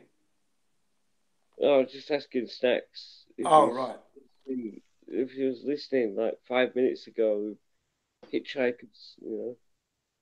Yeah, I've been listening to the show for a little bit. Yeah. No, but it's like just saying to Jin, it's like you just want to have a good conversation with someone, you know, and talk normally and have someone that's on your sort of level, you know, on your sort of same. Oh, do you prefer that type of conversation? Well, we all do, don't we? I don't like confrontation. I don't like confrontation. Oh yeah. I don't confrontation. Mind it. Well, confrontation isn't necessary to when you have to like gin up a little attention with somebody when they just speak in like broad sweeping platitudes all the time. It lacks the ability to define anything further for anyone. So as to say like blah blah blah, Stanley Kubrick, blah blah blah. Well, I understand. Like I've recommended that movie myself. But no, I mean, there's just like I don't know. It doesn't do any good to just say like, go watch the movie. Yeah, I know, but the fucking movie's mad, isn't it? It's like Stanley Kubrick, great director. Yeah, great film director. What are you saying? You're saying Stanley Kubrick's a great director? Yeah, I think so. You want to tell me water's wet, white's fucking white, and black's black? But all right. Well, I think he's a really good. No, it's fine. You often comment on movies and stuff. Yeah, I mean, I think we're all free to do that, and we all like what we So like. you know what a good director is and what a bad director is, right? What are you? You study What are you film. implying? Are you I'm implying I saying lack the you're talking out of capability? your ass. That's what I'm saying. You Why don't would you know. say? Look, hang on. Now, why You would don't know. you come on? Well, because you Why don't. would you come on Because it's this channel consensus. now You don't. You don't. and start having a go again? It's What is your true. beef? I'm not having to go at you. You asked me. Yeah, but why do you think I'm talking out my ass? Because Stanley Kubrick is a good film director. He is a. Why is he a That's good film my director? choice. Okay. Tell me why he's a good film I director. think you talk out of your ass sometimes. Do I? You know, you talk About verbal what? diarrhea and as I've heard it said, word salad sometimes when you speak. You know, you understand? And quite often you do that. No, I mean I can give you examples, but if you're gonna I can give you make a examples too, criticism, you can but we give me don't an need to go example. there, do we? Unless you want to go If there, you could fine. give me an example, which I don't think you can right now, I can give you many examples. What you just said you just could give now. me a single one. You just But you just said I you will talk give me crap. one. But you will give me one previous to this conversation, though. If you I will give you one since you have previous such a conversation. in-depth cataloging standard. Well, I have an in-depth catalog for you, boy. But you know, when it's not my channel, we're on. What'd you call me? Medium. You heard what I called you. Is that what you called me? Do you think you got big britches? You think you got big britches yourself? You think? I feel sorry for you, man. You're a lost cause. I mean, bro. you're a lost cause. You're a lost cause. You are nothing. You're a nothing. You're a nothing now, and you'll always be a nothing. That's why you're the way you are, because you're a nothing. You ain't got don't really nothing know me going from for shit, you. really, do you? If you had something Do you? going for Do you know a you damn would be thing a better about me? character than you You are don't. today. You're a shit. You're the shit I flush down the toilet. I shit you every day. I stamp on I love you every hearing day. this. This is People like gonna wind up in a video, I bet. No, sorry, Snack. I killed that. Oh, okay. Oh, How is that? How is that? I just don't think he's ever commented on any damn movie of a director, right? To just go and say that he's a great director.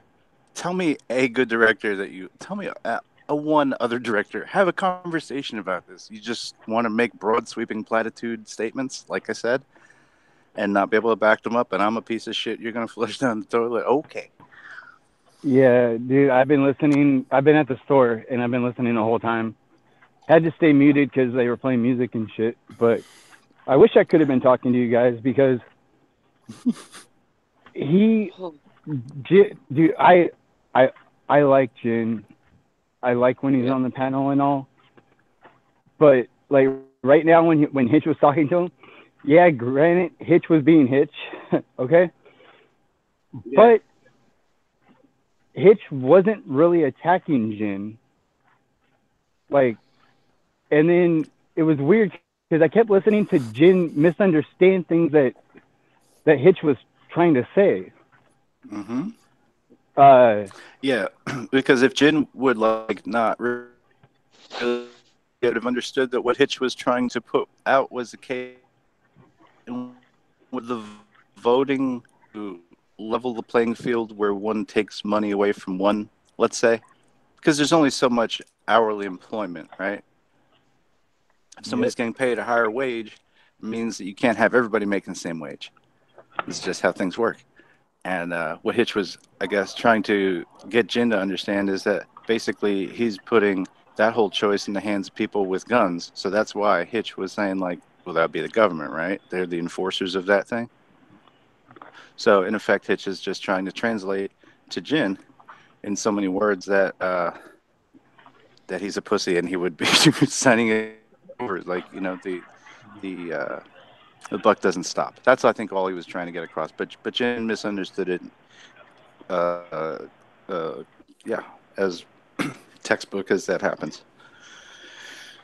And I'm an asshole for pointing it out. Sorry. I know what you mean, though, Snack. You know, it's like some people are just fucking complete assholes, aren't they? But Jin's alright. You know, it's like I think Jin's alright. I've been chatting with a few times. I've chatted with him. He's alright. People's opinions, isn't it? It depends how you come across, say, like, on a stream. Whatnot. Is that having a go at him?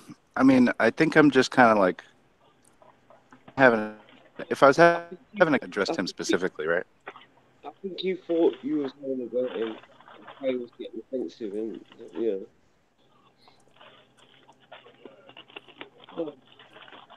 It's not really having a go at him. He takes it that way, I guess, because I'm supposed to just lay off and like let him like that. He would. It's an interesting. Declare like 10 people watching him, where people just declare. It doesn't. It's nothing to watch like live stuff like that. What you want to have that's helpful if you've already completed your script, you've got slides, like you've got an idea you're trying to navigate people through. Well, then it's like really good to just have like something that's really affirmative like that. But in the sense of like trying to have a discussion, what can you get out of it? Somebody's just going to be like, okay, yeah, it's flat. That's all. Okay, game over. Nice one. We'll spy again. You know?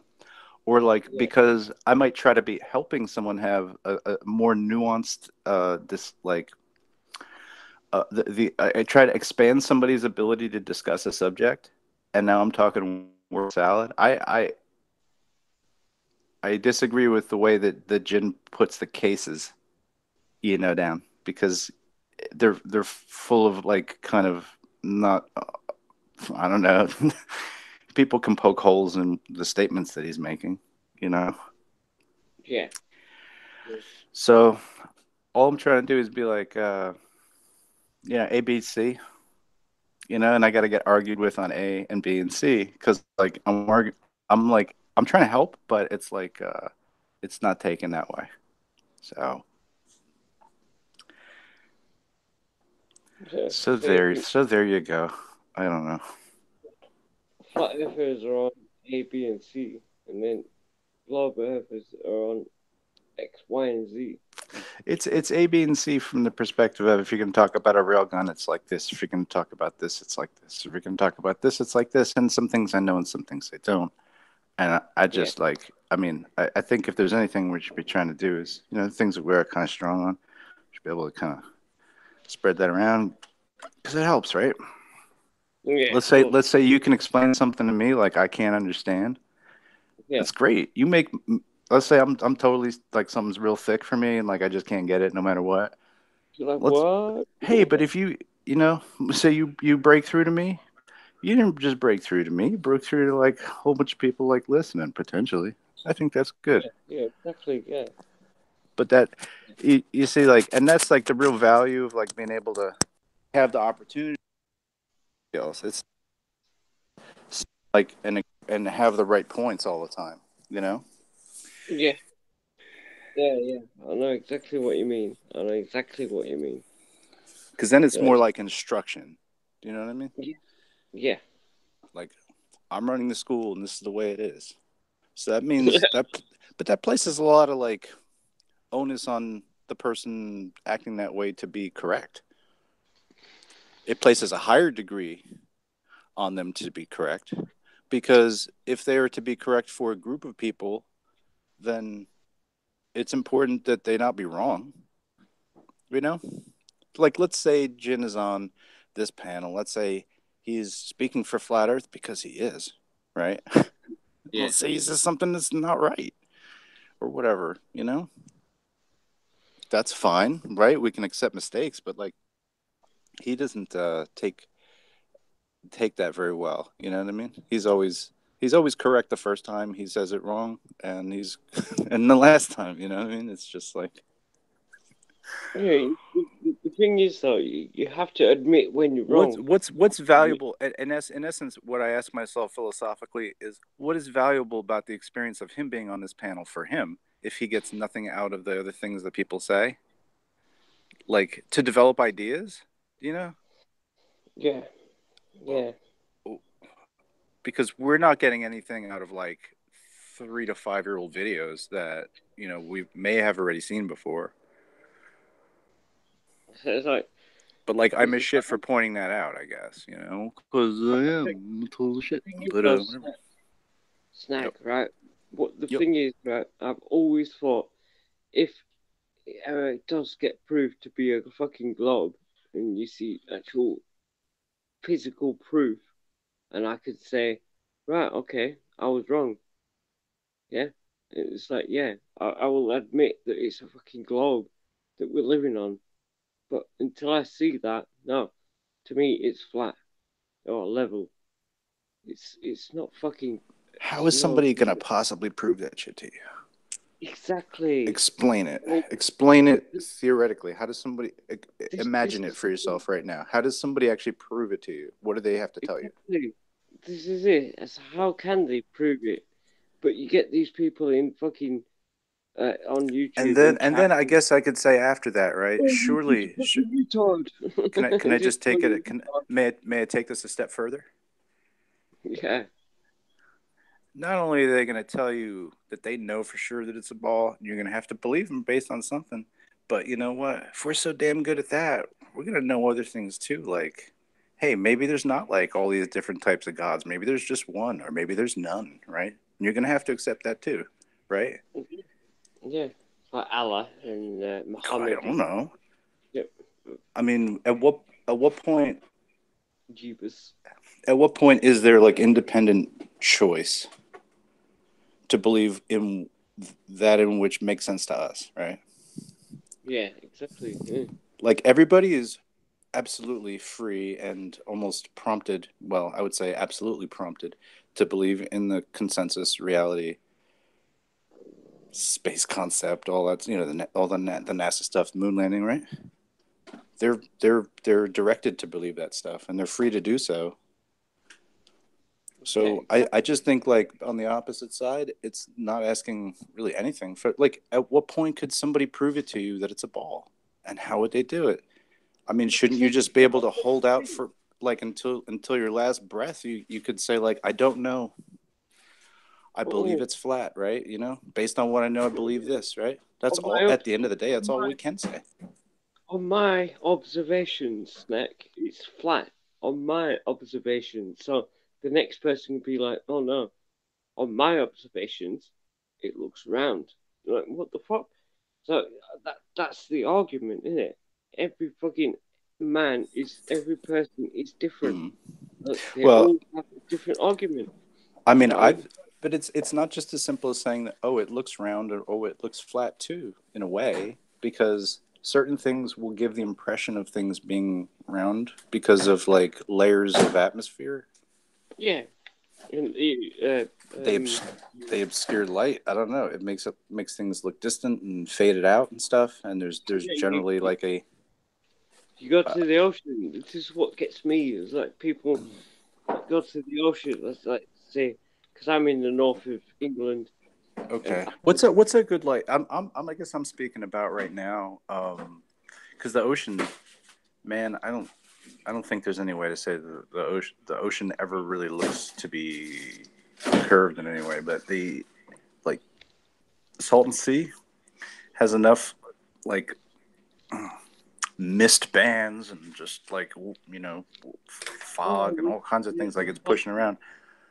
At times, experiments that they did. Yeah. At times, I will tell you, it looks like I can understand how somebody could say, "Oh, it looks curved. It looks like you're on a ball," because it like the horizon disappears. It's like, but that's like momentary conditions. Like it will come back and it will look different in, I don't know, a day, an hour, right? So it's where are you going to observe curvature from? Like what altitude? And then how do you even know at that point that you're looking at a ball? Because you really should be obscured by like lots of clouds. There's just no way that like we would see something like the blue marble photo from that far away from the moon. You know, you'd be looking at like a little white something. You'd be looking at a ball covered in clouds, I think. You know, and that's what Leonardo da Vinci thought too. He thought that from far away, distantly, that the Earth would appear to be a star, because it would be so covered in white clouds that the sun, if he, as he believed in like a distant sun, I think, would be reflecting off of this white ball, and from another perspective, it would appear to be a star, not a planet. That also changes some of the. I don't know if that has anything to do with the spectroscopy kind of like argument, you know, as far as like, you know, receiving like a color wavelength from a dot of light and saying what it's made out of, kind of stuff. But it seems like you're always going to have this issue with being able to observe any kind of spheroid, planetoid. You're going to have a gas layer that you're really not going to be able to penetrate to get a light signature from, tell a color temperature. It's not, right? It's, for example, if you were fucking, like, you look out your fucking window or your door and you're looking up to the sky and you see these stars and planets, right? So, fair enough. Yeah, you see these wandering stars and planets, whatever. And, for example, say if Mars, right, was inhabited, right, and they was looking back at Earth. Oh, look at that fucking star. And it's like, yeah, we are a star. In a sense, like you said just then, we are a star in a sense. Right? It's just it would just be about the reflectivity of the clouds, making it impossible to perceive this as a blue marble. Yeah, but and you know, and that's just what Da Vinci thought. You know, I mean, he didn't have a spaceship, probably. Exactly. He kept that shit real secret. The way that they used to perceive that this planet or Earth, it just makes me so annoyed. That, what's going on? I just want to know what's going on. Like, are we a fucking spinning ball going through space, or are we just this flat plane that we're sitting on? I don't know. You know, come on, it's truth. Where's the truth? I want to know the truth. Yeah. Well, I don't know. How do you find the truth? You know, I don't think it's for me, and I've been doing this for a few years. So like, the idea of like going to a video and then just parroting that video, it doesn't really bring me any closer to truth. No, it doesn't. I know exactly what you mean. Yeah, and if you're parroting the wrong things, well, yeah, exactly. Now, you can't reference the video for the truth. Now you're invested in falsehoods. You can't.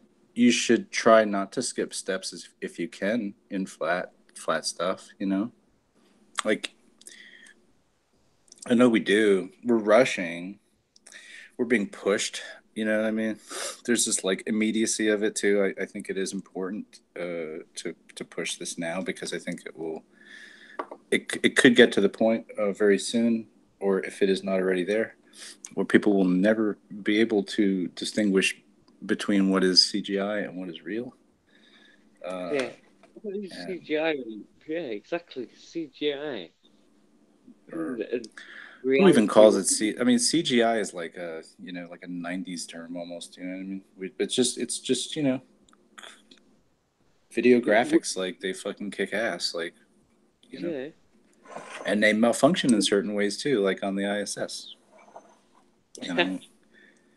And they can show you things that don't look real that are apparently supposed to appear real, like a car floating in space, you know. Yeah, exactly.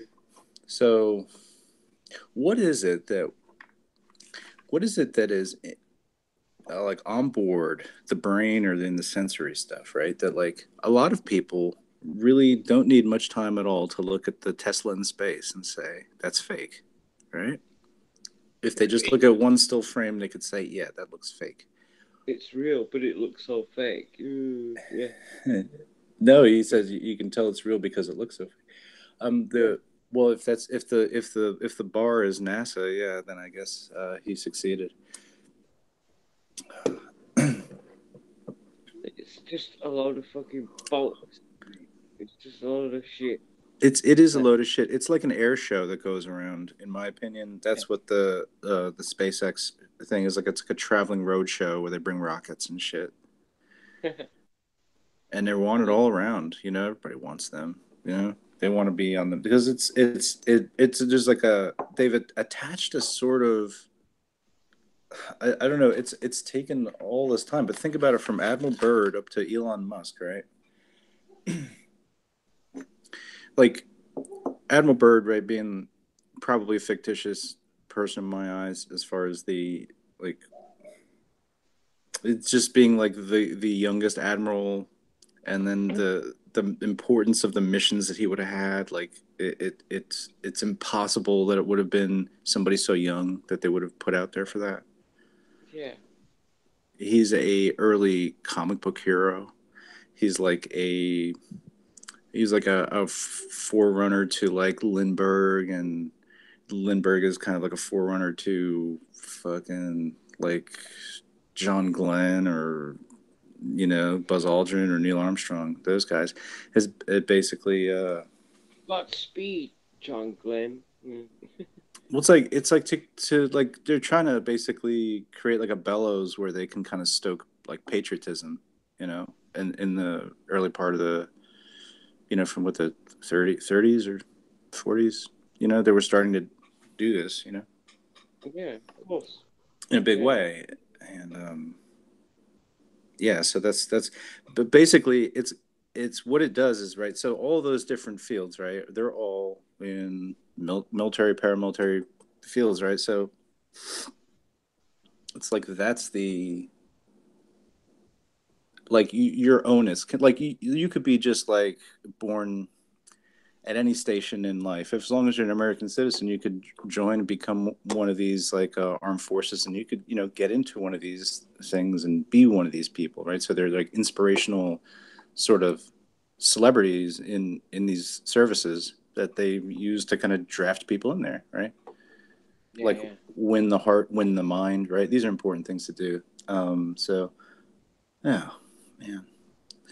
All I'm saying is today, like basically Elon, just to finish the thought. If I just finish the thought, Sean, what's going on? Hey, I'm not going to interrupt. I do have All right. thoughts on Admiral Byrd, and that's why I joined, but I'll let you finish your thought.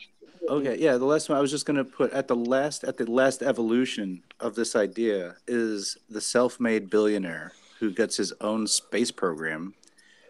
He's more powerful than a country, right? Because, you know, it's all you know, cheaper for the company to do it than it is for the state to do it, they're saying, right?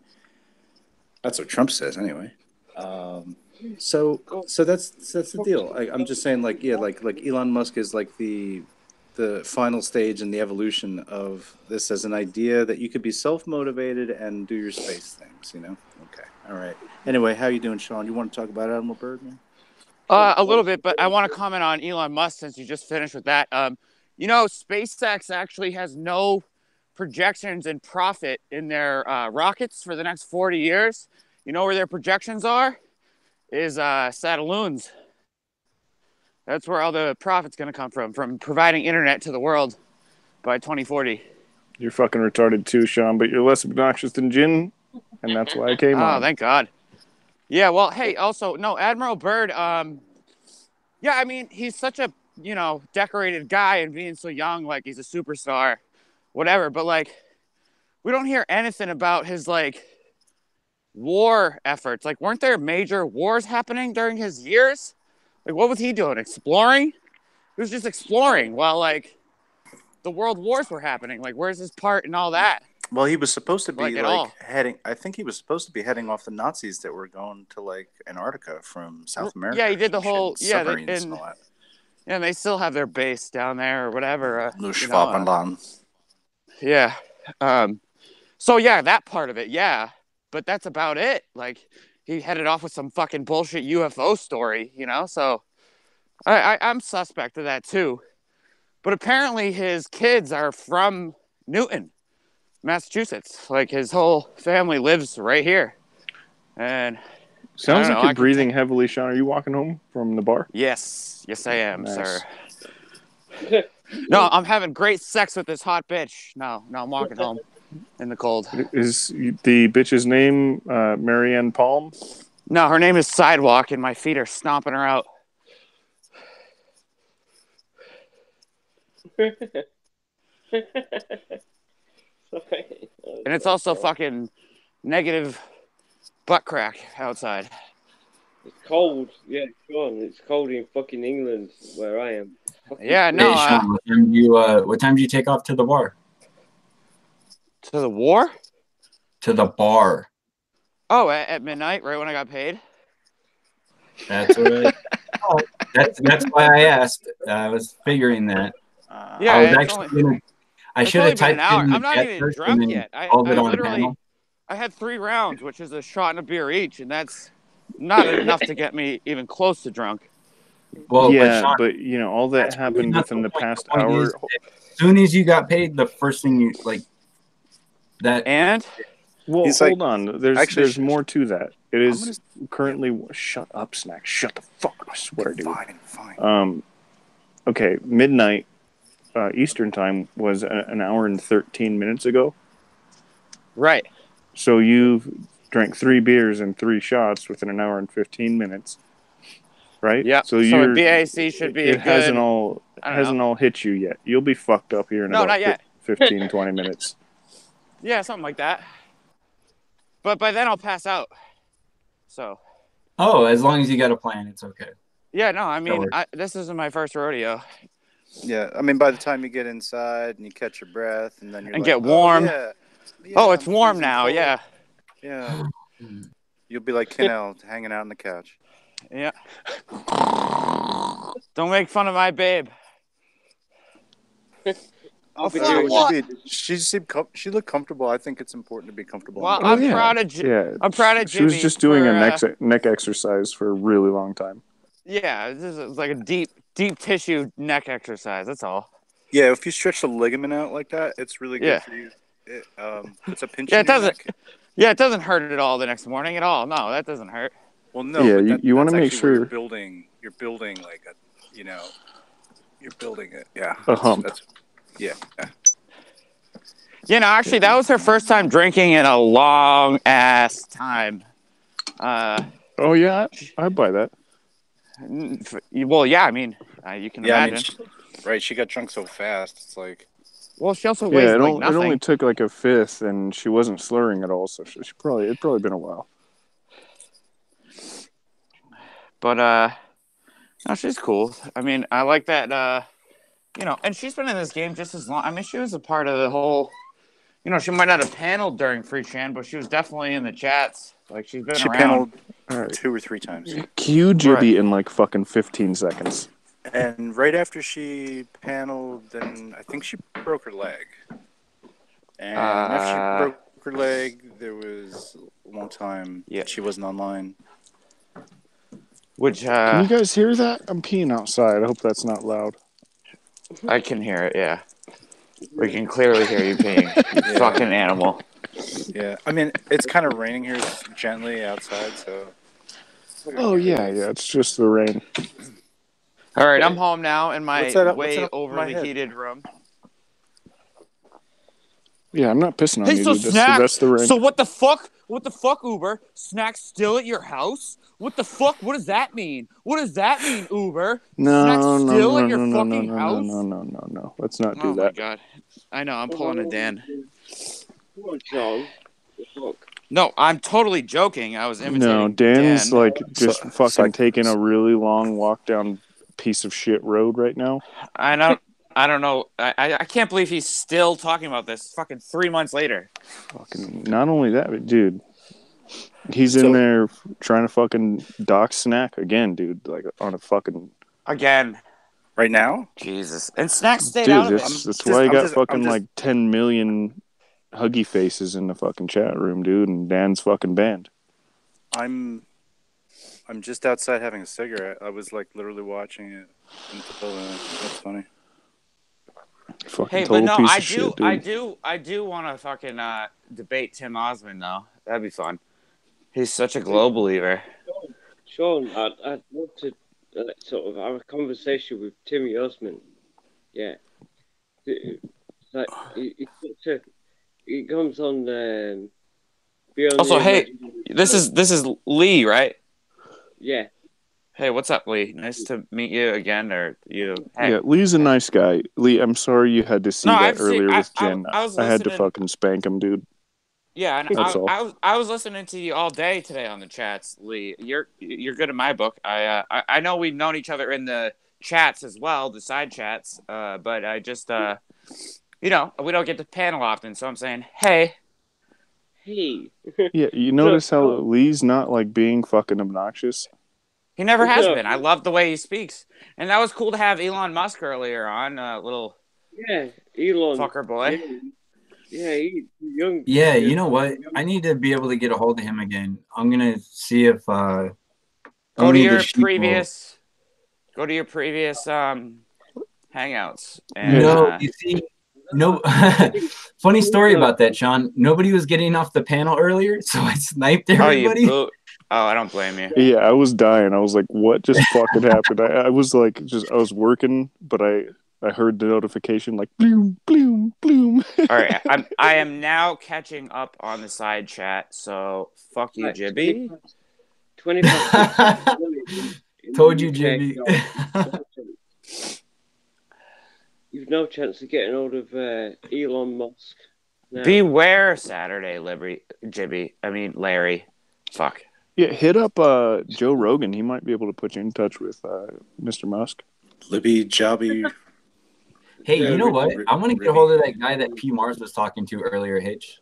Fucking Jobby Stevens. Who's that? Oh, wait. That's right. You weren't the one that posted that. Who was it that posted that? Somebody in the last call. All right, so have you guys seen the monkey in the clouds on the Israeli picture?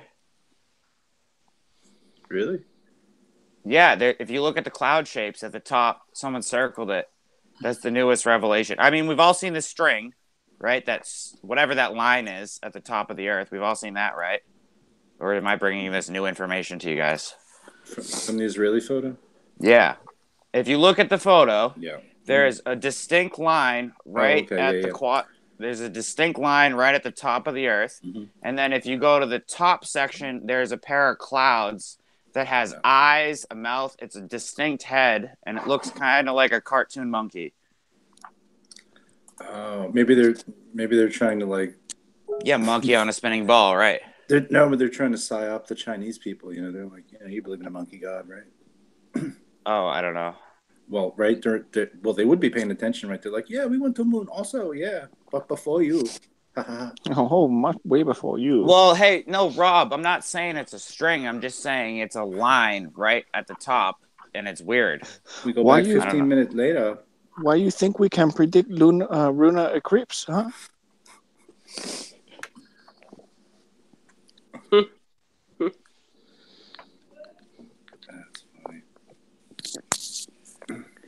Get Jim back in here. I want to fucking smash him.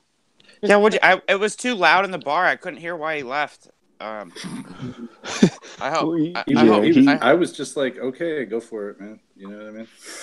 I hope he said a nice. Have a good day, sir. Like he's gonna just fucking keep talking like. Yeah, I was just annoyed. He's just he's like Sean, I could have a better conversation with a deaf person. Yeah, I'm sorry to say this, but Jin didn't get a chance to say goodbye. Yeah, well, he's just fucking dogmatic as fuck. He's like a deaf person that doesn't stop talking.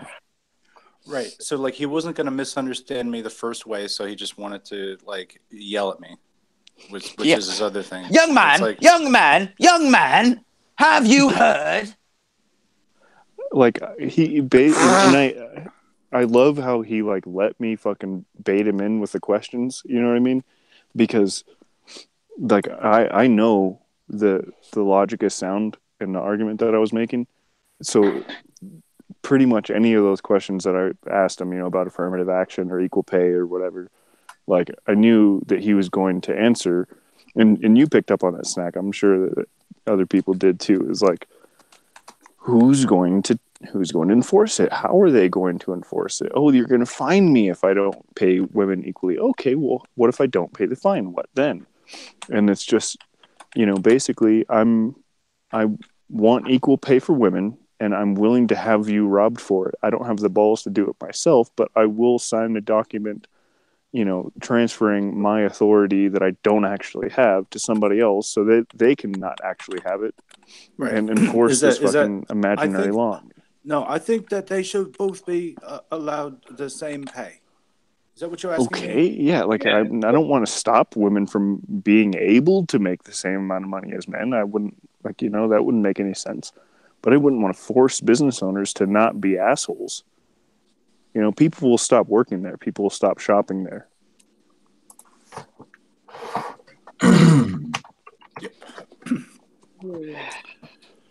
Yeah. Yeah, so it was You're saying that there's Osman that actually posted that, not you, Hitch. But it was a conversation that P. Mars was having with, I don't know, some dude that was streaming a little while ago.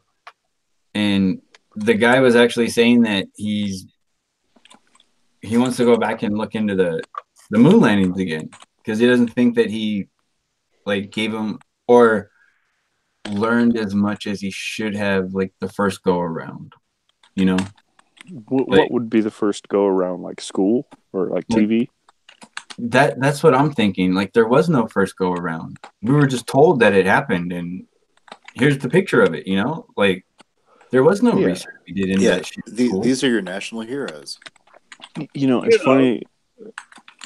I was talking to Ira the other day, and this was before P. Mars came in on that conversation, and Ira directed the conversation toward Venezuela, and I went there willingly. I was I saw he wanted to talk about Venezuela. Okay, let's talk about Venezuela.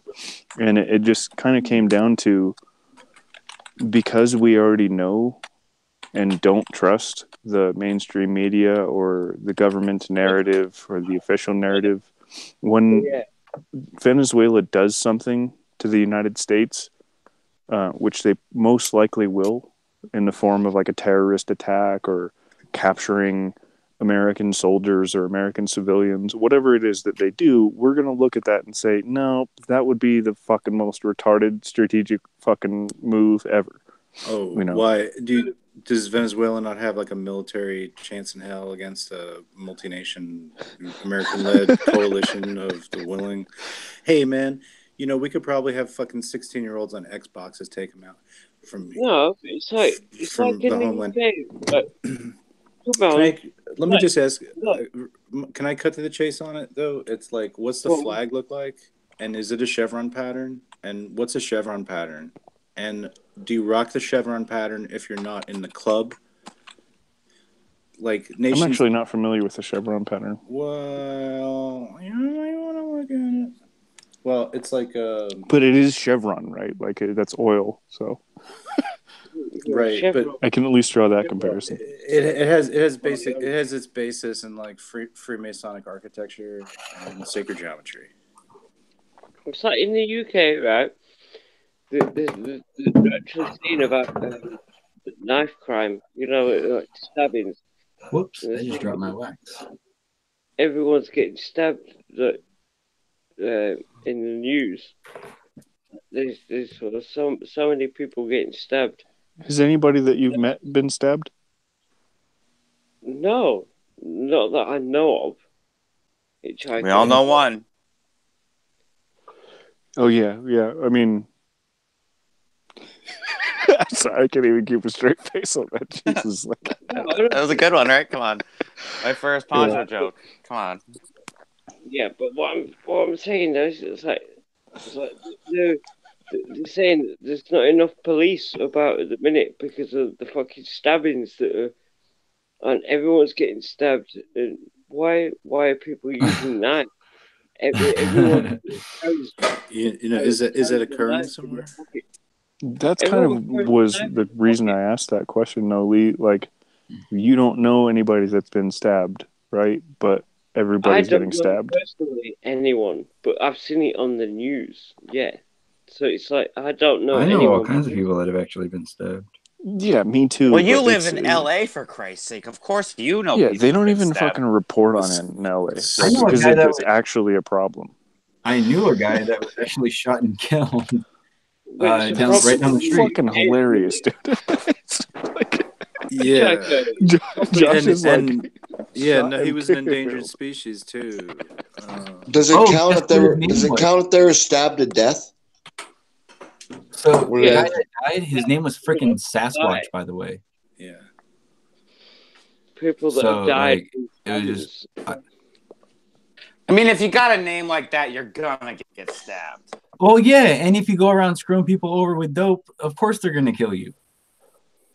Yeah, that's not a sequitur. No, but what gets me? Yeah, he was some really like trippy, scary looking dude that all these people around here were all afraid of him. What gets me is like all these stabbings. Most of in the them are UK. glad that he's gone. Oh. Is that why you laughed? You're like, yes, I know someone that got shot and fucking killed.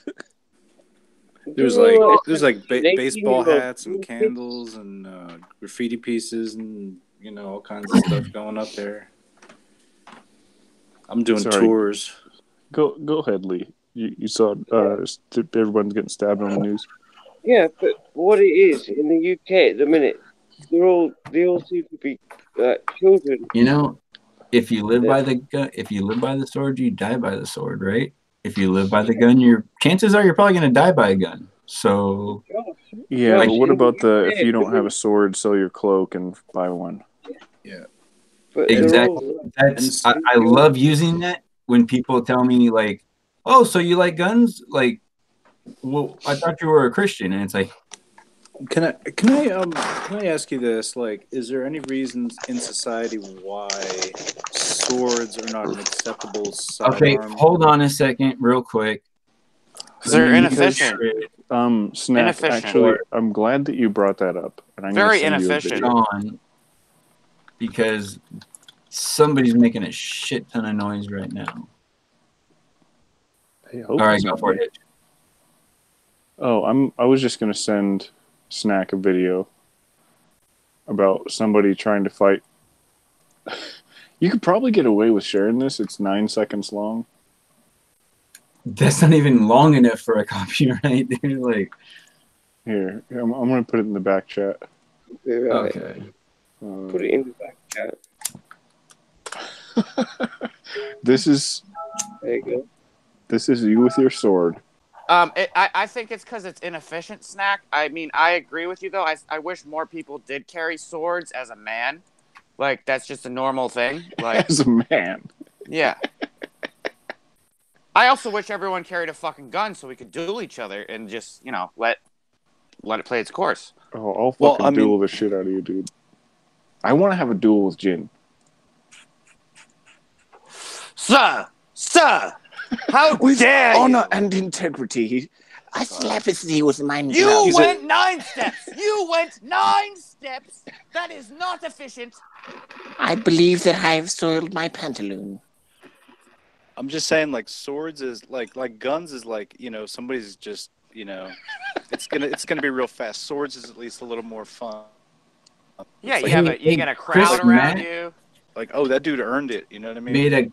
Made a comment about swords not harming you if you're wearing a chainmail. Uber, could you not speak over Snack, please? Well, that's a first from me. That's a first from me, huh? You're a jerk. That's not actually correct. You're a dick. What if I zigzag like this with the sword? Click, click, fucking dude. Watch that video. Seriously. Or if you're able to, Uber, can you share that? It's 9 seconds. Well, you know how they say, don't bring a knife to a gunfight, but on this bong real quick so I can take a dab. You're actually better. If you're within 10 feet, you're better off having a knife in a gunfight. Oh, okay, cool. Let's try that. Or like our sword is too, like, is it too grisly? What would happen? Like, oh yeah, how'd you lose your hand? Yeah, in a sword fight. Yeah. We always carry them around, and sometimes they get used. In this same episode of Always Sunny, this dude like he fucking cuts himself, like trying to take his sword out of the sheath. He's like bleeding through his fucking shirt. Oh, by the way, that final episode where Mac dances, that was beautiful. That was award winning right there. Well, you like you some Mac, huh? No, I mean, not really, but I don't know. His gay thing was just all confusing the whole time, and it's like, what's that? But then Frank finally got it, and it was a beautiful scene. And he actually had to learn that dance. That was a good dance.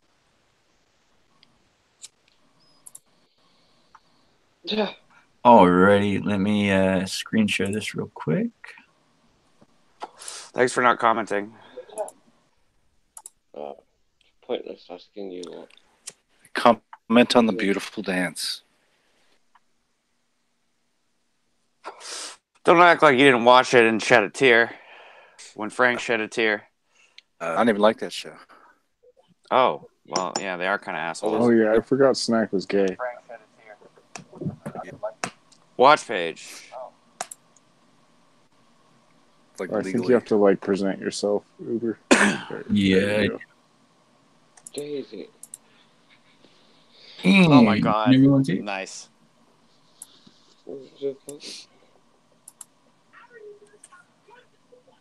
Can you hear that? Or do I need to turn it up? Let me check. Turn it up a little bit more.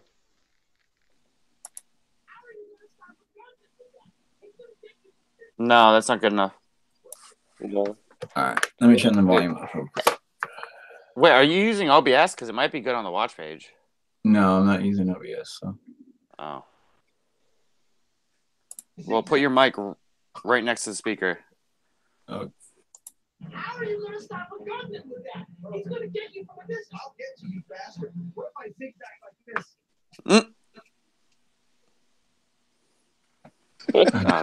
It's just like you get shot.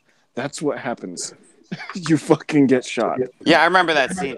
Charlie's just like, bang, you're dead. Bang, you're dead. Bang, you're dead. I'm not, dude. No, I'm not suggesting like fight somebody with a sword that has a gun. That's not a good. No, don't do that. But like a duel, if you agree to a sword fight. Like a sword fight, yeah. Like, hey, we're dueling, all right, okay. Like, You know, it's funny. I think that guy Rob Vanderclock's in the chat too. Everybody kept calling him a fencer, and I was like, "Oh shit, dude, that's actually a pretty respectable sport," you know. Oh my god! And I even like I was like, "That's a real good sport." Touche, you know, on guard. Like, and he's like, I'm like, why doesn't he get it?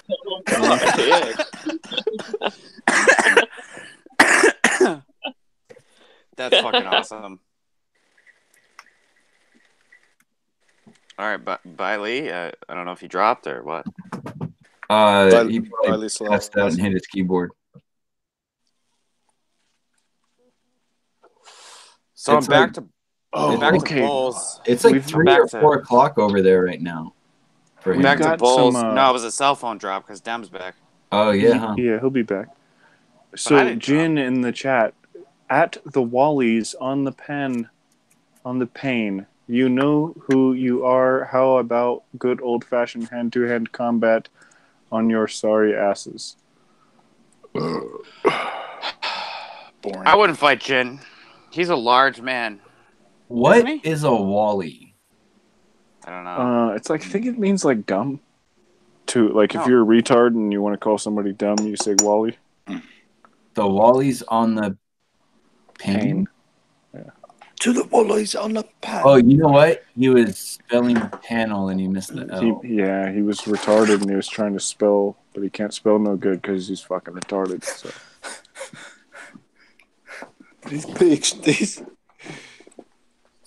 These head pictures are making my eyes. Hey, these head movies. Hey guys, give me a sec to address my spelling good checks. Hey guys, give me a sec to address Jin real quick, would you? So Jin, bro, just do me a favor. Rewind the show to when you first started talking to Hitch, and like listen to it again, dude. Like, because maybe you'll hear it better if you hear what it sounded like to everybody else. Like, with it with your reaction, because some of your reactions were not really what he was asking. Oh yeah, when I said like, you're at the laundry, and I'm like painting a picture for him. I do laundry because I love my family. I do laundry with honor and integrity. Yeah, like when he was doing that, I was like, that's not what he was saying. Dude, he was just giving you an example of something you were doing, and somebody was going to approach you. Like, had nothing to do with you actually doing the laundry. No one gives a shit if you do the laundry. Guess what? I do the laundry. It's not a female thing to do the laundry, Jen. That's actually a very, like... It was the clipboard. 2019, you got to be a man to do that shit. It is current year. You're not a man if you don't do no laundry, at least a little, or do the dishes. That's sexist, dude. Bullshit. Men's rights. Mm-hmm. Well, like I was gonna tell Jen when I was in the store, because when I unmuted myself for a second in the store, and then after a minute, I was just like, well, fuck it, I'll just let you guys just keep going at this then. I was gonna ask Jen, like, so if a woman comes up and like smacks the shit out of you, right? Like socks you just right across the jaw for no fucking reason or whatever. Like, oh, well, wait, that doesn't happen. If a guy did that, what would you do? Right? Would you react differently with the ass whooping? Would you give an equal ass whooping? Exactly. That's what I mean about equality, right? Like, I mean, it's equal until you don't want it to be equal, is what it seems like to a lot of people. Yeah, that's one of the points that I was trying to make. Like that, that's... No. 10 hits to the face, and then regardless you can retaliate. of gender. Yes, 10 hits to the face. With a man? No. If it's a man, one hit to the face. No. Hold on, because he's proving our point right now, though. Let him go. Let him continue. Go, Sean. I agree with inequality. I don't agree with unequal pay. But, yeah, I mean, you shouldn't just fucking immediately retaliate on a woman. Sean, restrain yourself. Sorry, go ahead. Defend yourself, block. And push first. Don't just straight up punch her in the face. And never hit her in the face. Dude, if we know grab that. her by the arms and I know, get her Sean, to not hit you. Are you already No, it's way better to just take the punches. Yeah, that's what I mean. Sean usually uses the bat. This time, he's gonna. No, I think it's If there's an edged weapon involved, I would say go for like a that's a kill. Hand. Then it's like then go for like a restraint. But if it's just like somebody, if it's just dude, are you fucking kidding me? Do you know how fucking dangerous? What if it's Ronda Rousey? Not cool. What if it's Ronda Rousey and she punches you in the face? Don't even give the what if. Let's like we already have a knife. It doesn't need to be Ronda Rousey with a knife. No. Fuck the knife. I'm saying fist to fist, and it's Ronda Rousey. I'll give her a fair fucking fight. She knows how to fight. She probably would just beat your ass real quick, just because she's got technique. Actually, with her, I'd probably be over so quick. Knockout. Yeah, I'd take the knockout. It would be like 40 seconds max. It would be awesome to have on camera, but I don't suggest that you do that. No. But no, if it's like a drunk girlfriend hitting you, you just let her hit you. And then I don't know, if she grabs a chair, we know. That's like the idea I'd like to get across is like, we know that you don't do that, and that it's not equal. And it's not equal because it just isn't equal. Right. And I'm not saying that, for a job that is, based on hand-eye coordination, like I deal with truck drivers. Women truck drivers don't get paid less. I know that. And I wouldn't pay a woman truck driver less. They drive a truck. Are you ever going to deal with a woman truck driver and try to pay her? I have. I've had two lesbians in the same truck at the same time. She will kick your fucking ass. I don't mean You better not pay them less. Why would you suggest that anyway, Sean. Sean is so goofy. Hey, Because so they're guys, fucking before this gets spitting lost, shoe out the window. No, it's just yeah. Sean, have you ever seen any lesbians that are dainty and? Hold on. Let Uber talk. Uber is trying to say a bunch of words. Okay. Yo, so just real quick, go on, Jen responded in the chat. Sean, shut the fuck up right now, dude. I can hear you through the house and in the kitchen, in the headphones. I heard an echo. Yeah, doubles. sorry. Go ahead, Uber. Where he's gonna kill us all. Like, I'm just trying to, like, okay, so Jen responded with, "No, I'm okay with looking back on this video. I was cool." No, Jen, bro, you were anything but, man. I was totally cool. To advice from some people who have been around you, dude.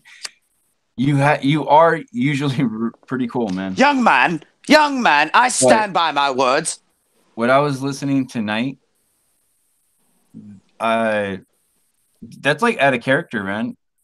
What did he do? I provoked him. I provoked him. I challenged him intellectually, and then I insulted him with Hitch, what did you do? Not with a swear word. I didn't say, "Hey, you're a piece of shit," but I was just like, Hitch, "What the fuck is your what the fuck is your point?" Is what I said.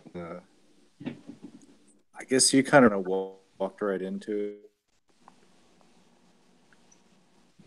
it. Elon, you did fall asleep. Dude, you fell asleep right after I asked you for your email so we can get you back on the panel, man. He's sleepy. Elon Musk. Elon, do me a favor. Send me an email to uberflatearth@gmail.com. So what the hell did Elon say? Anything interesting? That was Uber, do you mean to be screen sharing full screen the end of a video? No, all you can see on the watch page. Jin punched a woman as a security guard. It's not the video. It's just like the ads at the end of it. What? Well, yeah. I mean, I'm just saying it. I didn't know if he was. Yeah, no, Jimmy, thank you. I forgot to. Jim has bisexual fists. There is no preference. He will punch ladies, guys, babies, grown up, old ladies, old men. He doesn't have a preference. His fists will punch everything that moves. That was dead like 5.5 seconds ago, but it was actually good. Horse, a camel. What? Rhinoceros. Breaking straws backs. What? Breaking straws backs. The camel that broke the straws back. You know what I'm saying? Yeah. Cheaper by the dozen, man. And for pound. Except for the baker's dozen, there's no room for the extra 13. It's like a screen door on a battleship. It is what it is. The straws broke back. Huh? Wait, it's my straw alone, son. It's like one good turn deserves another one. You gotta see a T-bone steak by sticking your heads in a bull's ass. A good flip. And Dem, I do like you. I heard you mentioning on a video that you like me, but I don't like you. I like you, dude.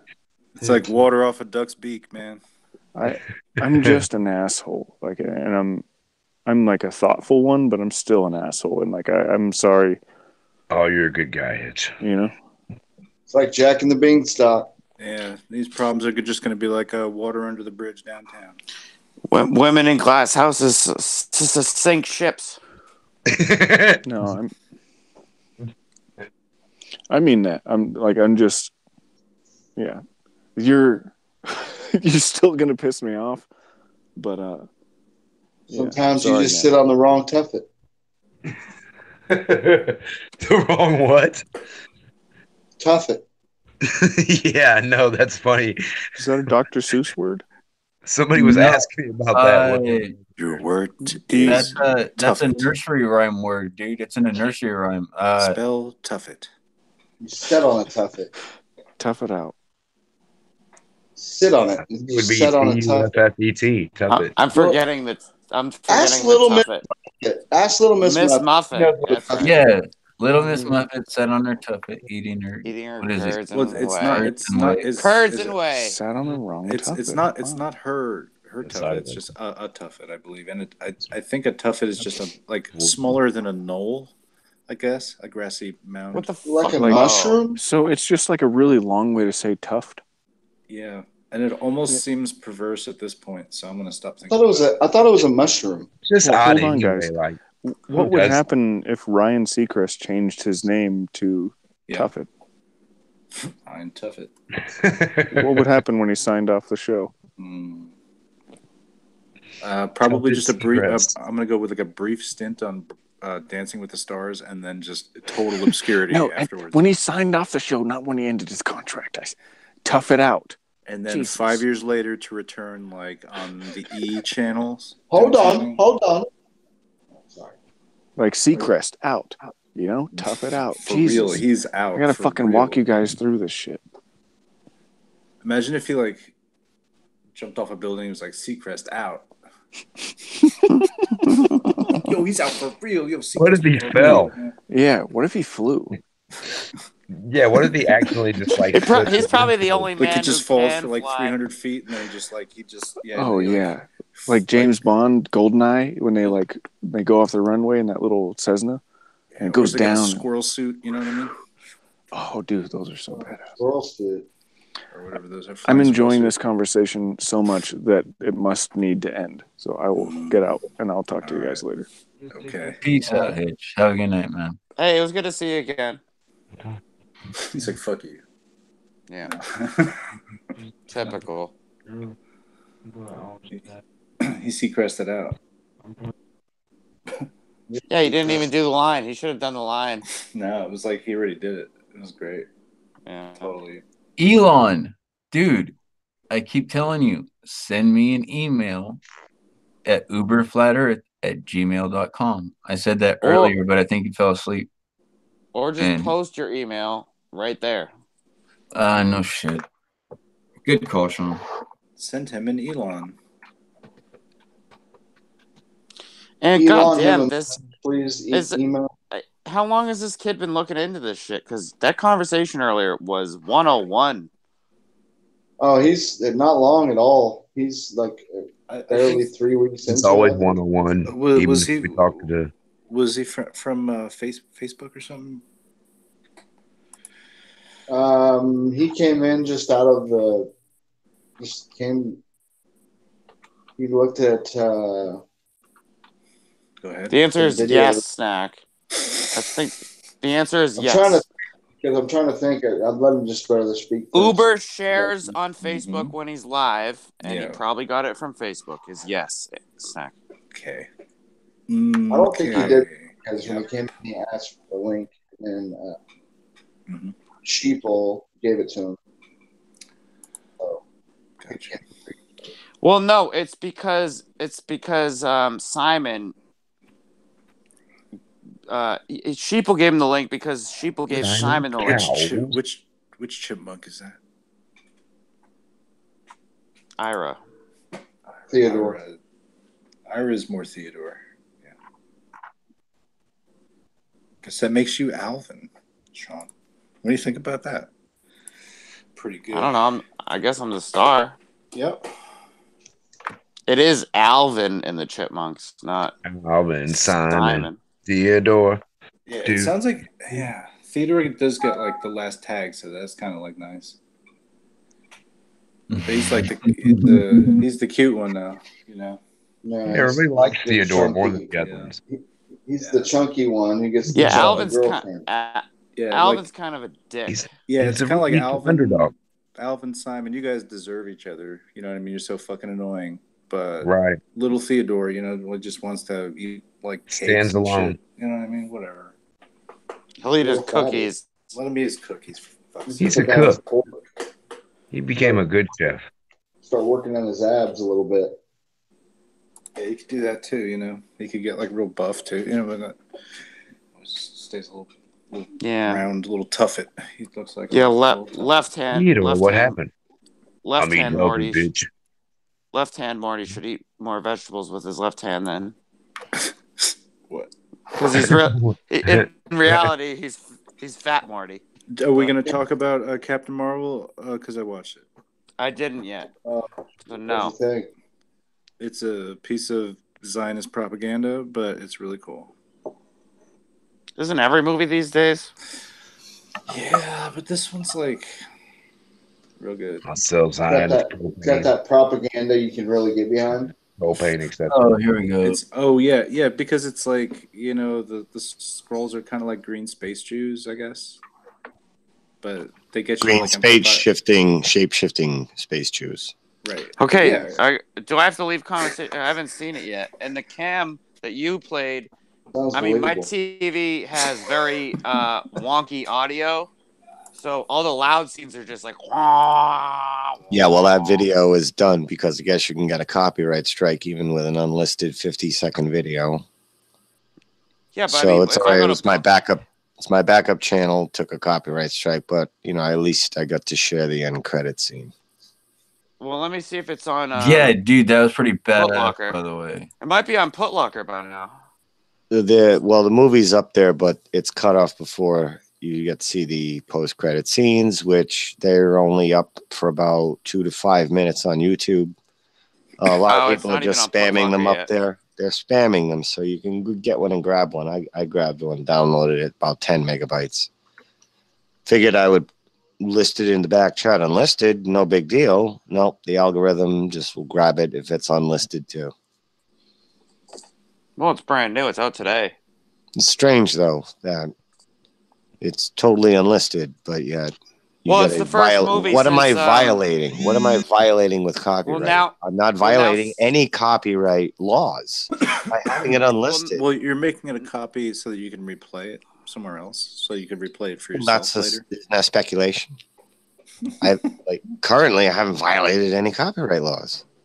Well, no, Stanley is dead, and Stanley allowed. Is he? You know, is he dead? Is he fucking dead? Did you see the script he was reading in the train? No, I didn't. Rewatch it.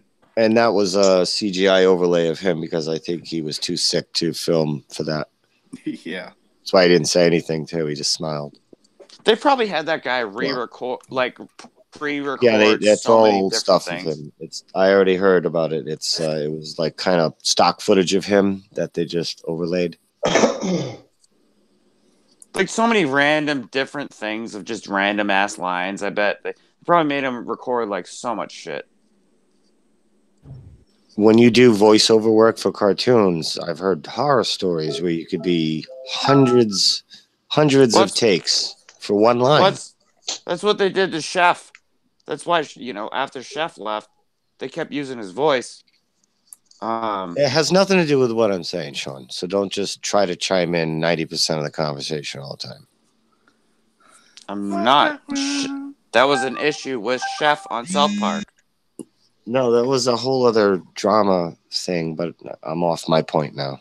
So, all right, whatever. You accomplished your goal. Fine. Way to go, Sean.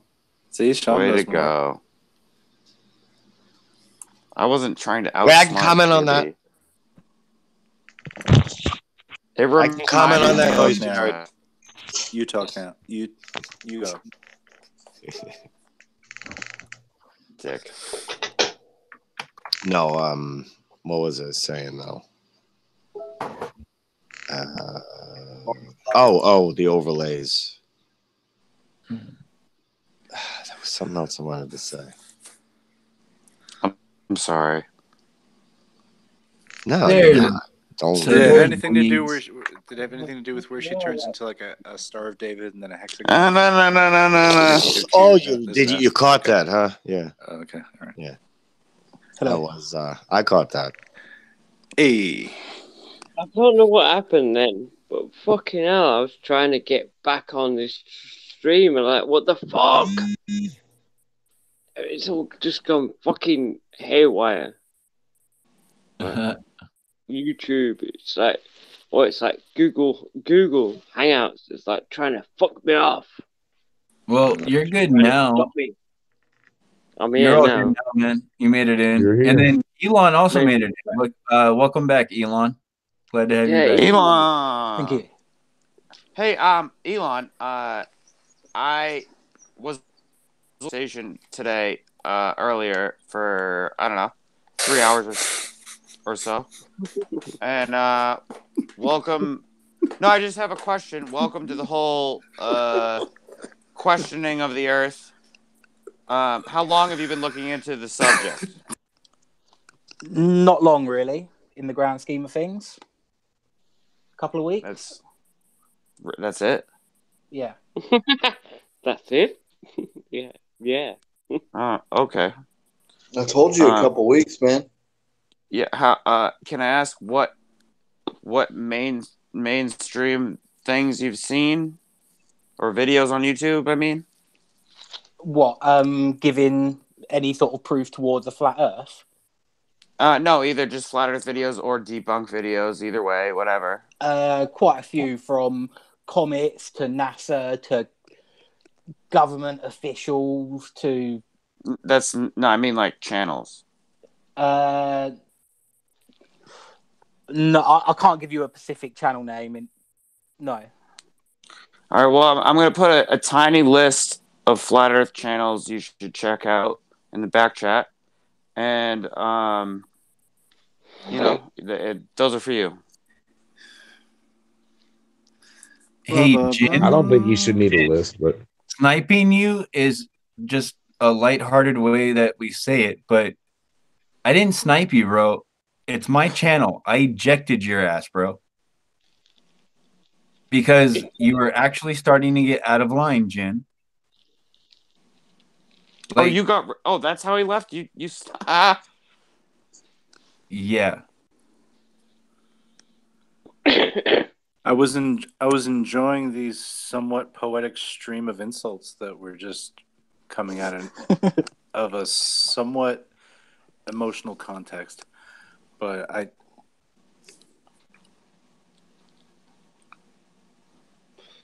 Well, I mean, we're supposed to just like listen to some guy yell about shit and not be able to like kind of call him on anything. I guess that's what it is. I guess that's what we're here for. We're here to listen, Jin, wise Jin.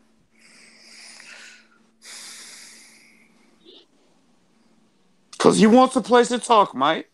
He's wise Jin. Big wise Jin. Big wise Jin. Ribbit. Big wise. Hold on.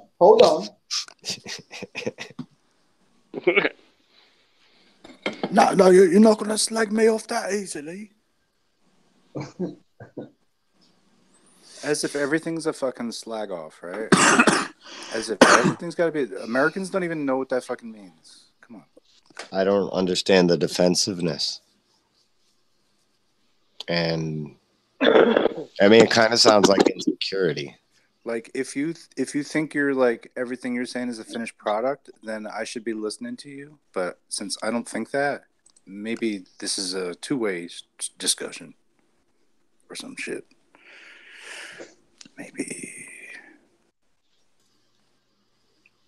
Yes. That's what the sign either said. 25% less sugar. Say Elon's on here, and Elon. Yeah, I'm here. You're from the UK, and it's fucking getting light now. It's like, what time is it? Wow. 7. Fucking 7 o'clock. Yeah, I ain't even been to bed yet. It's like, what the fuck? Haven't you? No. Oh shit. I work nights, so I had some sleep yesterday, or this. Yeah, should we call it? I don't know. You see, this is what's fucking my head up. But working nights. Are you from? Are you from like near Birmingham? I'm not. He might be, where he sounds a lot more northern than I am, but. Yeah, thank you. Yeah, thanks for that. I'm picking up the yesterday. I was born in London. Yeah, I'm a Londoner. You're still northern to me, even in London. Yeah, I know. Yeah, Yeah, I know I sound northern, but yeah, I sound northern, but I am a Londoner. I was born in London, England. But yeah, I know what you mean. It's all good. I just finished here. I've been on here for a while, like hearing different people's accents from the UK and all around the plane. The beautiful sounds of people talking. The beautiful sounds of gin. The beautiful sounds of Dan Waterman. The lovely power and communicative abilities of speech in all its diverse forms and varieties. Yeah. So, Elon, what brought you into, like, I guess, what brought you to Facebook for Flat Earth, I guess, to find that? Facebook? You mean YouTube? Well, did you get the link from a Facebook post, or did you just find it right on YouTube? No, someone sent it to me. Okay. No. I mean, this to even watch this. I was show, watching just searching, like science documentaries, and as you can imagine, you get a load of flat earthers, a load of religious people, and yeah, I just find it interesting how I find it interesting how you can disregard 2,500 years of science. Where does that take us back to now? 2,500 years of science. Because when was the first globe made? When was the first globe made? Yes, what year? I don't know. What do you mean, the model or an actual globe object? The globe, like the entire Earth depicted as a sphere. The idea of it, Snack, or a model? Made, so like a model. Yeah. I think 1300s. I'm guessing some biblical time, and yeah. No. So you think in the Bible, like, yeah, and that's like one thing I don't like about so the you flat think Earth like, argument. It like always you think the Romans had like the sphere as a model? Probably. Well, why would they have? Why would they have had that then? Because the Roman Empire didn't exist. I mean, right? Because it's logical to think if I go in one direction for a certain amount of time, I would get to an edge if there was an edge. Well, how many explorers? No, see, there's. I maybe you're a week into it or 2 weeks into it, but I don't know. I think. Yeah, just keep looking at stuff, man. If I may, can I ask you how recently do you think we've been? I mean, forget 2015 because that's when the new resurgence of flat Earth happened on YouTube alone. But how recently do you think on TV and in general that they kept debating flat Earth for those 2,000 years? No Elon? idea. No idea. Take a stab. What year do you think they kept debating it up on TV till? I'd say quite recently, 2000. Well, no, I'm saying, but no, before that. Do you think they were debating it in the 80s? Well, yeah, probably. Do you think everyone thought it was a globe? That was just a given. I'd say the majority of people probably thought it was a globe. Well, that's been the fact for about. I mean, the real answer you should have gave Snack was 500 years. The Copernican model was kind of put into place by the church and everything else 500 years ago. About 1492 is the first production date of a globe. Damn. But that's expansionism. That's colonialism. And that has to do with the Vatican and other different powers. One of them being Portugal, and they had a lot of ships, right? So if you have like good shipbuilding, right, not just good shipbuilding, but like you've got people that know how to use ships too, like and talk to each other in a language and shit. Excuse me. Not just picking up stray pirates. You know what I mean? You want to have actual like good crews and stuff. Pardon the coffee slurping, but yeah, you got to have like something developed around that, and basically Portugal being close to like the Straits of Gibraltar, and it's like the inlet to all that. There's just like a wealth of kind of that Major city development, yeah. I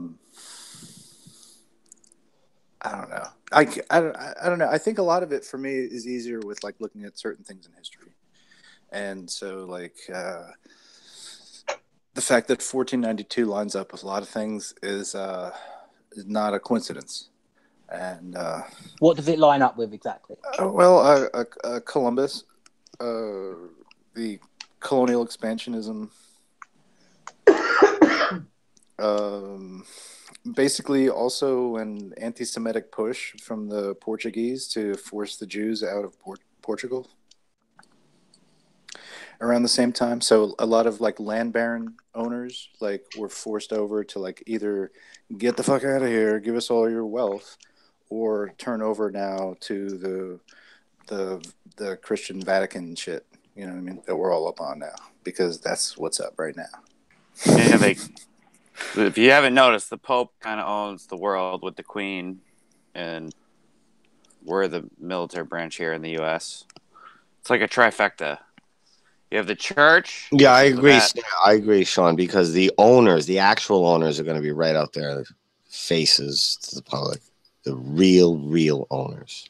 No, they all answer to the bank owners. Oh, all right. Can we get a court ruling on that one? Is that, well, there's a reason that the Rothschilds aren't in Forbes magazine. And then those are the names we fucking know. There's probably people above them that we don't even fucking know. There's probably a king of the world that we don't fucking know. Sean, we don't give an answer to a definite who did this, who's in charge of that when you don't know.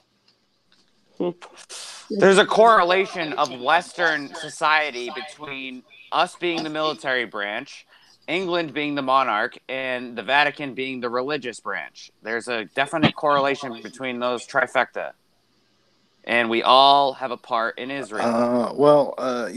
Part of this is that like the Vatican is kind of a lender of money to the English. And we still pay taxes to the English.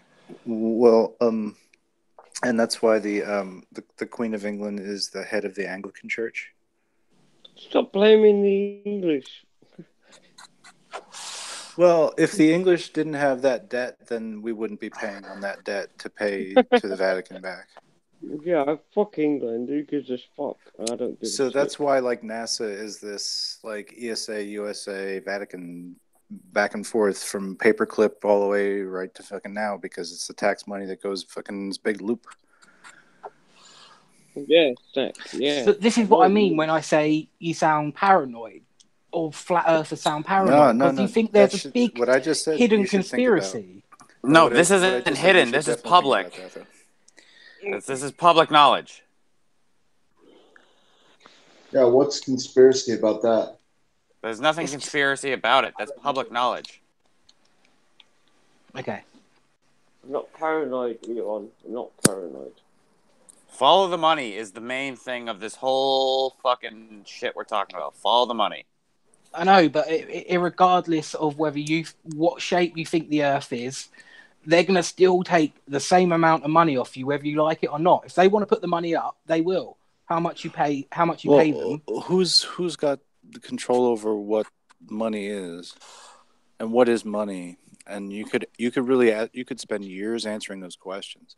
I mean, but that's, I guess, part of the expanse of ideas that flat Earth really is. As the more you get into it, there are a lot of different other things to research and know about.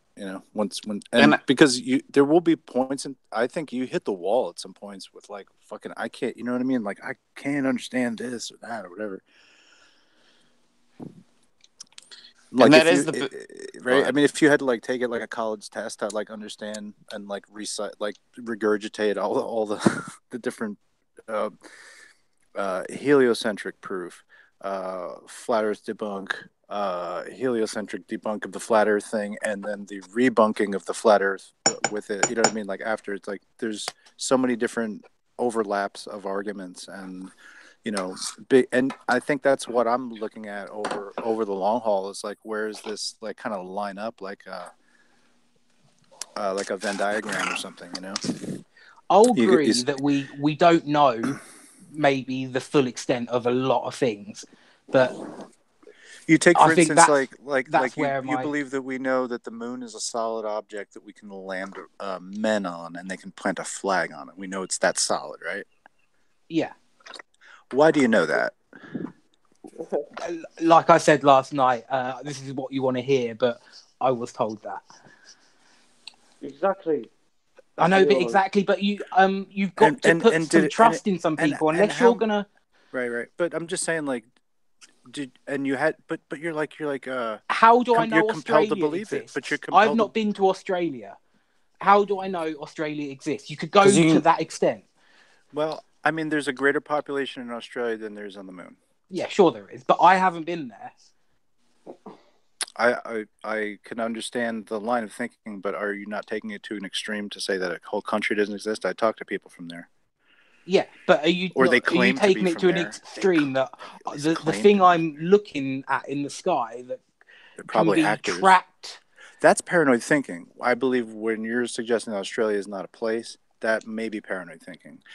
I think that understanding history in its full and rich dynamic context, you can weave a lot of different cross threads and say like that's plausible, and that's plausible. You might not ever know the full way everything has went, but it's. I don't know. What do you think? Sometimes the the moon best is? you can do is. And I don't. If I could answer this one, because I've listened to him say this earlier. No, maybe I can answer if you're going to answer my answer, then maybe I'll answer. I think I might, because what I want to say, because I heard people say, "Oh, it's just a light in the sky." Let's tease it out. That's not what I'm going to say. We could just tease it out a little bit, Sean, before you jump in. Maybe I was going to just tease it out because I could just go ahead. What I was going to say. Yeah, you go first. Go ahead. Or whatever. Please do. I think I know where we're going. You've seen the moon, right? Yes. Okay, you've seen it your whole life. Where do you live in regards to like where does the moon rise for you when you see it? Where does it rise to me? Mm-hmm. Where on the horizon is it coming over body water or is it coming over land? Over land. Okay. So like there's certain kinds of atmospheric conditions you're going to have on land that are going to be different on water. Mm-hmm. For instance, I grew up on the East Coast of the United States, where Sean and Jibby are from. I'm about like I can sight like New York City from about where I am in New Jersey, like across the water. But the moon is sometimes incredibly magnified, like nowhere else I've seen. Maybe like in the Gulf of Mexico, maybe it's like that, like in Texas or something. There's like a big moon, but the moon sizes in New Jersey for me like have been a real outlier.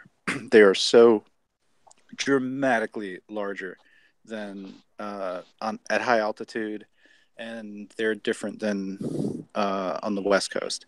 So this is because it's approaching me from water, right?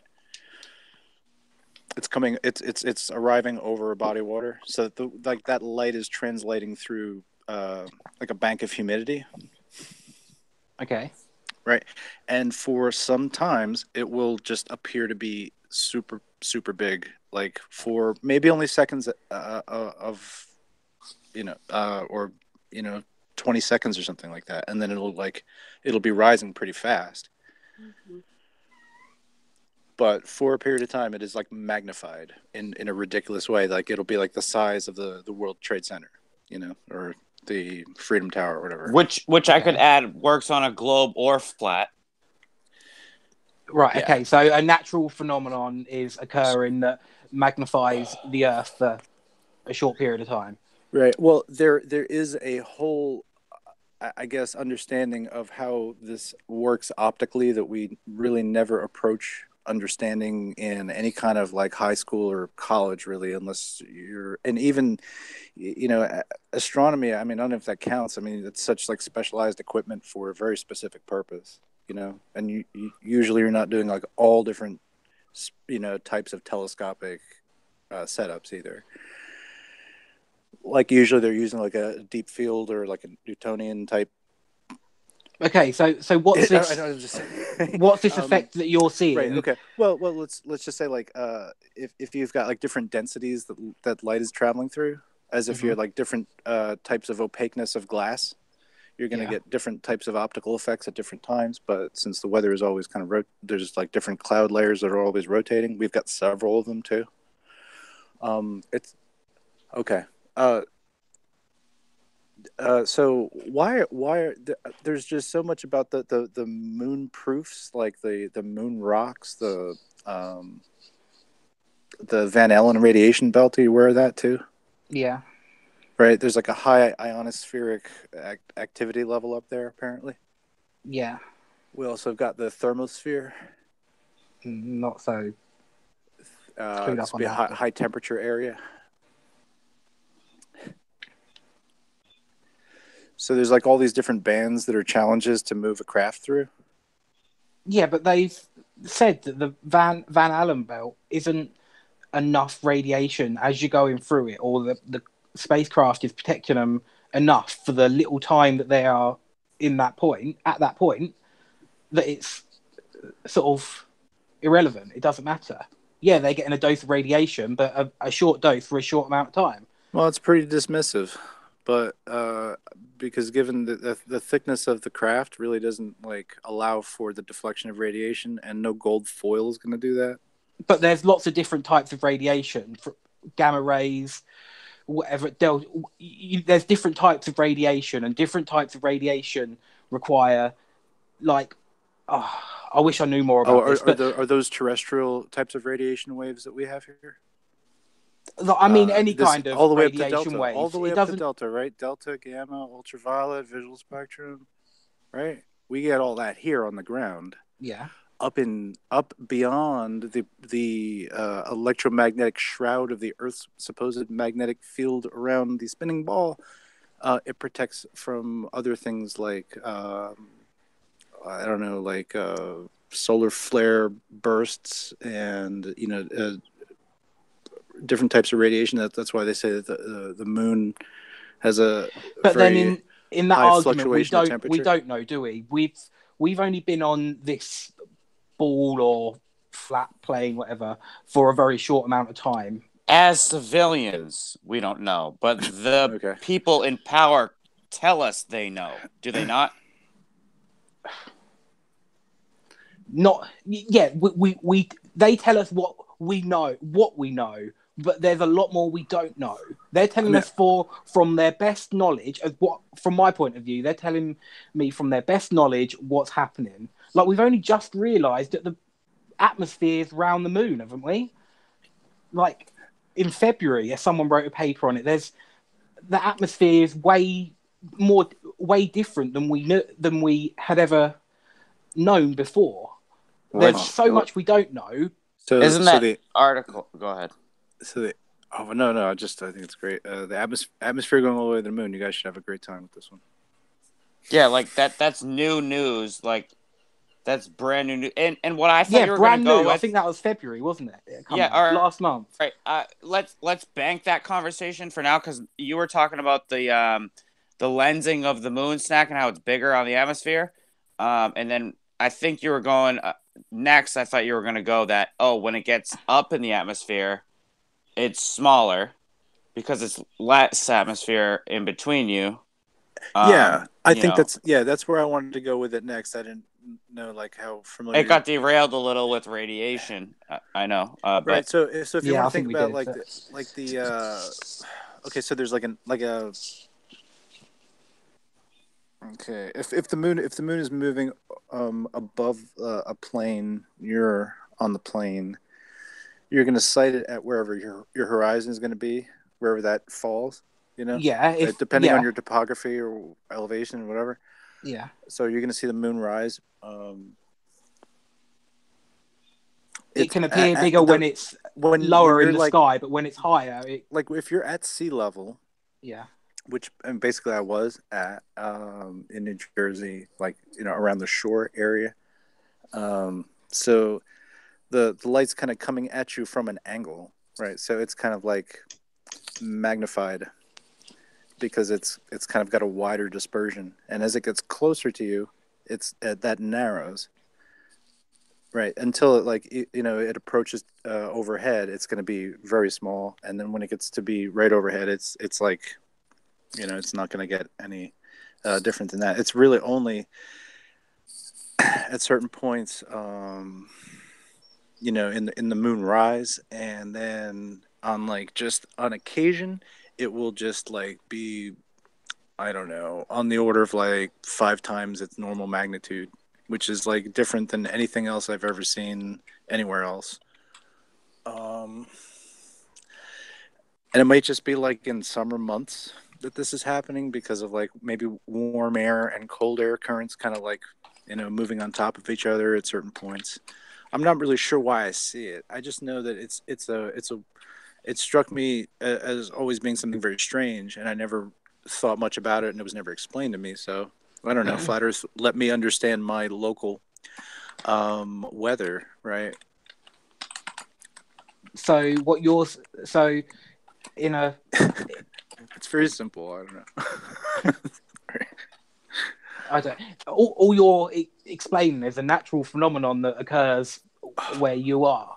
That doesn't happen where I am, and I'm not even sure if you go with a flat Earth model that explains what's happening. That explains what you're seeing. Oh, I'm sure that there's other areas that this occurs at, but I'm sure there are. Yeah.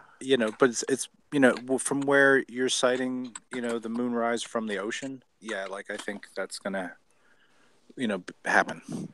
So maybe from, anywhere off Asia, maybe. How far is the moon again? Or the flat Earth model. How far is the moon? Yeah. Can you remember off the top of your head, roughly? 37,000 miles? With a flat Earth model. Oh, on a flat Earth model. It's a couple of thousand, isn't it? Right. I mean, but I can't get to where anybody's ever confirmed that they can get on the moon. No, I know, but if it's so close, why can't? But what's your proof that the moon is a thing? And this is where the question. I know because I can see it. I can track what it's doing. It's either a very, very good hologram. Well, is a cat really sure that the red dot on the floor is not a thing, or is it a thing? Or is it a thing because you'll chase it around the room? Okay, but if the cat does the cat know that it's not a thing, or does he? Okay, is yeah, he no, unsure? I can see what you mean. Okay. But if the cat was intelligent, was tracking that light, could see things happening to that light had a regular cycle.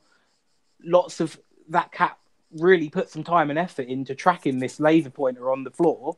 He'd realise, hang on, I don't think that's an object. That's a light. There's no evidence to suggest that isn't an object. Is there? Well, what's a cat triggering on? What's a cat? What? Sorry. It's the movement of the laser pointer, right? Some people are better than others at fooling cats with lasers, aren't they? Yeah, I'm sure. Yeah. Some people are better than others. I'm just saying, but it's about if you hold the laser too still, the cat's sure he's caught it. What the fuck, You want to get it so the cat doesn't, get to catch it, and then it's always wondering what it is. So no, I do see your side of the argument, but surely you must be able to see mine as well. Yeah, well, it would be a pretty big difference in the entire model if let's say the sun and the moon were just energetic principles in this system that we perceive in a certain way because of our placement here and because of the structure above and stuff, and we just don't really know enough to say, oh, obviously it works like this. We you know, it's sort of I don't know. I think we're like the only animals that are like even trying to ask these kind of questions, right? Well, yeah, we're the only intelligent life that we know of, aren't we? Humans. I There's mean, no other. I don't think that that's true at all. I mean, I There's think as no. far as There's no well, other. how familiar are you with animals? Pretty Or like familiar, and there's no. trees are. I mean, biological things have like an intelligence that is undeniable. It's what keeps Oh them no, around. You know. plants are incredibly intelligent, but Yeah. that's Well, how about it's the reflexes totally of different. like? But that's not intelligent life as we. They're not asking questions. Do Who you know are how we? fast? Why are we here? Do you, like a housefly has like the like a brain the size of like a grain of salt? Yeah, I can imagine. It can make like millisecond calculations based on like shadows on a wall. They're nuts, man. Like I don't know. Intelligence is, I don't know. It as far as like something that you could converse with. I mean, I don't know. I think people Yeah, spend well, like entire when like okay, lives just like devoted to animals we because could there is a split level of hairs animal. about what we think No, intelligent is, but well, what is but when intelligent to I you say is what you can talk to. So yeah, like basically intelligent, like yeah, Stephen someone that Hawking can is reason. intelligent to you, whereas like a dog is not that intelligent. But I think maybe the dog is more intelligent than Stephen Hawking.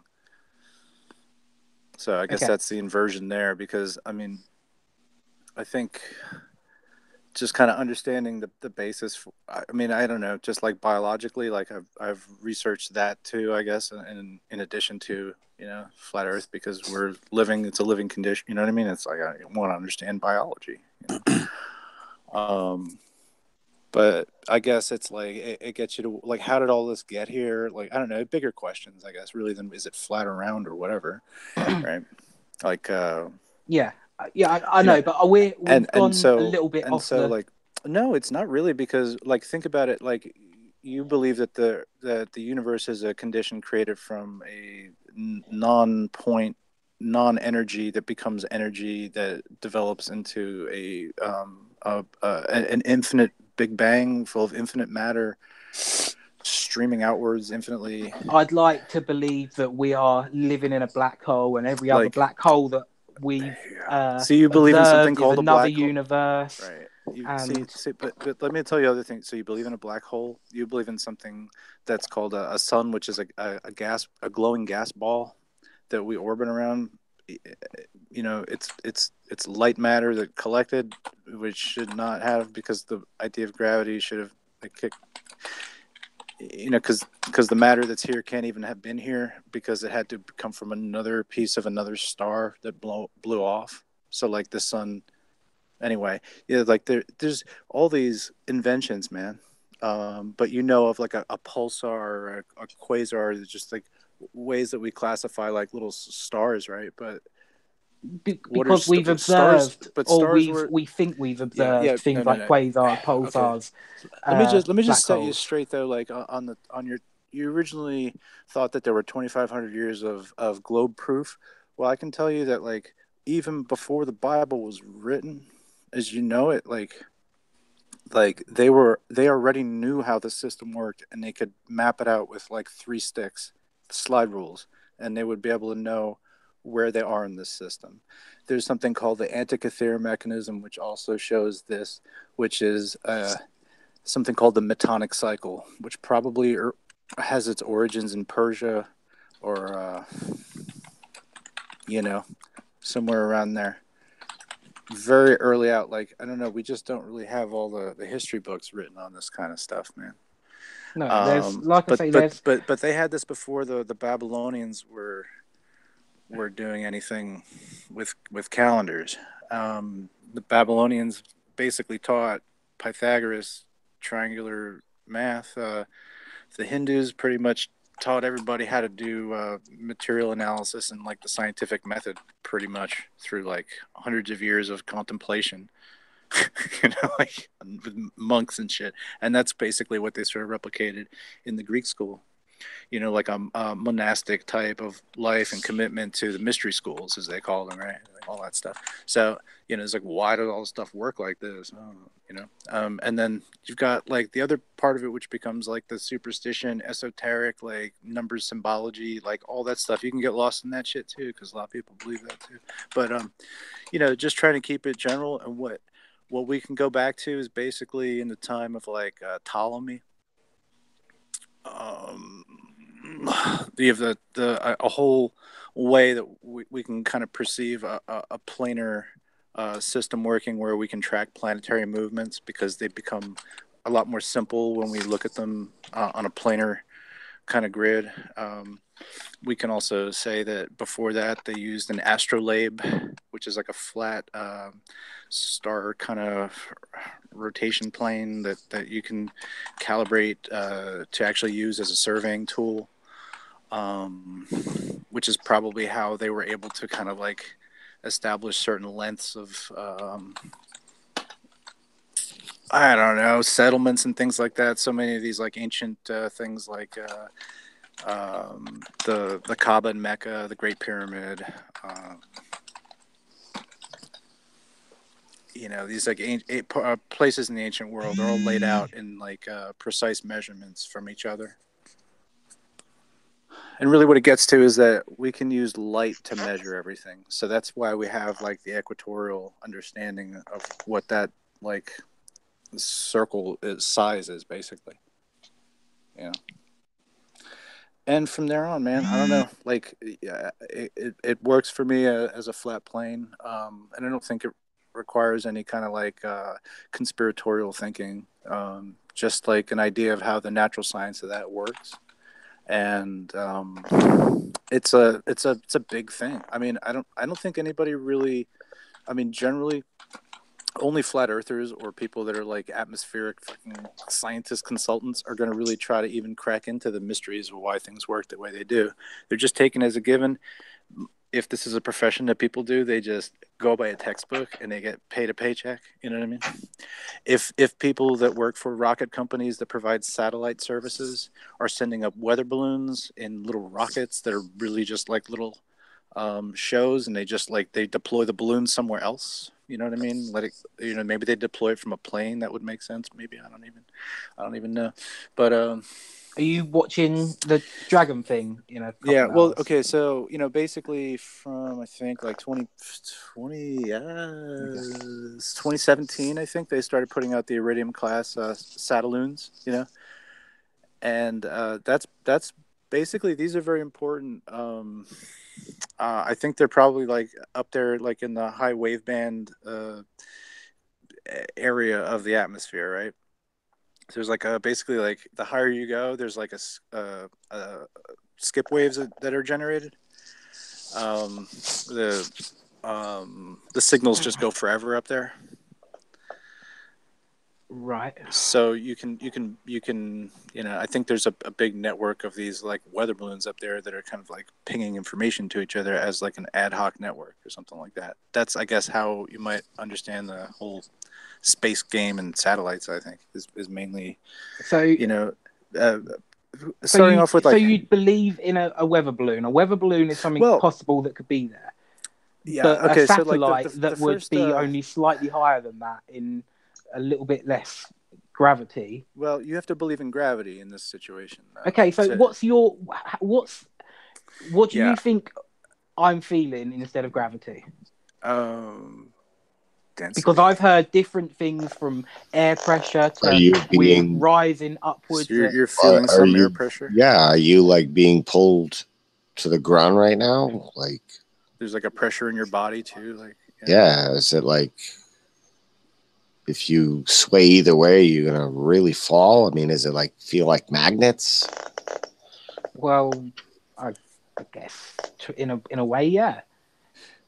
A lot of people think, yeah. I'll let you go for watch it. I was just wondering, is that maybe just how they say mass, atomic, matter? Could that just be your weight and where your weight places in this environment? Like if I have a helium balloon and a dry sponge.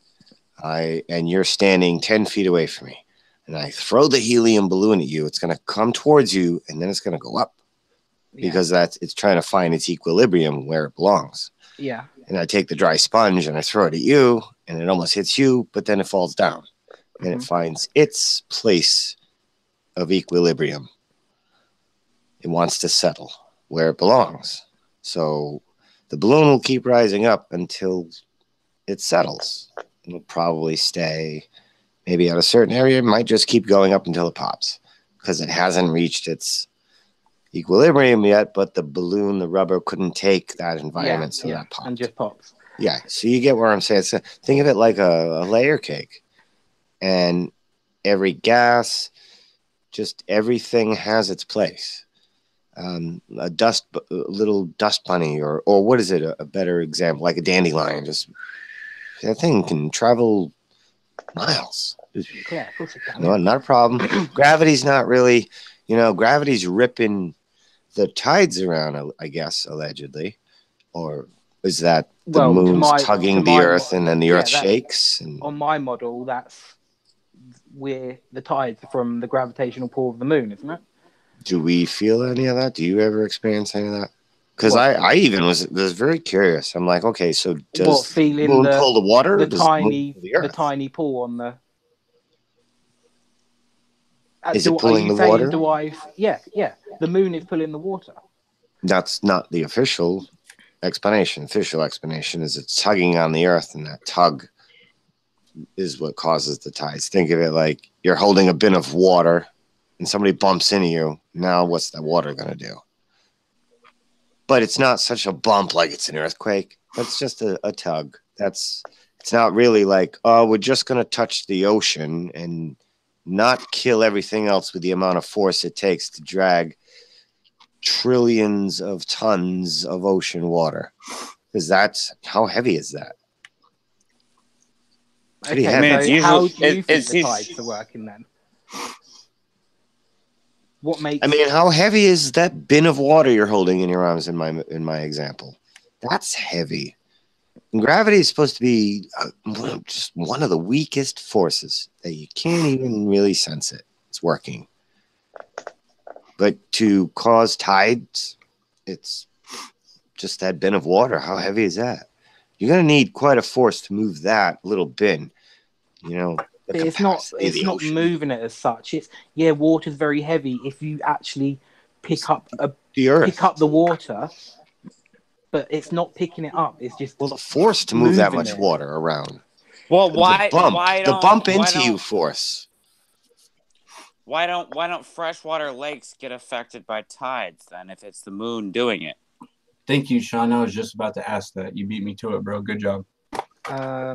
Why do freshwater lakes not have tides? If it's the moon they're doing a contained body of water. Let him answer. They're a contained body of water. There's nowhere for the sea isn't contained, so when it's pulled from a different point, it will drag the water away from another point, so it will create a low tide, and vice versa. Wait, that made no sense. I'm sorry. A lake is a contained body of water, so there's nowhere for the moon is going to be having the same force. So it's not like lake water isn't being affected by the gravity. It is, but it's got nowhere to go. Whereas seawater has got it's connected to rivers, other oceans. So you're saying the bigger amount of mass of water is affected more by the gravity. A bigger uncontained mass of water. Okay. And Rob Vanderclock just said in the chat, I live on Lake Erie in Ontario, and they have tides. It's only about 1.5 feet, but those are connected. Like I said yesterday, I'm not a rocket scientist. I'm guessing here, but you just said how come lakes don't have tides? I'm just giving my best guess, really. I'm not sure. I'd be lying if I said I was sure. But why, if it's not the moon, why do you think there is tides? What in the flat Earth model is making the tide?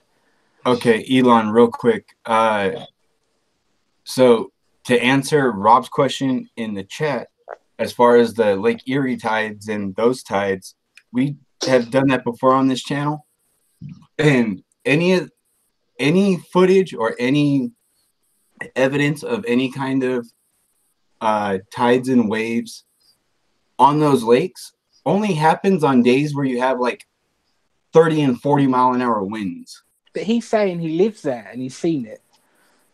I know. Well, So, this Rob, guy happens to come by here often, and no matter what we say, he doesn't really accept anything we present. He just kind of wants to kind of cheerleader for the globe. So he's kind of a bias. I know, but that's the whole point of this channel, isn't it? Without Rob and me, there'd be nothing for you to talk about. There'd be no debate, would Elon, it? It would just be... Elon, you're right. You and Rob are really the whole reason why I've wanted to start a channel for a long time.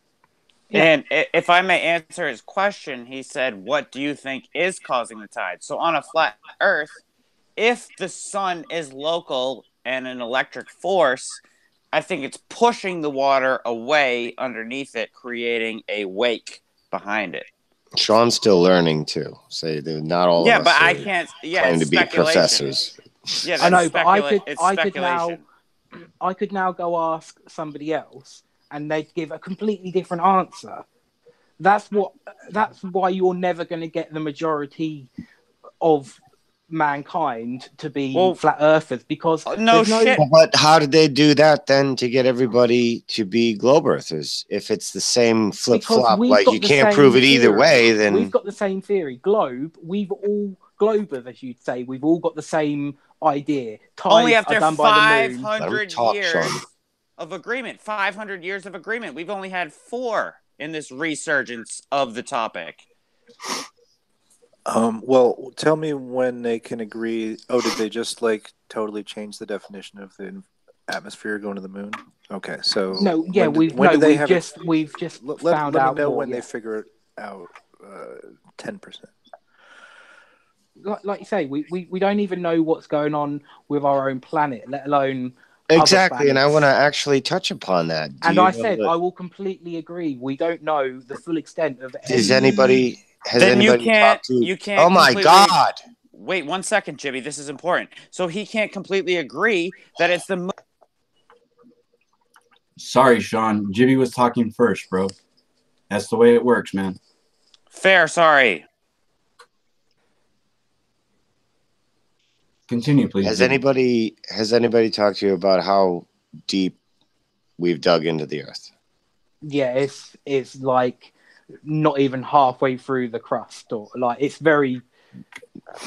not far. Do you know the radius of the Earth? Like the surface to the center. No, not a clue. I'll be guessing. I'll give you a hint. Yeah. Sorry, sorry, Jimmy. I ruined your hint. Let's just say several thousand miles. Yeah. Mankind, on record, on paper, as far as anybody has seen publicly, the deepest mankind has dug is 8 miles. Yeah. Now, what did you learn of the entirety of the Earth in class when they chop it in half and you see that Earth split in half and they show you all the layers? They're showing us our best idea from using equipment like you know what sort of equipment, sonar, radars, whatever sort of crap like that. They're that just stuff that now, yeah, right. That's gumball exactly machine. how I learned it. Right now, how just basic knowledge, like we all probably have, because most of us probably haven't handled that equipment. How well do you think it works if it has to pierce through 50 feet of concrete? Oh yeah, I'm sure it's not accurate. Like it's not going to be able to. I like I say, I don't know. I've not used it. I don't know. Which is more dense, concrete or granite, Jimmy? Probably. I'm gonna say granite. Granite. Well, granite is made up of. There's actually really interesting videos. A lot of crystal, compressed crystal, and it's interesting. Well, either way, let's call it 500 feet of 500 feet of, let's call it copper, let's call it iron, cement, brick, granite. Take all of those radar, sonar, pindar, whatever. Just aim it all at them, and just now you have to pierce through it. How deep do you think that we have that can do that? I don't know. I'm like, I get Wi-Fi interference with my drywall. I'm just saying. Yeah, I know, but I used to work on a fishing boat for a couple of years, and you use radar quite a lot on that, and it's almost just as amazing, isn't it? You sort of think something attached to the bottom of the boat is able to tell me where fish are, and I mean to quite accurately be able to tell you where fish are 100 meters down, 150 meters down. In water, not rock. In water, I know. In water, that's still it's very kind of a impressive. dense medium. How what's your range that you have experience with? About 150 meter. That's what I was fishing in at the time. Okay. I know in the grand scheme that's not far from the probably 100,000 miles it is to the center of the Earth, but I don't know if you. There's no reason not to think it's not that, or we don't know it's not that. We know. Well, it's waves, right? You're using waves, sonic waves, is it? Right? Yeah, or sonar. whatever I mean, kind of, sonar. yeah. Like, so it's waves, and most of us just get basic science of what waves are. Waves travel through the air pretty easy. Waves travel through the water not so easily. No, I think it's easier. Waves travel through rock and brick and drywall. A lot less easier. And we have this pointed down. We're supposed to kind of X-ray, waves, some sort of X-ray waves, because we got to, determine what all of these things are down there. But 8 miles we dug. And let's say you stick that thing 8 miles down. You got, 4,500 or so miles of unknown material. I know, but this is sort of like an old way of thinking. That's like me saying. No, it's just analyzing this globe. It's kind of like back engineering. Like, okay, how did they get here? And we're trying to back engineer it without them telling us. It's like, okay, you guys figure out how we got there. All right, let's try to do this. Yeah, I understand that, but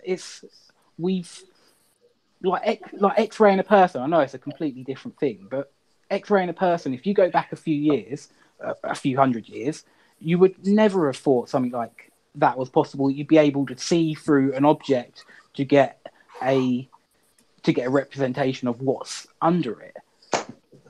I wonder if anybody was standing near somebody and one person got hit by lightning, and it's like the TV shows where they shows their skeleton for a second, like, zzz, I imagine it's probably just a lot of smoke and probably not probably even just explode or something. I don't know. Hey, Jibby. So Sean's been chomping at the bit to get out what he wanted to say.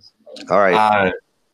Sean, go ahead, dude. What was the original question now? Because now I don't. It's carried on way beyond. Jibby, I told you, dude. No, it was sonic waves. We're using sonic waves to determine.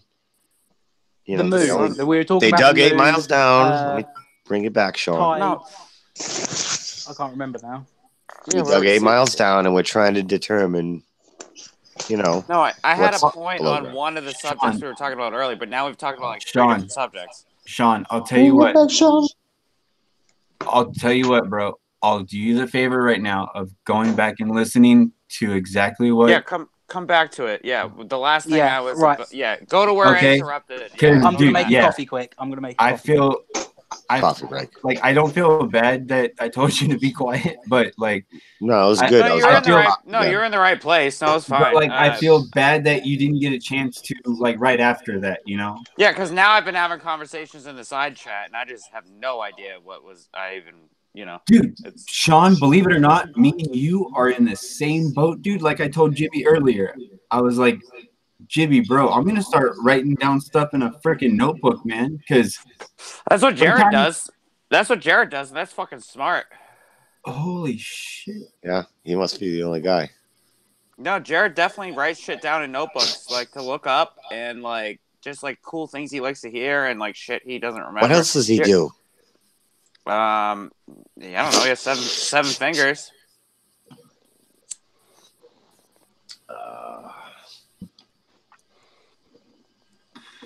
He plays the 3-string violin. I'm smoking tobacco out of a pipe like an old man. Thanks for the update. No, I mean conspiracy. I'm trying to. Rob's trying to get me to debate conspiracy cats as well. All right, so Sean's going on the world tour. I guess. Is that what you're trying to do?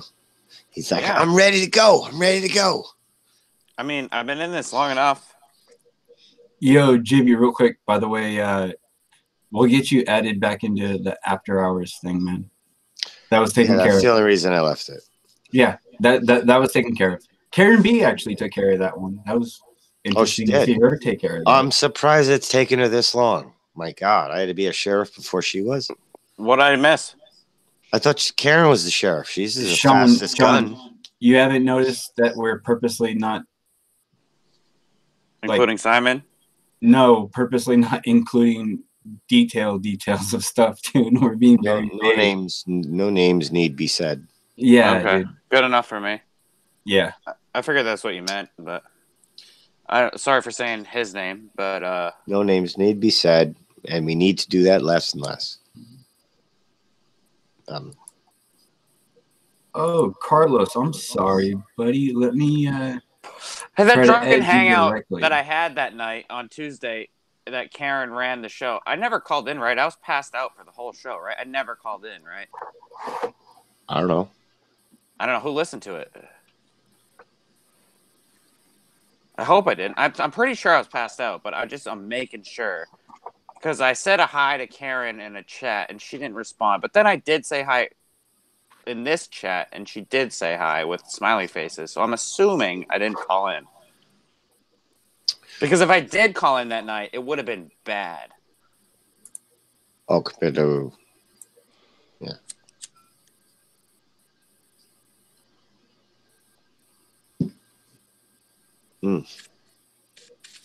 Jin, do not tell me about giving people equal time to talk, man.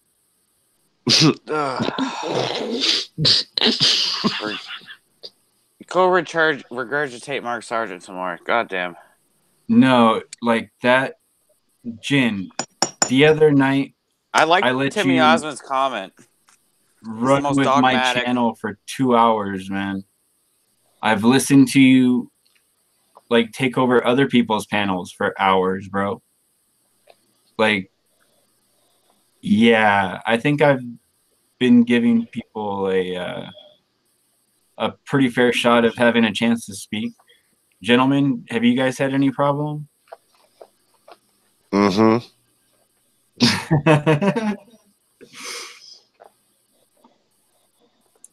Well, nope. Yeah, JB, I got no comeback. I tried to talk to Jen about it. I tried to talk to Jen about it like a month or so ago, and I saw that he was stubborn. He was just being stubborn, and he wasn't listening. Yeah, that's like earlier tonight when I told him, like, hey, dude, go back and listen to it again, which is good advice, right? Like, if I'm told that I did something on a hangout, first thing I do is go back and check to see if I was doing that, you know? He hears the first few things you're saying.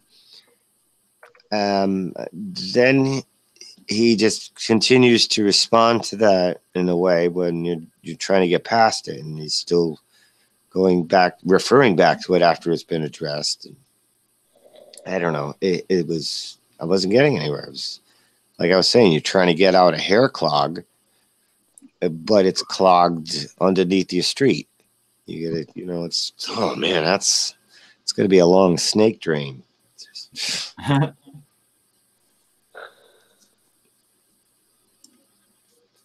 Speaking of snakes, I'll be right back.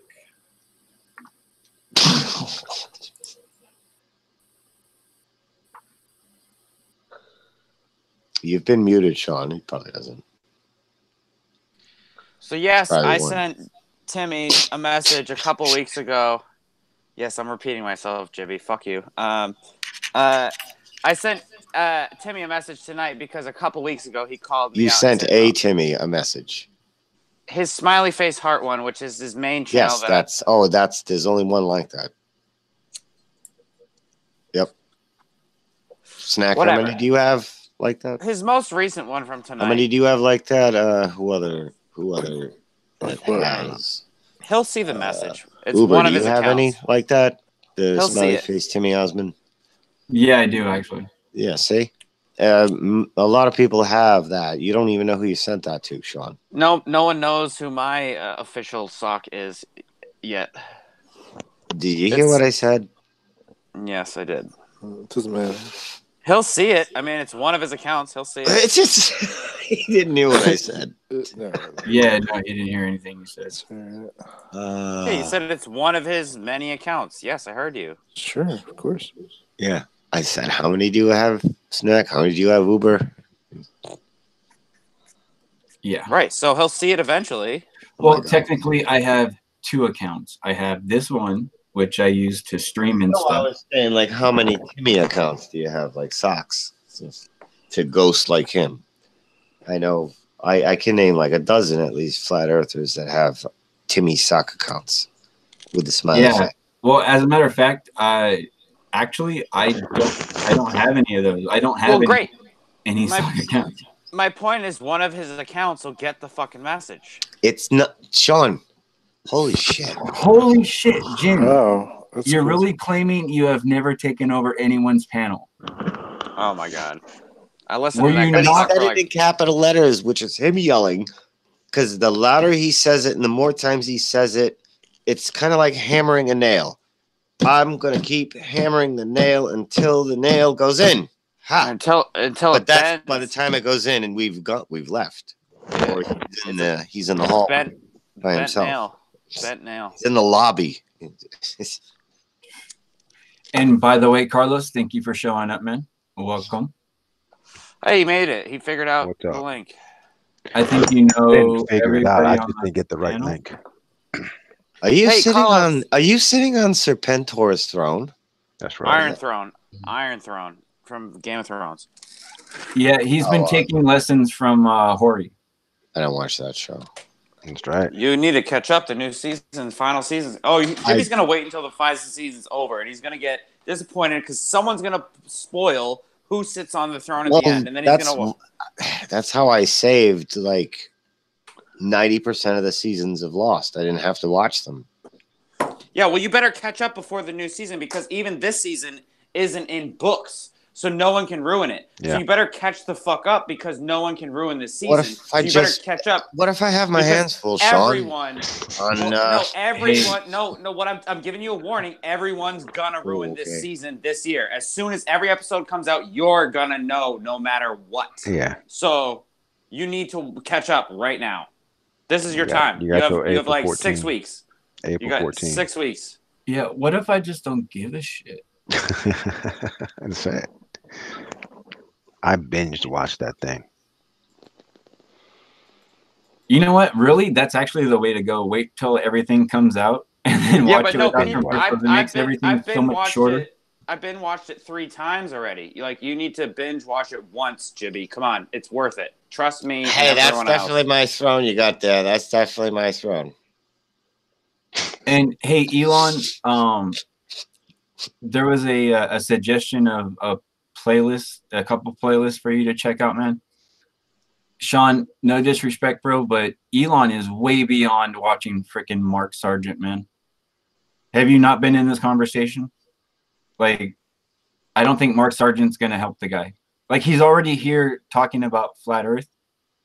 Like, that's all Mark really does is just get people to just look at flat Earth. Mark's and the put recruiter. Mark's not the drill sergeant. Exactly. Yeah. He's Guess the guy what? at the Elon's in Cumberland Farms recruiting you. Elon's in boot camp right now, and we're like the drill Just instructor. so culty. No, I also suggested many other channels. If you looked. Yeah, I did, and they were here. Let me go through them. ODD's channel. ODD, what is it? Reality. Rob Skiba. Well, okay, so Rob Skiba's actually, whether he's a Christian or not, actually would probably help him out at more than any of those, because Rob's the only one actually that shows like observation tests and shit like that. You know, like he shows examples of what it could atmospheric be. Atmospheric cleansing, yes. Yeah.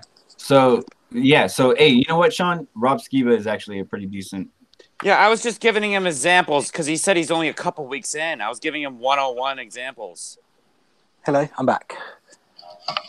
If I know Taboo Conspiracy, he thinks like a lawyer, like he's building a case, and most of his videos are like proofs videos, like he's compiling a mountain of evidence. Yeah, it's a good recommendation. His channel is good if you want. And he does like he'll grab like the best of other people's videos. So his channel is sort of a compilation as well, not just his work but others. But his work is excellent as well, as he's had a P900 and been going out there doing observations since 2015. And Elon, we're talking about giving you recommendations. Good channels to check out. Like these are like people we feel have integrity. Well, the ones I mentioned. You can't just look up. I said yesterday, Flat Earth. I've seen a couple of different ones. Most of the lives I've seen, I've been banned from straight away. I'm guessing probably because of what I say or my name, probably. Oh yeah. It's definitely your name. Yeah, that's what I was thinking. It's probably my name. And yeah, Nathan Oakley is the only person I can say off the top of my head who I've actually watched. All right, well that's okay to go to, but they like to argue more about meanings of words. Like a parliament shouting, legislation kind of debate. Yeah, that's basically what Did you mean this or did you mean that? Like, no thanks. So, I mean, that's just, you can get it. We call it the Breakfast Club. Just pick your personality. But for the 101 videos of introduction, ODD 5 minutes, anything by Rob Sean, don't overwhelm him. I'm giving him like just giving him channels. Now you're gonna rattle off a list of 50 videos. No, 3 suggestions. And then maybe shout him some distances of the sun and distances. No, I will not. Come on, like just. I will not. No, but shut off autopilot. The Rob Skiba, a lot of people like to just atmospheric videos and season video. So here we go. Wait, give me the 3. God damn it, Jimmy. It's 3 things to remember. And then the Mark Sargent testimonial playlist. Those are professionals. Infield. And then make sure you also watch the other thing. That's it. That's all I wanted to say. You got like proofs videos. You got experts in the fields compilations. So who's the globe earther here? Elon? Yeah, I am, yeah. Okay. Thank God he's not a concaver. We're not a cult. We're just trying to, it's, I try to look. How long is from it the till outside that looking dragon in? capsule comes in or starts happening? The dragon capsule, what? How long is it till that starts undocking? Whether you think that's real or fake is going to be an interesting thing to watch, isn't it? They could tell us anything, usually watch and we'd just be gullible to believe it. Okay, so it's supposed to be undocking March 8th, 2019, 7:31 UTC time. Now, I want to ask you, Elon. All right, hey, do you think? I'm out. No, I'm out, guys. I love you. Good night, Sean. Yeah. All right. Elon, do you think it's possible to slow down one of these rockets coming in diagonally with just the lower booster counter thrust, retro rockets. A lot of boosts. I can't remember what those. Like when they're those little tight. When you see it, and breaking those little boosters, puffs of breaking smoke. thrusters it's the bottom one they're using, the main one. Yeah. Okay, well, Do I it's think that's coming enough diagonally to usually. slow that rocket down? Right. Yeah. Do you Have think you not it can seen how slow much down? those things But can... all right, what you see in the videos where you're saying like you won't believe the videos. Well, this is one point of many. In a lot of the videos, the rocket's coming down diagonally, and then it slows down dramatically, but maintains its diagonal slant, and then as it's already slowed, begins to now level off perpendicular with the ground, and then makes its descent. Just the physics of what I'm seeing is impossible. It maintains its diagonal slant as it's breaking the sound barrier, and then slows down to that point where it now levels off perpendicular. Let me add something. You have to watch them to now look for that. Well, now that I've pointed that out, but that's just one thing that we see. That's why we say we don't believe them, because we're looking like with a lot of scrutiny. We're not watching them passively anymore. Yeah, but when you see them landing like this simultaneously at the same time, come on. Like two. So what are you seeing then? CGI? Cartoon? What do you think? We can only speculate because we can't, it's not a... But what do you feel you're seeing? Not a case closed proof. It's video editing. Yeah, we know there's editing involved. We've proven there's editing involved. Yeah, and I think even with pictures of the globe and things, NASA's even admitted to editing, making it look pretty, sort of things like that. But as far as you can see multiple different perspectives of these landings. And a lot of them you can see them from live. A lot of them you can go there and see them in person. Yes, I've watched. Exclusion zone. Yep, and I've watched most of the spectators' videos, personal videos. I went through dozens and dozens, just comparing them. I was comparing them. I was timing the sonic booms from. I was mapping out where they said they were, checking it on Google, drawing the line from. The landing pad to them, hearing the sonic boom, doing the math. Like, believe me, I really was trying to scrutinize these videos, but what we're still seeing is impossible.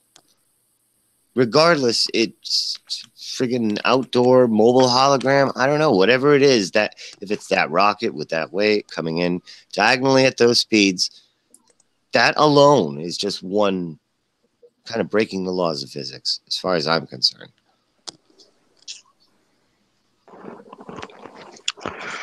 I don't know, man. So people are seeing something land. Yeah. I'm not denying that. I'm not saying that it's television only. I can't remember. I keep referring back to other things I've seen, but I can't remember who they were. But I remember one person saying that it's just an expensive firework. That's exactly what it is. It's I know, but that's what a rocket is. Show. That's what a rocket is, an expensive firework that's been cleverly designed to be able to show. Is it clever fireworks because show? Does it have helium lifting gas in it? I'm not going to lie to you and bullshit you and pretend I do, but no, I don't know a lot of the scientific answers. But Elon, if you had to take a guess at the largest purchaser of helium in the world, what would be your guess? Something like NASA, US Army, something like that. Yeah, you're correct. It is NASA. Okay, so what's that proving? What does NASA need so much helium for? I have no idea. Birthday balloon? Maybe they're just They're sending satellites on balloons, all this man. helium for then? How does this? Satellites float in balloons. NASA owns birthdays. I have a theory on the shuttles that used to go up, the ones they discontinued, right? Yeah. I think those actually used a shit ton of helium. Yes, they don't use gas. They don't use gas. I also, have you ever checked out the Google Loon project or the Saddle Loon project by NASA? No. Okay. You may want to check that out as well. Dude, honestly, if you want, I know Sean was trying to help you out with those playlists, which is actually a really good idea. I personally would rather not just send you to a bunch of videos. I don't know, maybe one of these days this week, like me, you, and Jibby can hop on a panel or something one day, and we'll go over whatever the hell you want to go over, dude, and we'll just me and Jibby will tear it apart and show you what we're seeing so that you, I mean, because dude, you keep coming back, and so obviously, even though you don't agree with us, I don't think you think we're nuts and crazy. No, I think you got it wrong. I think you're absolutely bonkers. But I do agree that we don't know a lot of things, and that's what I suppose interests me. Well, what's funny is today earlier I got you to agree on a whole bunch of stuff that actually like fits in with flat Earth. I'm just stacking up the chips, man, and eventually it's all up to you. No one here is trying to convince you. It's just we're just telling you what we see, and you're telling us not so much what you see, but what you've been taught. And then it's kind of funny because every now and then you throw in things that you see that are contrary to things you've been taught, but you still want to believe the things you were taught. Yeah, I think that's a lot of it as well. You want to believe it. I think a flat But here's what you're saying. A flat Earth is quite depressing to think that. Well, this if is you all want that answers, we can have answers, and that's the only. We're doing this. It's like, what's your question? Here's the information that makes us think what we think, and usually people, when given the same information, come to the same conclusions. So it's your choice. This if is you all want to there dance is. on that line of bonkers, we'll show you why. We come off like this. But how is it depressing? This is all there is, because this is all there is. Anyway. Well, from my perspective, there's the universe is practically endless with millions of planets and stars, and Well, who's to say? Mine too. Used to be my perspective too. to think that I'm trapped under a dome and this is all that is ever going to come of mankind. I mean, I don't. Why would you write the end of the story? We don't know the end of the story. We just need to write the now. We don't need to write the past. We don't need to write the future. We need to write the now. Like, what's the real now? What the hell's going on? Where are we? What's going on? Let's worry about the other stuff later. Right. I'm looking at SpaceX's landings, and I can't see how this could be faked at all. You can see you can see the same one from lots of different perspectives.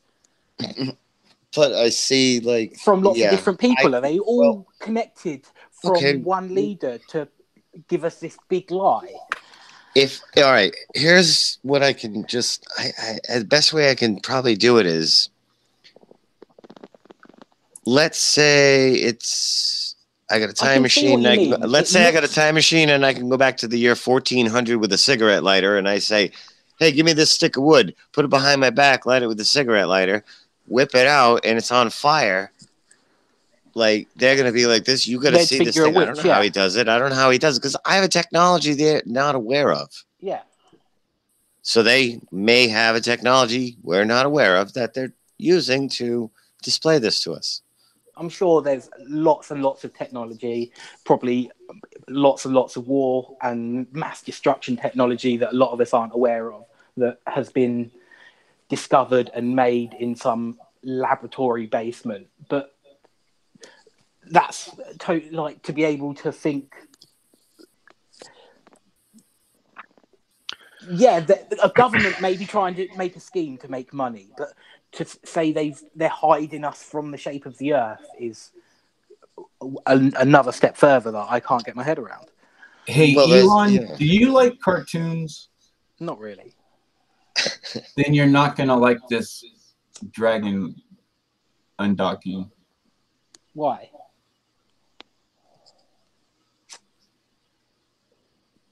Can you see your screen? Can you see my screen? No. Can just click on his little icon thumbnail, and you'll be able to watch it. Right. Okay. Yeah, I'm looking at yours. All right. Like here it is leaving.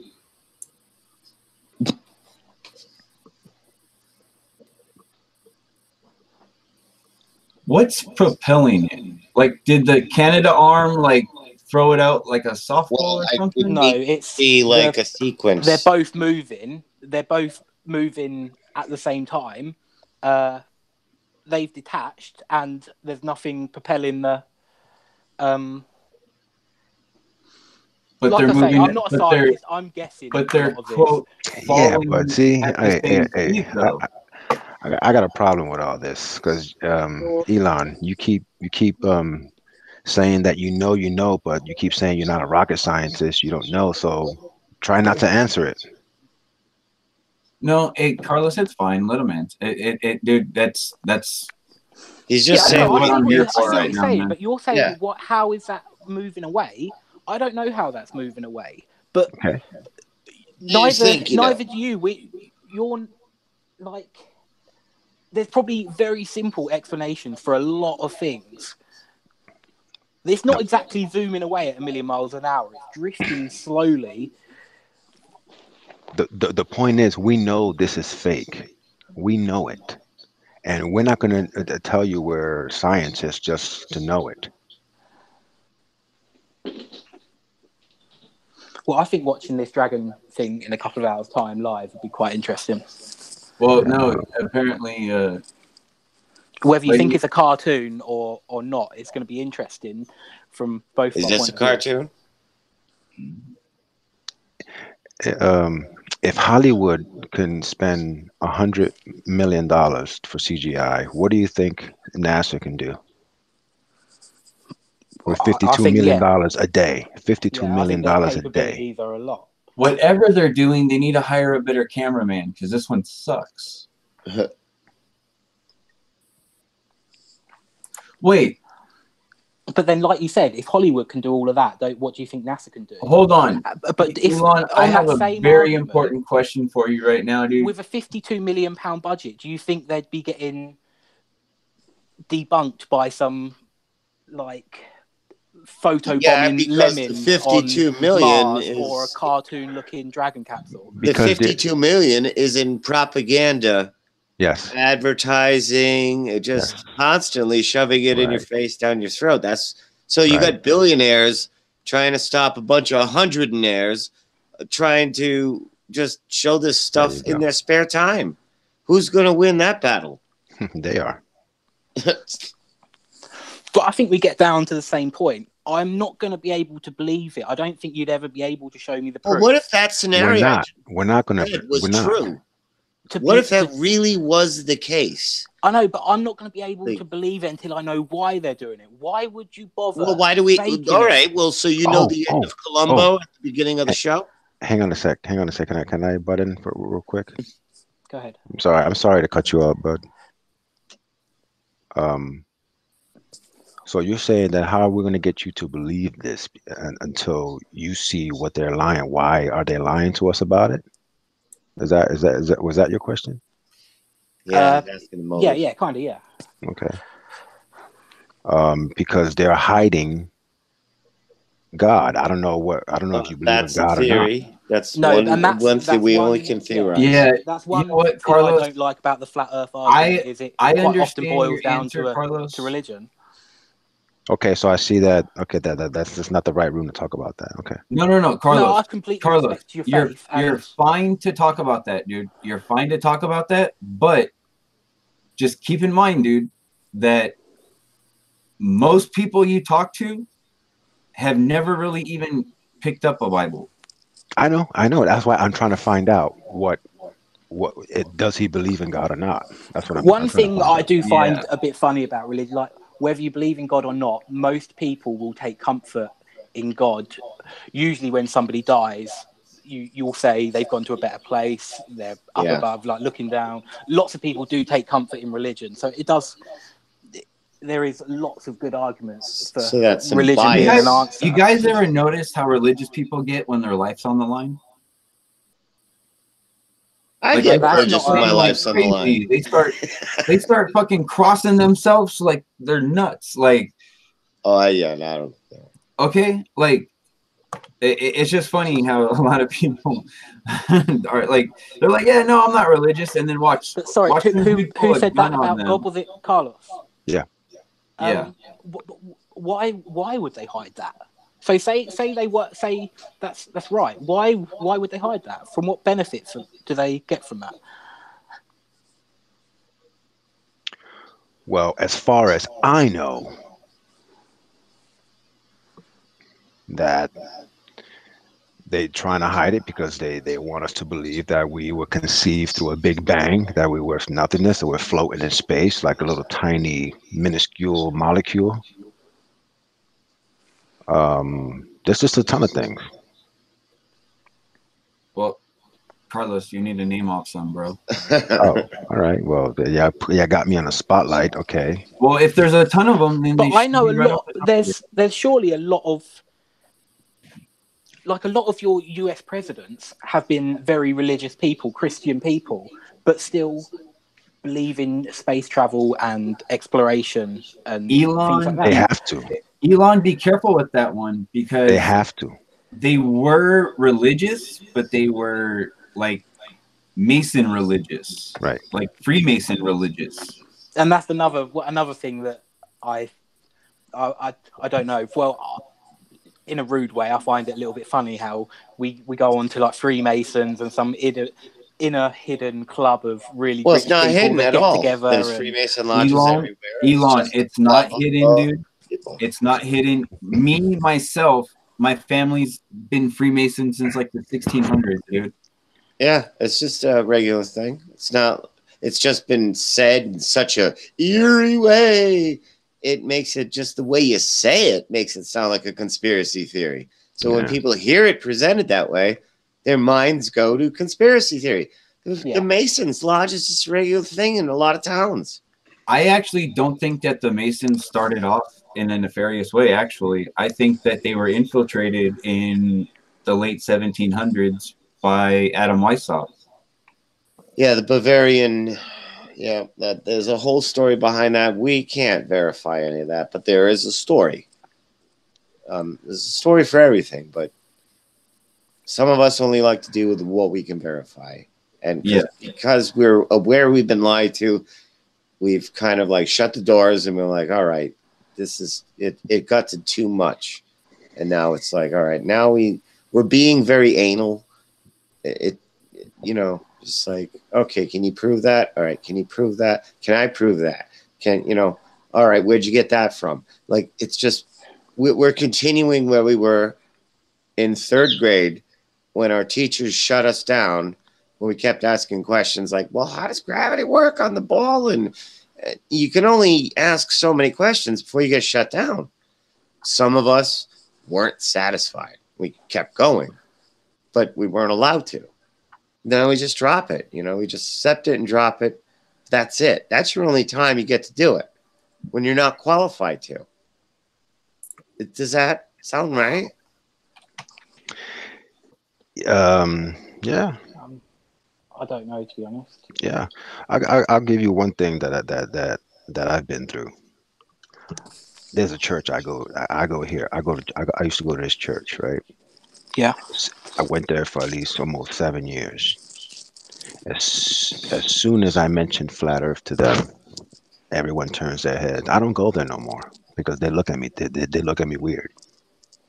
So 7 years going to a church, and you have more than you have more than 20 people that have your number in their phone, and they've known you for 5 years. And then once they know what you know, you're a stranger to them.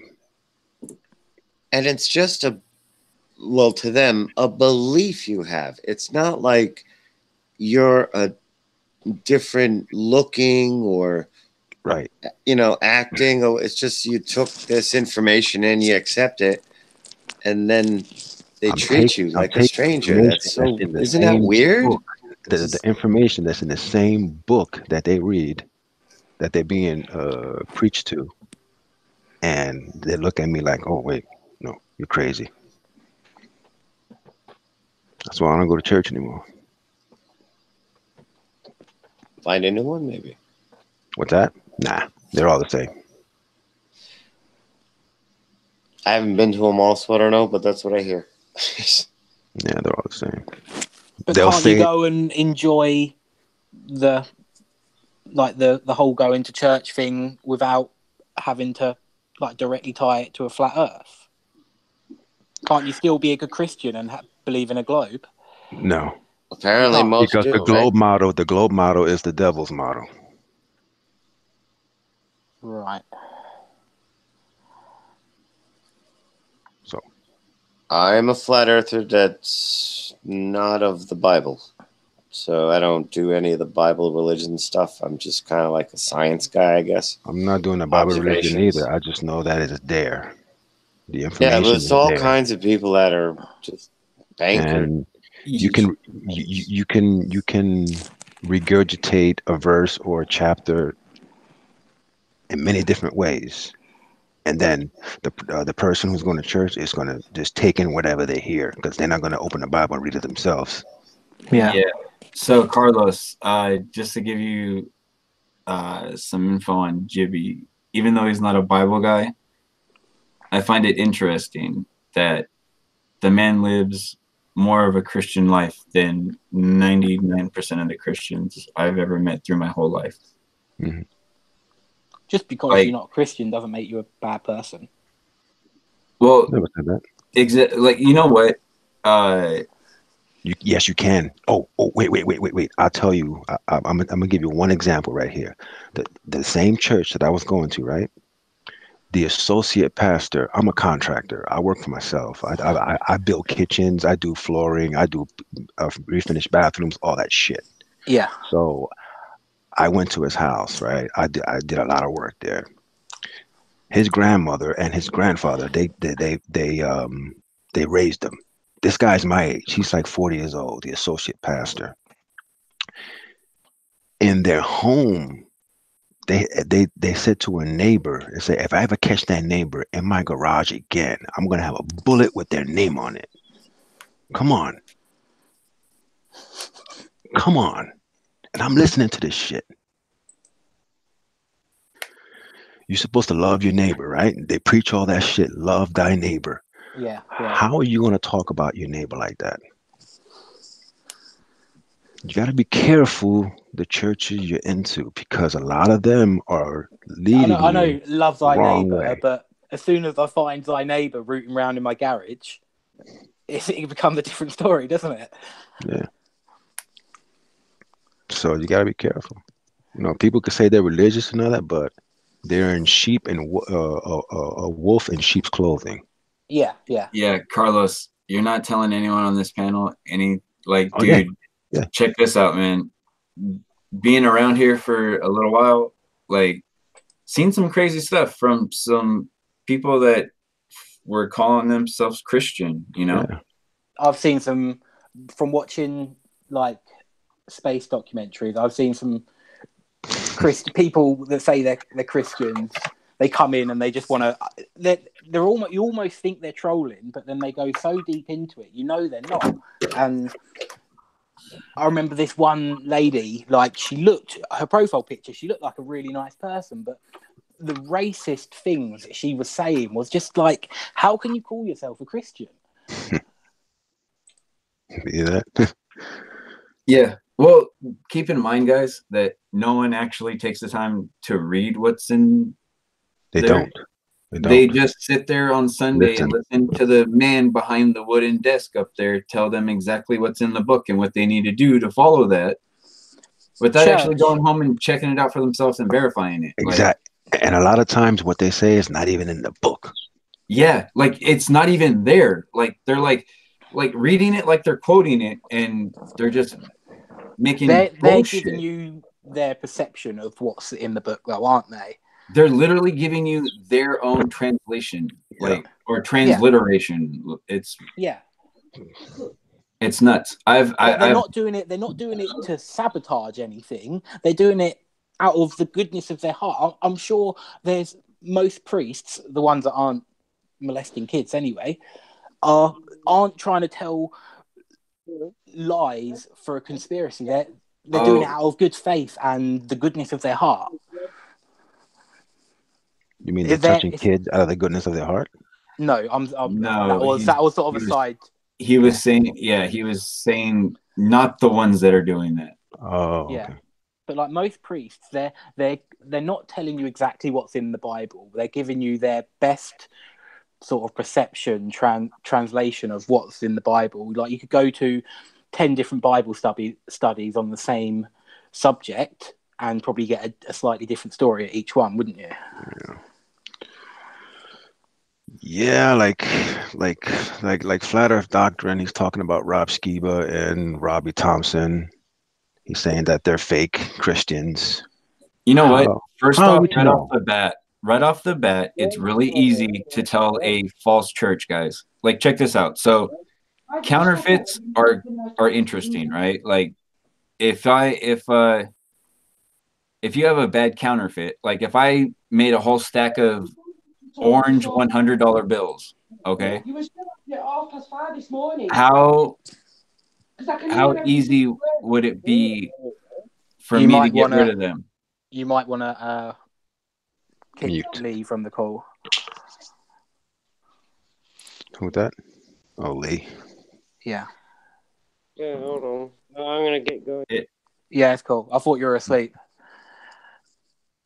Oops, sorry, Lee. I muted you. I thought he was asleep, and we were just sort of. It was like background family. Fuck! Now I forgot what I was saying. About false churches. Oh yeah. So check this out, guys. What's the point of a counterfeit? To make that one individual more money. I know in the grand scheme of things it doesn't. It dilutes it, but if I make a stack of counterfeit money, I'm now richer. Well, okay, so what if you made those counterfeit bills orange? Orange. They wouldn't. I don't know what you're getting at. Well, it's a simple question. Like, how easy would it be for you to pass off those counterfeit bills if they were orange and yellow and gold and purple? Very difficult. Why? Because they don't look good. They don't look like the real thing. Bingo. That's the whole point. Carlos, please, man. That's the whole point of a counterfeit. Okay? Like, a counterfeit's only good if it looks like it's meant to real. look like, yeah. Exactly. So, real quick, the whole point of this is it's really easy to tell the counterfeits, right? Because it's like this, dude. If you walk into a church or you walk into a building and they want you to celebrate Christmas and Easter, get the fuck out. It's a counterfeit. Plain and simple. And that is just hardcore fact, period. Because Christmas and Easter is admittedly based off of pagan holidays like Saturnalia and the spring, like what is it? Fertility rituals. Okay. Like everything, and if you just go, oh well, they just adopted the name, like that still doesn't fit, because even today, a lot of the Christmas traditions, a lot of the Easter traditions still have those pagan rituals in it, like dyeing Easter eggs. You do that now as a kid because they used to dip those eggs in the blood of sacrificed children. Right. And color them. Like, So it's really easy to tell the counterfeits. It's you got to make sure you watch out with stuff like that. And I keep trying to tell people, you know what? At this point right now, you will actually learn more about life and more about what you're really supposed to be handling while you're here by watching your garden grow than you will by listening to that strange man up there behind the pulpit. Yeah. But yeah, that's just me. I don't know, dude. I've learned how to be able to fit spirituality in without like really looking like a crazy person, you know? Yeah. I like to, because I believe in a creator that follows his own rules, his own laws, you know? Like, and I believe in a creator that is omniscient, right? Or the word is omniscient if you want to say it in past tense, or omniscience if you want to say it in the present tense. And when you break down omniscience, you realize that, like, you know what the definition of science is, right? Well, I think so. Well, okay, so, or not the definition, but what science actually means, because it's a Greek word. No. It means knowledge. Okay? Mhm. So, and omni, right? Like you've heard of omni, right? Yeah. What does omni mean? No, don't know. It means all. All. Yeah. So, like, omniscience, if you break it down, it's omniscience, or like all science or all knowing, you know? So when people say that there should be a separation between science and spirituality, it makes no sense to me, because they want to talk about science and I'm talking about something that's like all science, you know? But I like the way words break down though. So I like digging into the definitions of words, the etymology of words. I've come to realize that people just don't know words anymore, and they don't care to. They don't know the definitions of stuff. They don't know the context of how things are supposed to be used. They try to play the hooked on phonics game. Damn, I'm talking to you. Like trying to make words that sound like this so they fit that situation, you know? Can't really do that, where just because something sounds like it and it doesn't mean it is that word, you know? Like you got to look at the etymology of the word. You just can't play, oh, it sounds like this, so it is that word, you know? Like you can't do that. But let's get back to this Dragon X thing, man. Or this Dragon capsule. Because I don't know if it's already undocked or it's already undocked and on its way.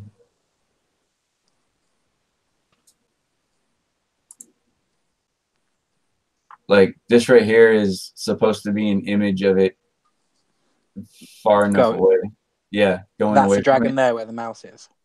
Yeah, that's it right there. What I was showing you earlier was footage earlier. Like Of it it was coming out of the yeah, space station. unlocking and everything, yeah.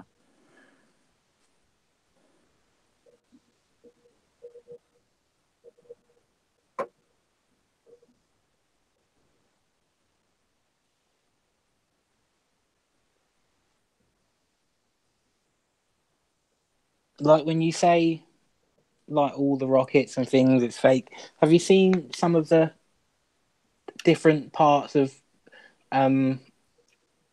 Russian like rockets that have just fallen because they've got very like loose laws on about like where they can launch and land rockets from, and like parts of boosters and things are turning up on people's It's a farms. rocket graveyard, yeah. Yeah.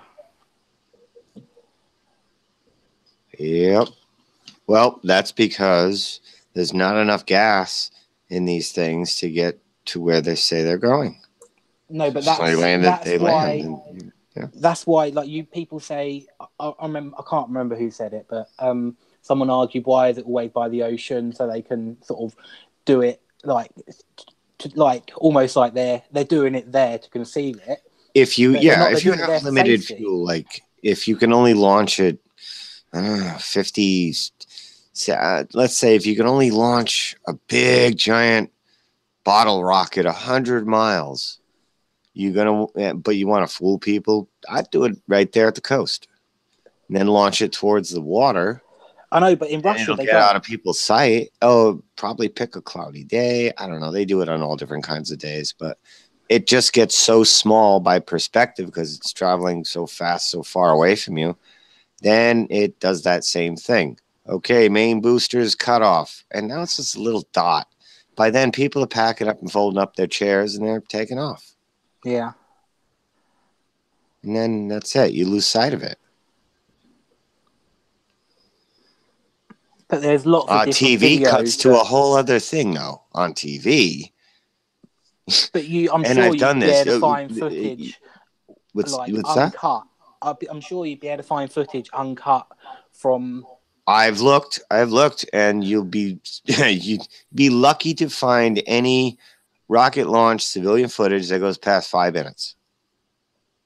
I've looked, and I've found some great hits where it's like a sunny day, no clouds in the sky, rocket launch. Oh, wow, that's great, yay! And they clap, and it goes up.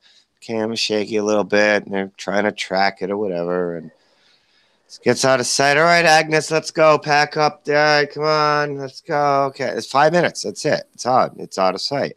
Cut to, watching it now, the same exact thing on the official feed. And it goes up. It goes up. Okay. And they cut to this camera, cut to that camera. Next thing you know, they get to this camera where now the rocket's going through clouds. There were no clouds on the civilian footage. Basically, they don't match up the weather patterns very good sometimes, and they make an error or two like that. In this day and age, there'd be no way to, there's lots of civilian footage and lots of way to be able to check see yourself. You'll come to the same. You'll be like, oh, it's sunny in their footage. It's sunny in their footage. There's clouds in the NASA footage. That's what I found. That's what lots of people. Well, I don't know, lots of people, but I found that. Just compare those things, because like he was saying, we know it's fake. So now I'm like, okay, now I'm looking at it like it's fake. Will I see the strings? Will I see the, and I catch a lot of things looking at it like that. And we've all caught it. They have bubbles that come out of the astronauts' helmets in like Chinese astronaut footage and NASA. Just I know, but then they explain it doesn't mean it's. I always say this: a cheating husband explains every time why he's late. Yeah. Okay. Fair enough. Yeah. It's an explanation. Of course, they have an explanation. They have to. Yeah. We don't have to have like an explanation. We're trying to have one, but they have to have the right answer. What's really fun is to keep track of the information that they have to change at some point. And eventually you find out that the husband's cheating. But a lot of times the woman's so broken she doesn't confront him. She just. What if the husband wasn't cheating and the woman was just paranoid that he was? And well, that's what he's telling her. He's gaslighting her. He's like, "You're paranoid. What's wrong with you? I have an explanation."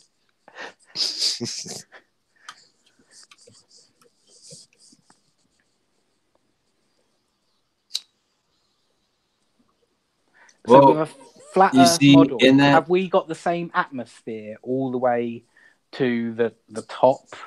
Air no, quotes, like it pressurized. It's we have air pressure. how can you pressurize it and have atmosphere fade off? What do you mean it fades off? It peters out. Yeah. No, like the reason we use rocket engines instead of aeroplane engines is because you get to a certain height and you haven't got the thickness of the altitude for an aeroplane engine to be efficient anymore, have you? Have you ever seen smoke and fog like in a container? No.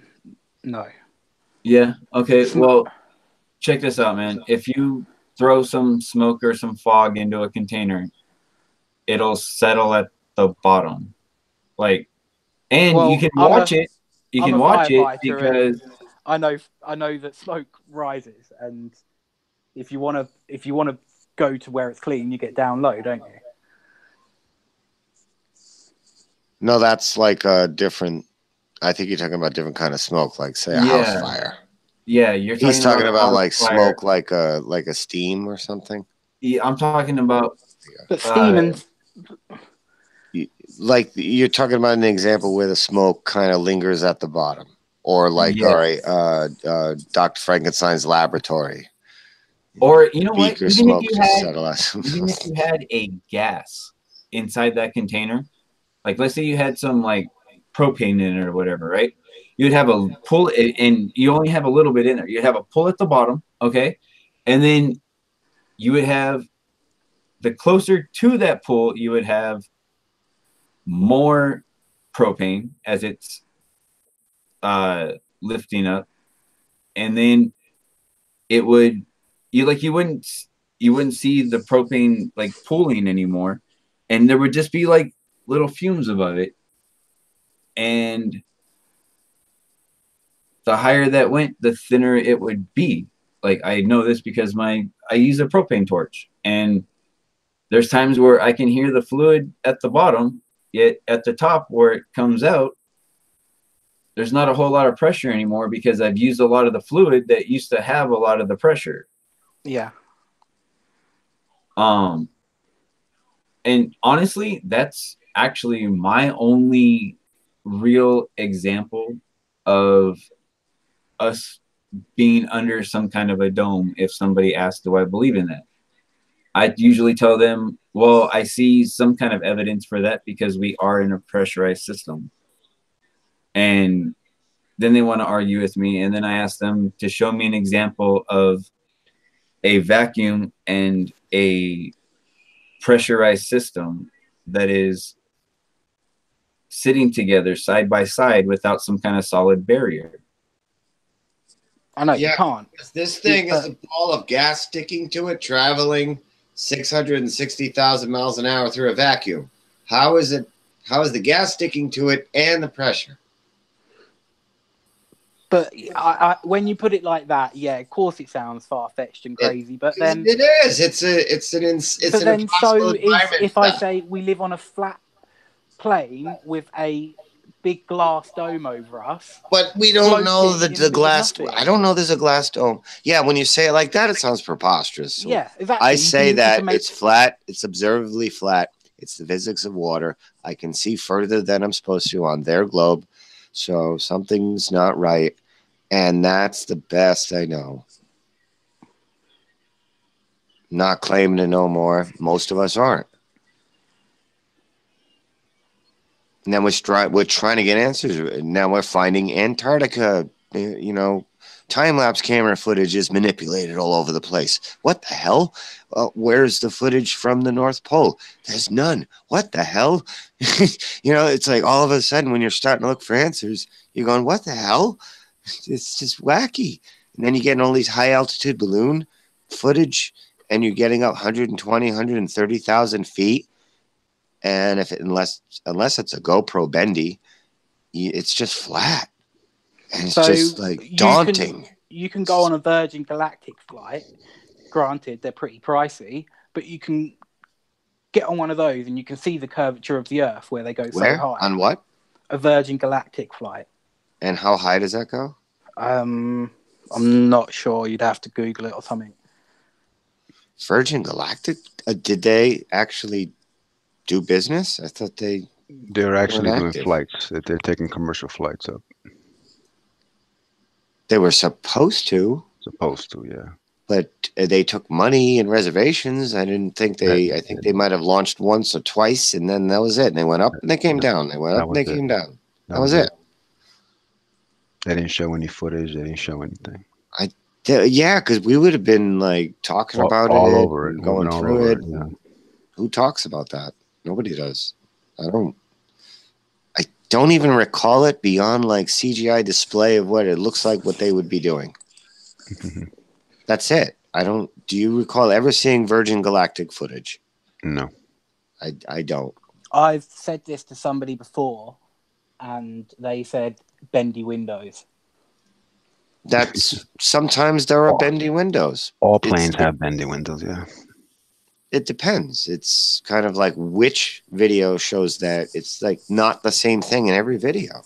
No. There's one video where they're trying to say, and it was, I believe, a NASA plane, not Virgin Galactic, and that might be what you're referring to. But there's a NASA plane that goes about 70,000 feet, and there's I guess a news guy in the back seat, and he's like, wow, look at that. And then it kind of pans to the side, and you see this curvature, and they're saying 70,000 feet. And then we whip out these balloon videos at 110, 120,000 feet, and it's flat. Now, have you got any of those pictures or footage yeah, that you can put who on your wants to screen? pull them up? Who wants to pull them up? I don't. I'm watching Uber, I think. Is that the wrong person? I'll pull one up. I'll pull the. Hey Jibby, I'm setting up the next show because this is about to end in a minute. Oh, we got 7 hours, dude. That means you got a good 30 minutes or so. No, like 45 minutes ago, it told me that I have an hour left in my stream. But it still says 7 hours. All right, yeah, you might have like 20 minutes. Yeah. All right. All right. Are you set that up? I'll look for the video.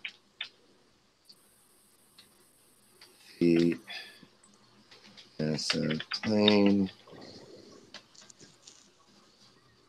I think that's it. Yep.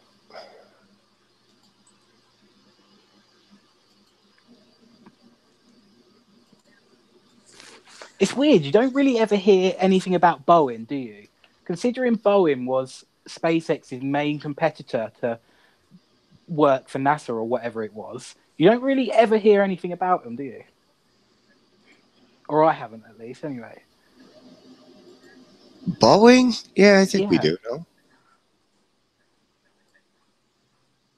There we go. There's some of that curvature right there. Look at that curvature. Yeah, it's curvature. We're on a spinning ball. And it says it right here in the title, and they say it in literature, 70,000 feet, right here. Mm-hmm. Look at that curvature. Isn't that magnificent? That's a pretty small Earth. If you can see the curvature at, what is that? 12 miles? 70,000 feet. 15 miles high. 25,000 miles around, 15 miles high. You can see he's on a basketball.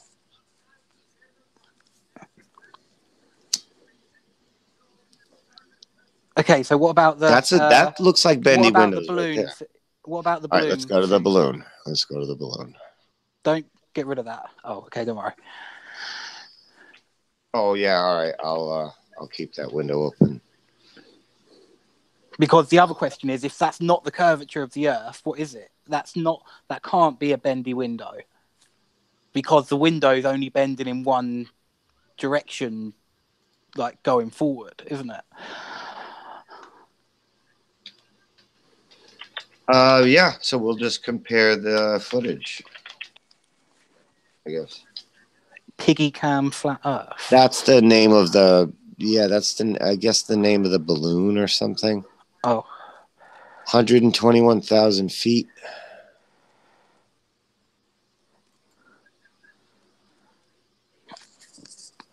Which is 50,000 feet higher. There's no denying that that looks pretty flat, doesn't it? If anything, it looks like it's curving the wrong way. But don't just take don't take one video's word for it. I would suggest, if you really want to, go through all of them and just compare the math. Look at my screen. Look at a floating satellite. Which one?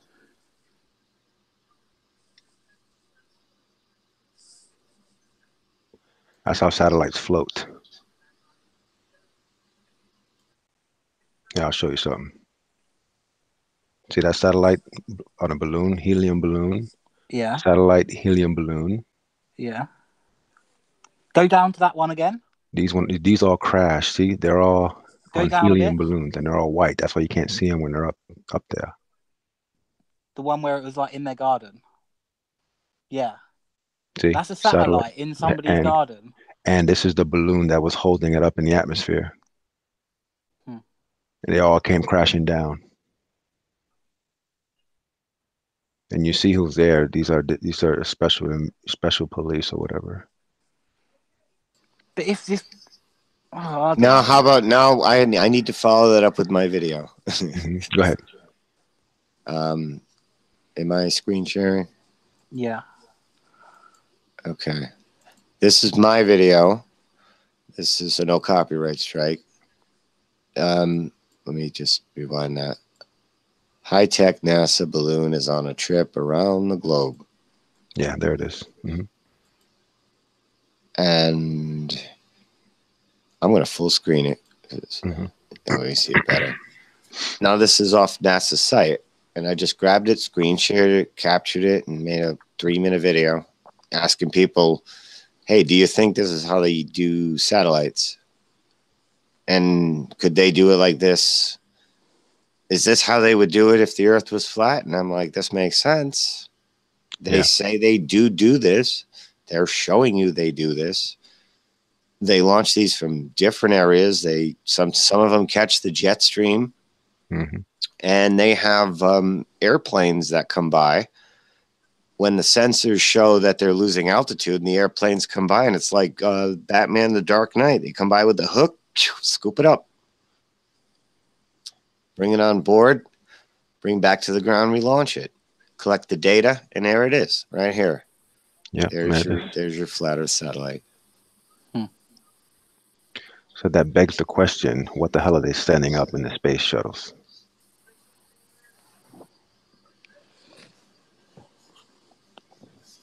Yeah, I don't even think they're getting very far. What on the are space those shuttles. satellites for?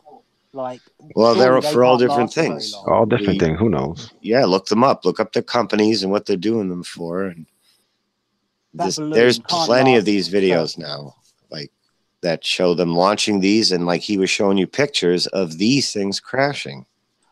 But and they get way whatever that thing is. So we've got GPS. Whether you think the Earth is flat or round, we've got GPS, and it's probably some pretty expensive technology.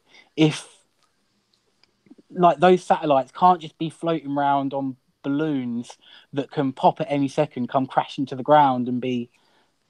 It would cost so much money. Could we have GPS with triangulation with towers? What does GPS stand for?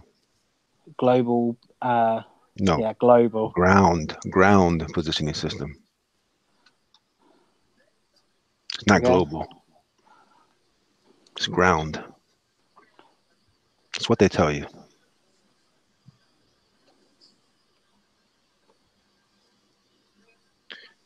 You ever Triangulation with towers.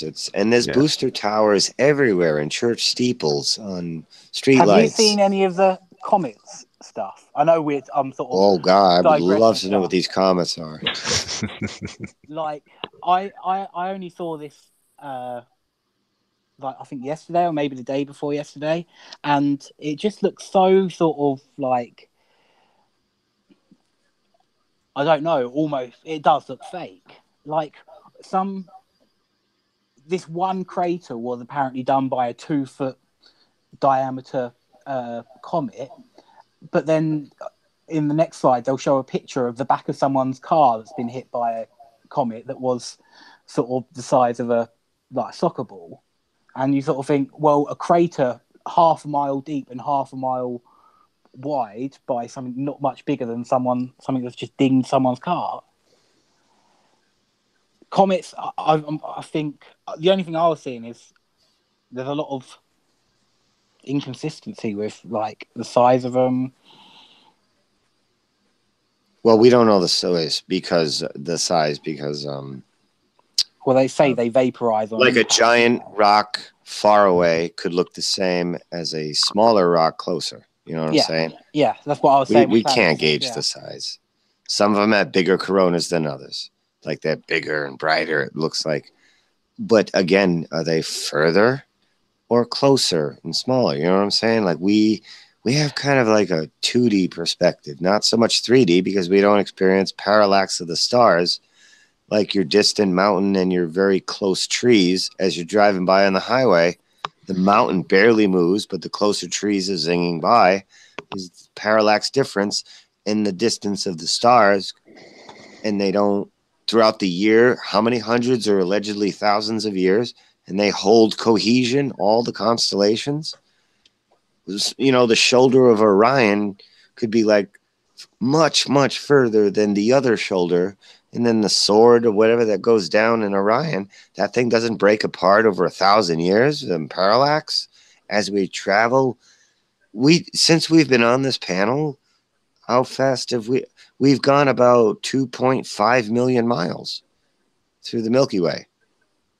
The sun has carried us 2.5 million miles just since we've been on this hangout.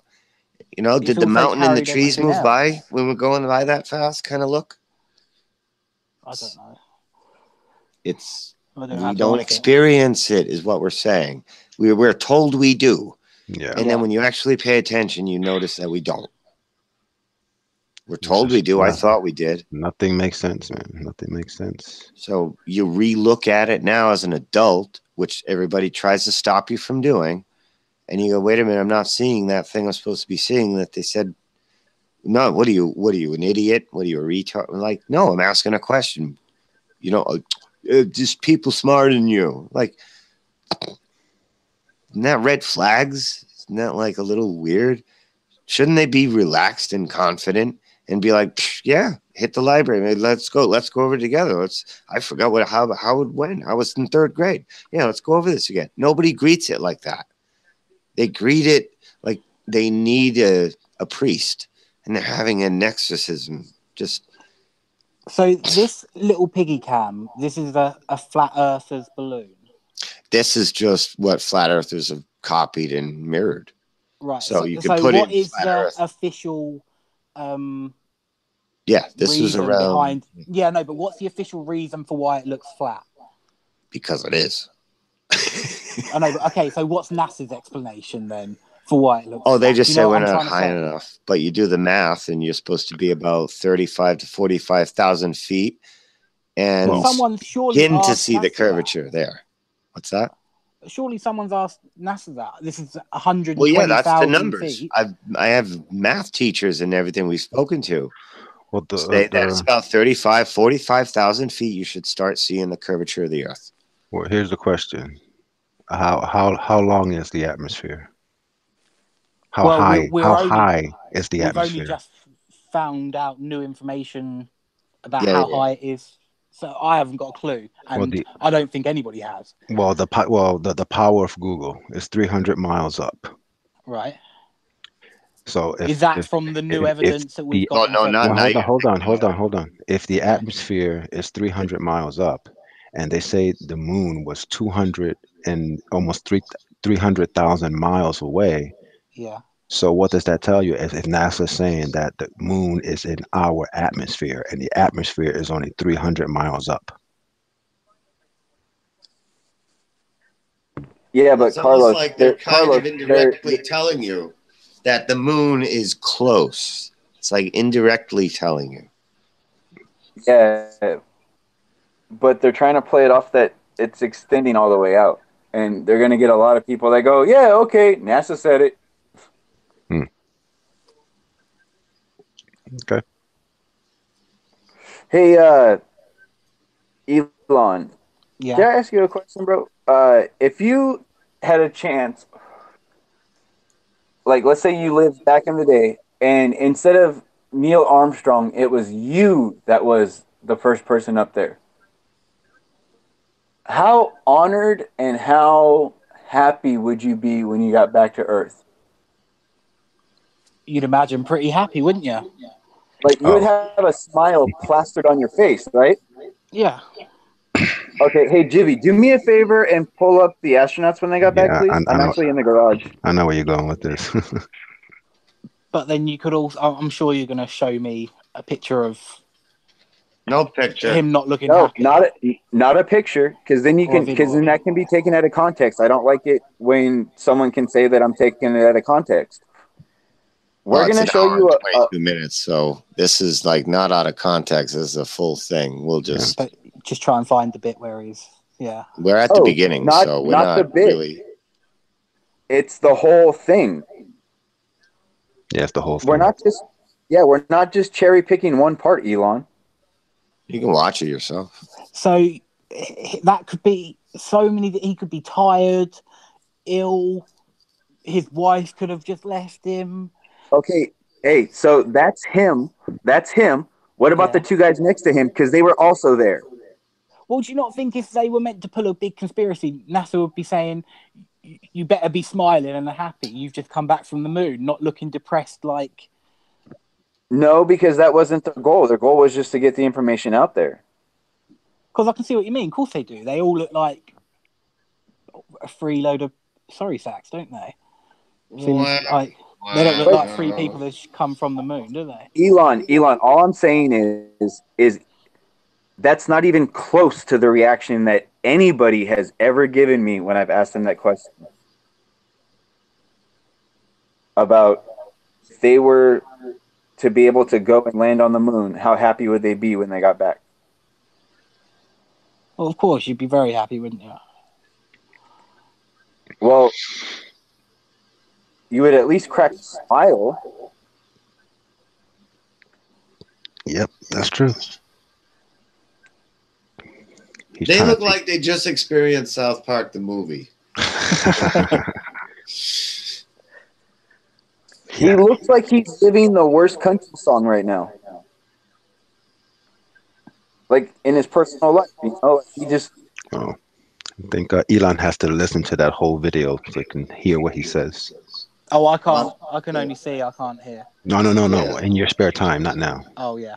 Yeah. Whatever you want. This is up to you. Like, if you want to look into it or not. I'm just saying, you come here, you have questions, we'll answer your questions. We're not going to chase you down. It's just, if you want to look into it, man, that's up to you. It's just a rabbit hole, man. You could get stuck. Okay, so fair warning. Right, they quite clearly don't look very happy. Why aren't they happy? I don't know. I mean, how can we know? If nothing happened and it's all just a hoax, wouldn't you think someone at NASA, some producer would have been like, right, okay, we need to give this information to the world that what you've just done, let everybody know. Yeah, and they would obviously say you're going to be really absolutely happy. right. And... You're right, and they would say you're absolutely right. Let's go do that. Come on, I'll be right behind you. So Elon, let's do a thought experiment real quick and let's play this out. So you're asking, like, why aren't they happy? Well, okay, so let's say that they made a bit like you were going to do this, like you did, right? And they made a big deal about it. You were on all kinds of news things saying how great it was going to be, how much of an honor it was that you were chosen. You do the whole like dog and pony show, okay? Yeah. And then NASA's hyping, everybody's hyping this up, okay? And then you show up to do it, and basically put into a sound stage where they film it instead. And you're told basically shut the fuck up. Like, would you be happy after that? Like, or would you feel like you were Did you ever just notice this part? What are they doing? Man. They like That's a funny part right here. Now, the two guys that were supposed to go on the ground was Neil and Buzz. Yeah. So they have their specific story, and Michael was supposed to be up orbiting. He's the only one like looking over here, what's going on over here, and Buzz and Neil are just kind of like in their own thing over here. They weren't really caring what's going on over there as much as Michael is. He's like, it's like they're about to show a piece of footage or something, and these two just don't care. Yeah. And he's like, hey, Spike, when are you gonna show it? When are you gonna show it? I didn't Yeah, get to yeah, go to the he's- ground. What's over here? What's over here? And they're like, no, you don't want to know. You don't want to know. It's just funny. And I've seen. Boy, I've also were they seen, in the like, spotlight? Oh, look at that.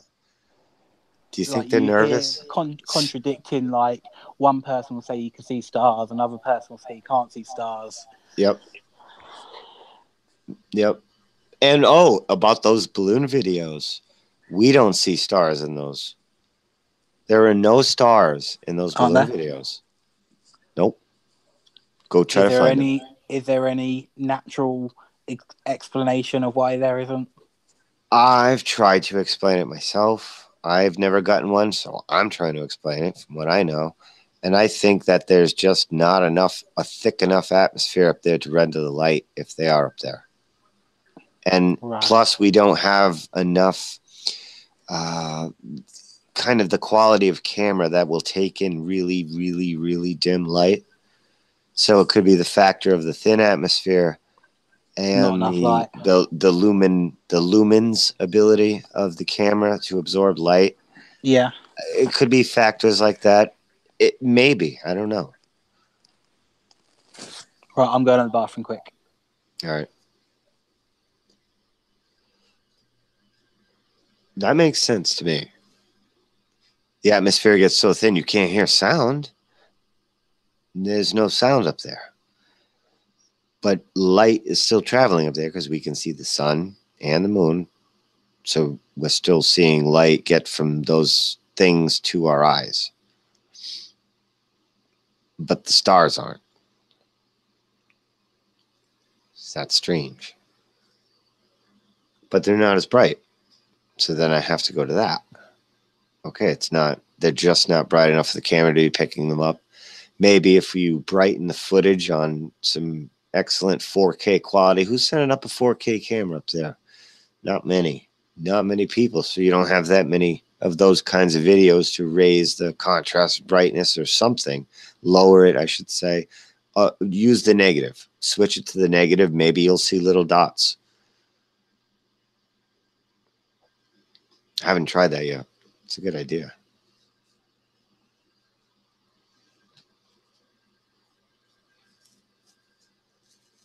Stars are coming from somewhere.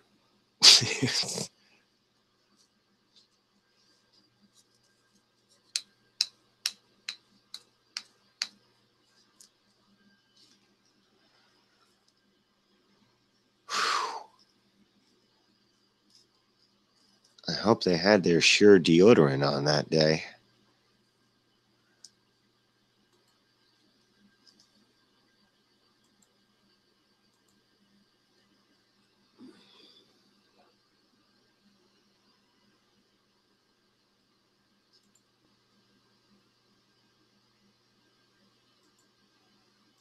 I never watched all of this from start to finish. Will I believe they landed on the moon if I do? Is that what I'm missing? Yeah, I'm pretty sure that's it, Jibby. That's what you're missing. Those damn flat earthers in their choice cherry-picked moments of this whole thing convinced me.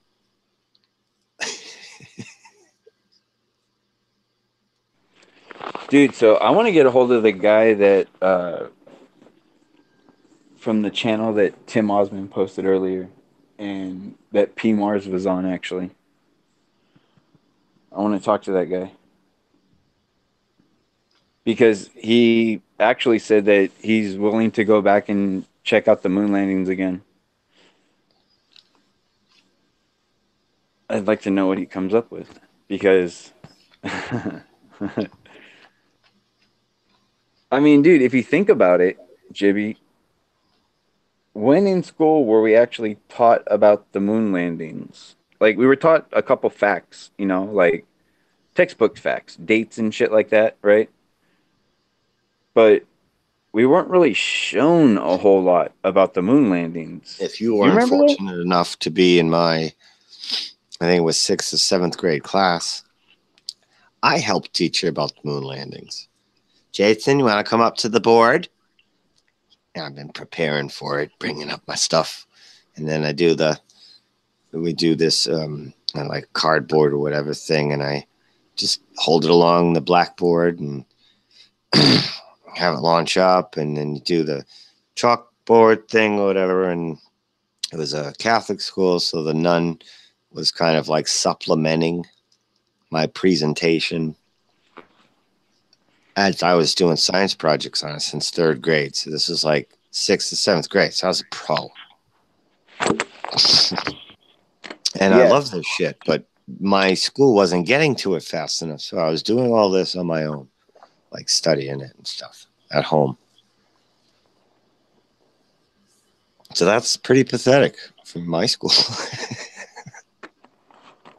Yeah, sounds like you did. How'd you learn from the moon landings? A 6th grader? I did a pretty good job. Probably B plus A minus. So where did Elon go? Is he Yeah, I watching had to the go to the bathroom or something. Oh, okay. Thought he was sitting there watching the video. But you were saying, how did we learn? Oh When no, did I we was just learn the saying moon that like landings? we really weren't given like a ton of information on it If as far as anything, it was a day the class spent, right? Maybe? Yeah. If that. And it was seriously like, oh, we did it. Here's some pictures. Like,